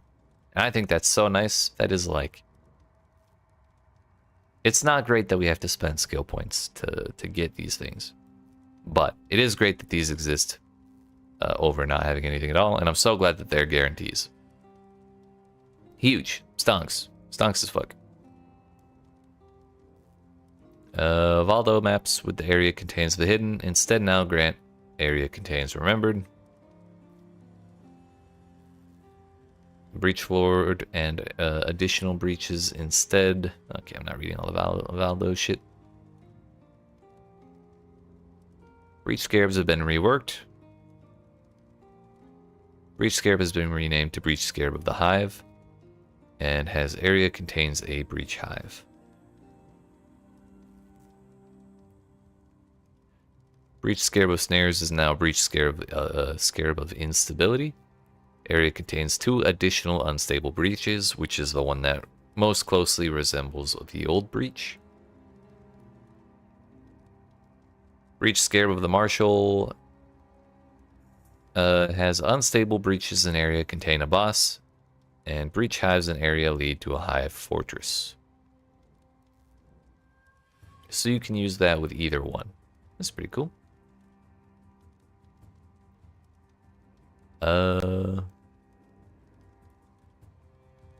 Incensed Swarm. Oh, this lets you increase difficulty and reward for subsequent waves by using a skills.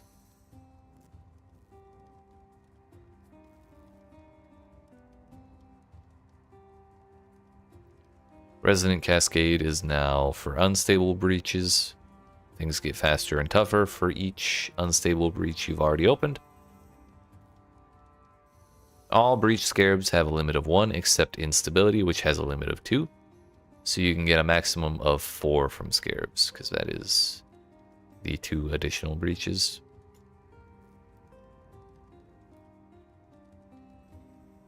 The breach substash in the fragment tab is now remove only. I suppose that makes sense. More div cards have been disabled. Foulborn Barracks or Spite has been nerfed. Looks like several of them have been nerfed.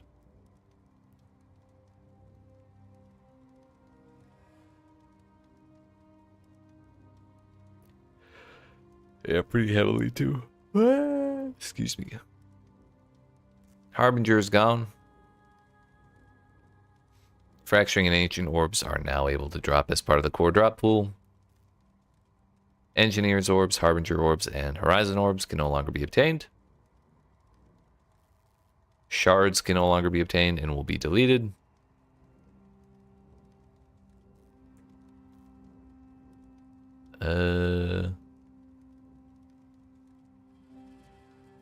Oh, Beachhead is gone. But and like all of the unique pieces, but the upgraded uniques are now in the core drop pool. Harbinger passives removed. Scarabs removed. Oh no, they'll be converted to veiled scarabs upon logging in.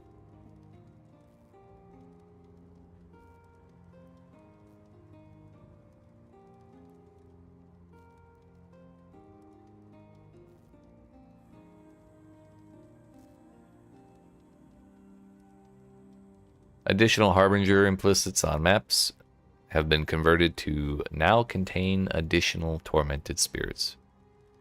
Bummer.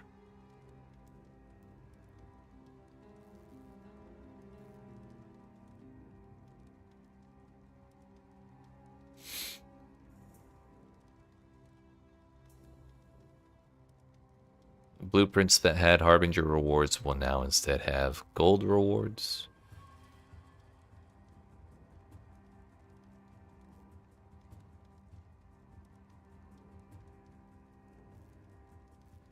Vendor recipes removed most cases of currency shards dropping throughout the game. Vendor recipes for currency shards are unchanged. So they do still exist and have a place. That's probably okay. King's March shipping got a new port. The functionality or the rewards for shipping ores and bars will now return currency items, and crops will give you equipment items, which I think is a really good change. Favored resources can now be re-rolled for 15k gold. Overall, I think the changes for King's March are pretty good.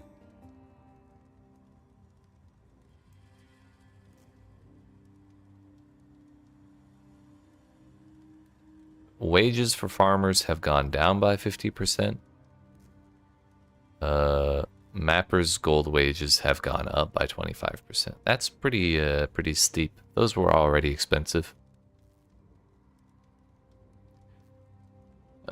Smelters have gotten more expensive, but they smelt twice as fast.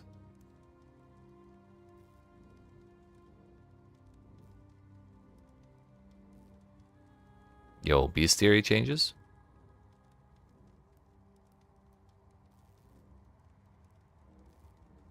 Yo, tier 17 Mapcraft now. Scarab craft.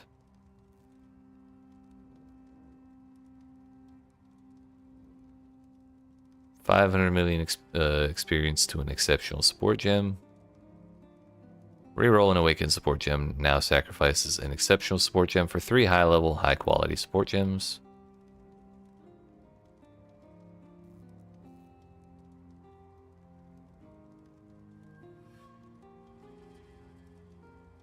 Get That Fled gives Foulborn unique items in Transportation, Foulborn currency in Fortification,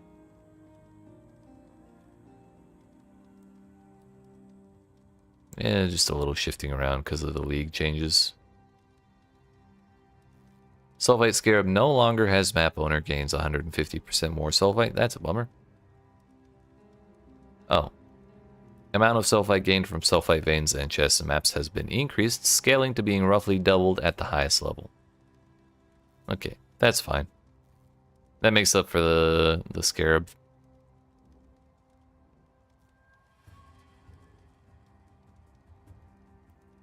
Tujin no longer sells cluster jewels or abyss jewels. He didn't need them anyways.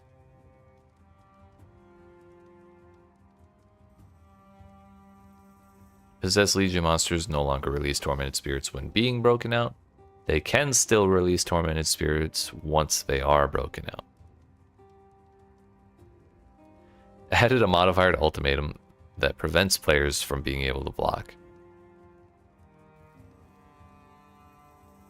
AO, starting gem for Templar is now Holy Strike, and starting support is Hollow Support.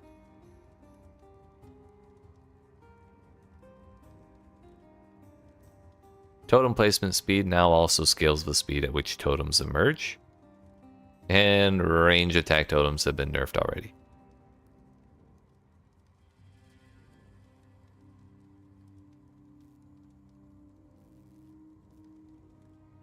Intelligence now inherently grants 1% increased maximum energy shield per 10 intelligence, previously per 5.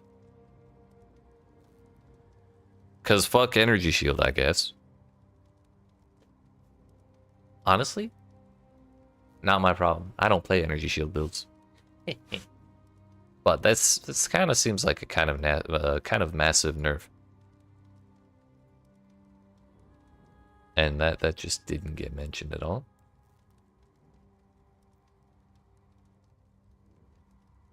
All sources of reduced reflected damage taken have been replaced with a percentage of damage cannot be reflected. Some legacy items will still have the old stats, however. This is actually very good, because in the old way, if you got 100% reduced reflected damage taken and then ran a reflect map, most of the time you would be fine. But if you got any source of increased damage taken, you'd be fucked. So if you stepped on shocked ground and you hit something in a reflect map, you would explode if you had 100% reduced reflected damage taken. So the actual amount of reduced reflected damage taken you needed would be like, it's impossible to know how much you would actually need. Like, sure, maybe going up to 150% or something would cover you like 90% of the time.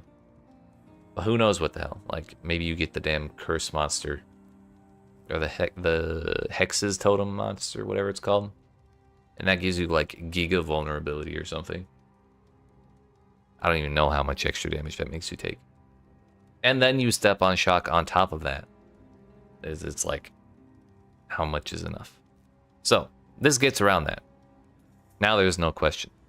If 100% of your damage cannot be reflected, then it's not a problem no matter what.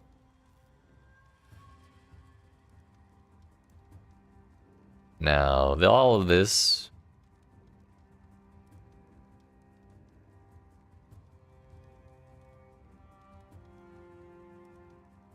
is actually less skill gem changes than I thought.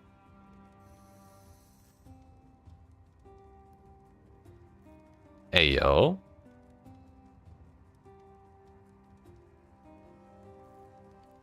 This is just the first thing I looked at. Raised Spectres no longer gain a hidden more elemental damage bonus when converting their physical damage to elemental. They now also scale up their monster level more at gem levels past 20. A gem level 30 Raised Spectre is now level 85, previously 81. I don't know how significant those hidden more elemental damage bonuses were, and how impactful that will be, but 4 extra levels on your specters seems kind of insane. Like, not even on your gem, like 4 monster levels. Like, once they get to that point, even 1 monster level is kind of extreme, as far as I understand it. Spectre enjoyers rejoice. Anything else fun here?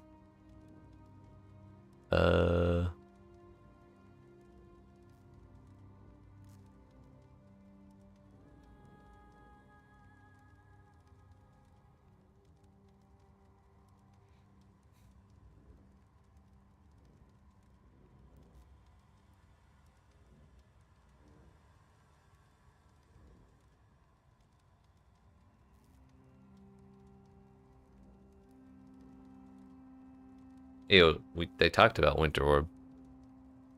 Projectile speed modifiers now affect the time it takes for projectiles to impact the ground. Previously, projectile speed had no effect on Winter Orb. Kind of huge. This is a buff, I think.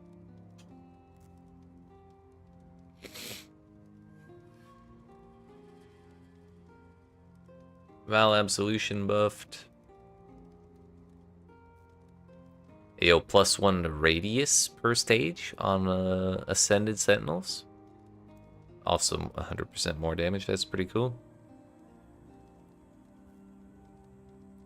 Oh, the only woke gems that exist in the game now will be Empower, Enlighten, and Enhance.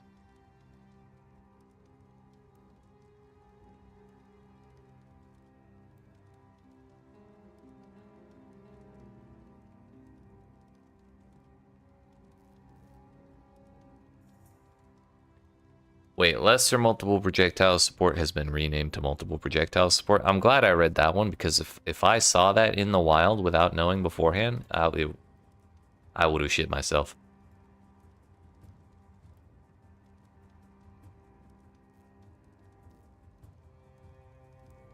I would have been very confused, for sure.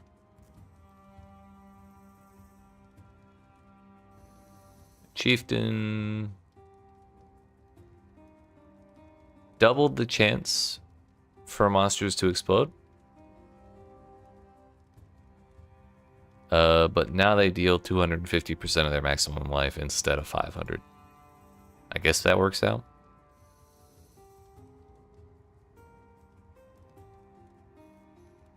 Guardian's Sentinel of Radiance minion no longer has a duration. It is a permanent minion. It has approximately 36% more movement speed. Though it still does not persist between areas. I mean, that's fine.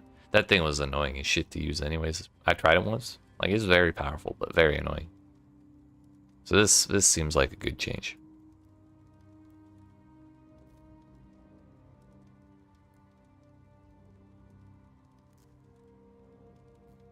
A new node for the Hollowing Flame effect. Warden now grants minus 25 flat damage taken of each damage type from spell hits per bark, previously minus 15 to elemental.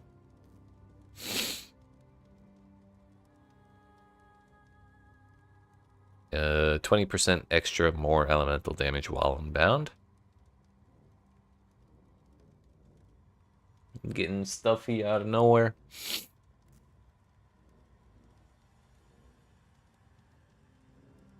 Damage cannot be reflected. Previously, damage from your critical strikes cannot be reflected. So that's nice, I guess. Saboteur reduction to the penalty from triggered spells. Faster cooldown recovery rate from Light Clockwork. Damage of enemies hitting you is unlucky. I mean, I guess that's cool. Elementalist nerfed. No longer has 50% increased effective buffs granted by your golems.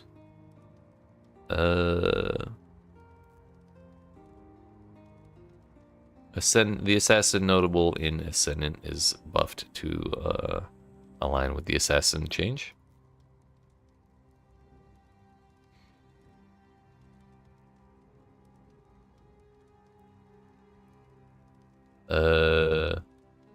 All's bloodline was changed to make his things work with minimum frenzy charges rather than having no charges or like any of the charges.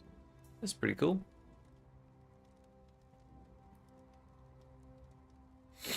I don't really know what most of these do off the top of my head, so I only knew all because I looked at it during Phrecia.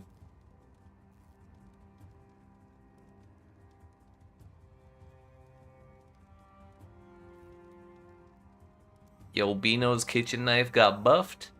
Huge.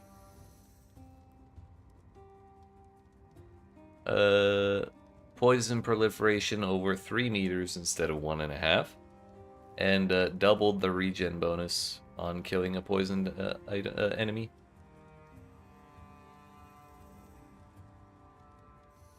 And it gives you more chaos resistance. Huge.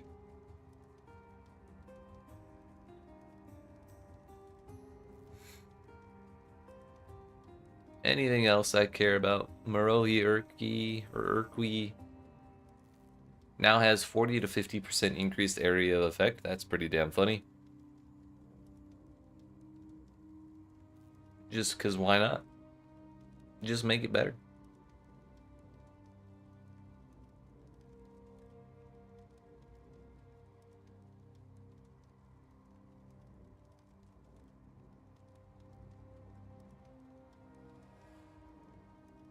Ayo Soul Taker now has 2 to 4 souls when you kill a rare unique enemy with this weapon. On top of being strong as shit. I'm a big fan.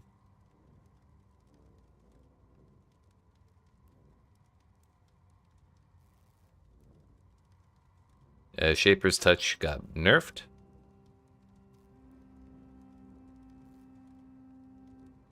Pledge of Hands also got nerfed.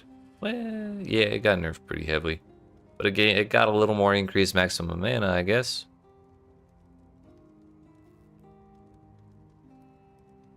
Maybe it's better for mana stackers. I don't know.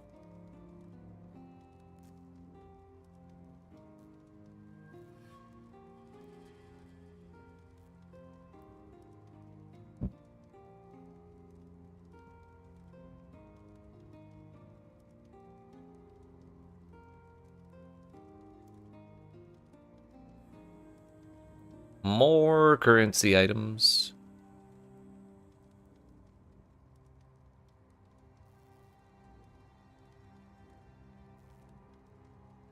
Hey yo, Exalted and Regal Orbs will now be more common. 2 seconds.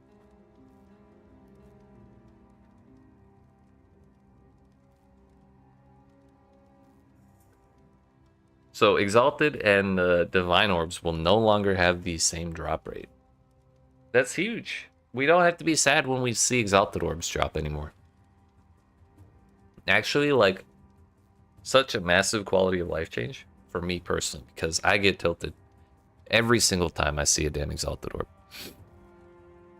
But now no longer.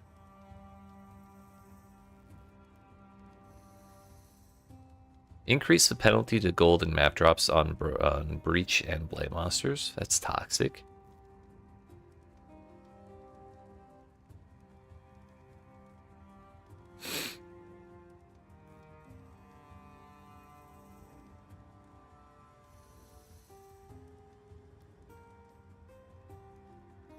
Beast crafting recipe to apply a Hinakora's Lock to a magic item can no longer be used on corrupted items. Get fucked, I guess. All essences now have a maximum stack size of 10, previously 9. This is the biggest change of this patch, honestly. Why did we not put... Well, we should have had a video about this. What the hell was the marketing team doing? Where's my... Hi, I'm Mark. Essence stacks to 10 now. Twitter video, please. People would have gone crazy for that.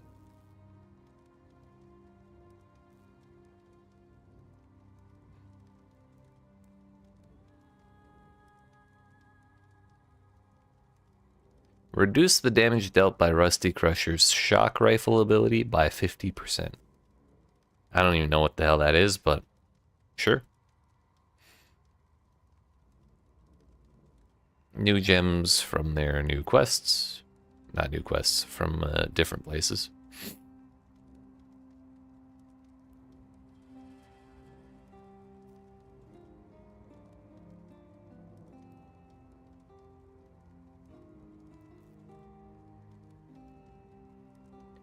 On PC, opening the I want or I have currency selection window at the currency exchange will now immediately set focus to the search input field.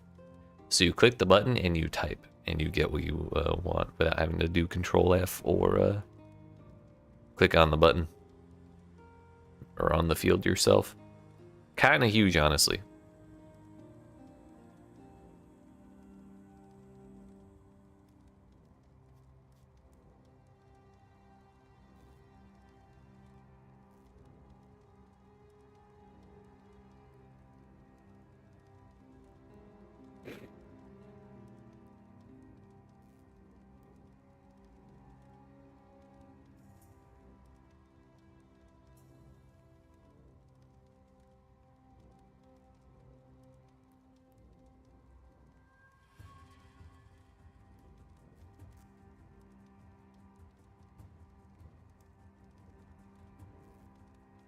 Alright. Hey, yo. Hey, yo. Map items are no longer required to set guild tags. Kind of huge.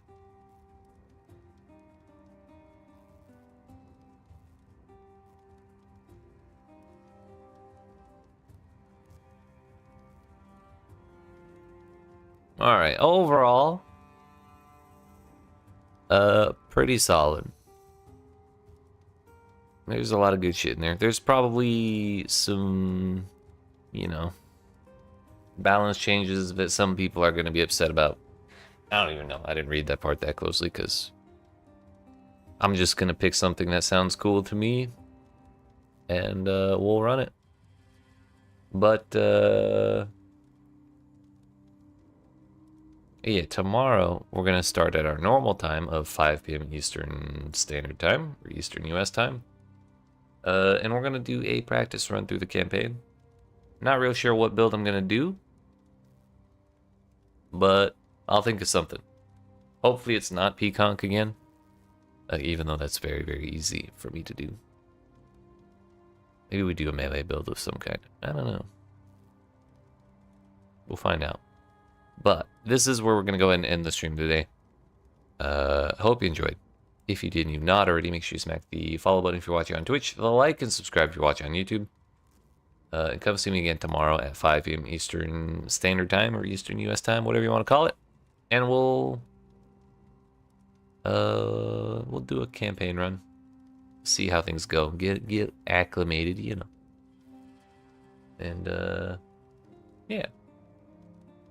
For now, though, you have yourselves a good rest of your night, and I will see you then. Yeet.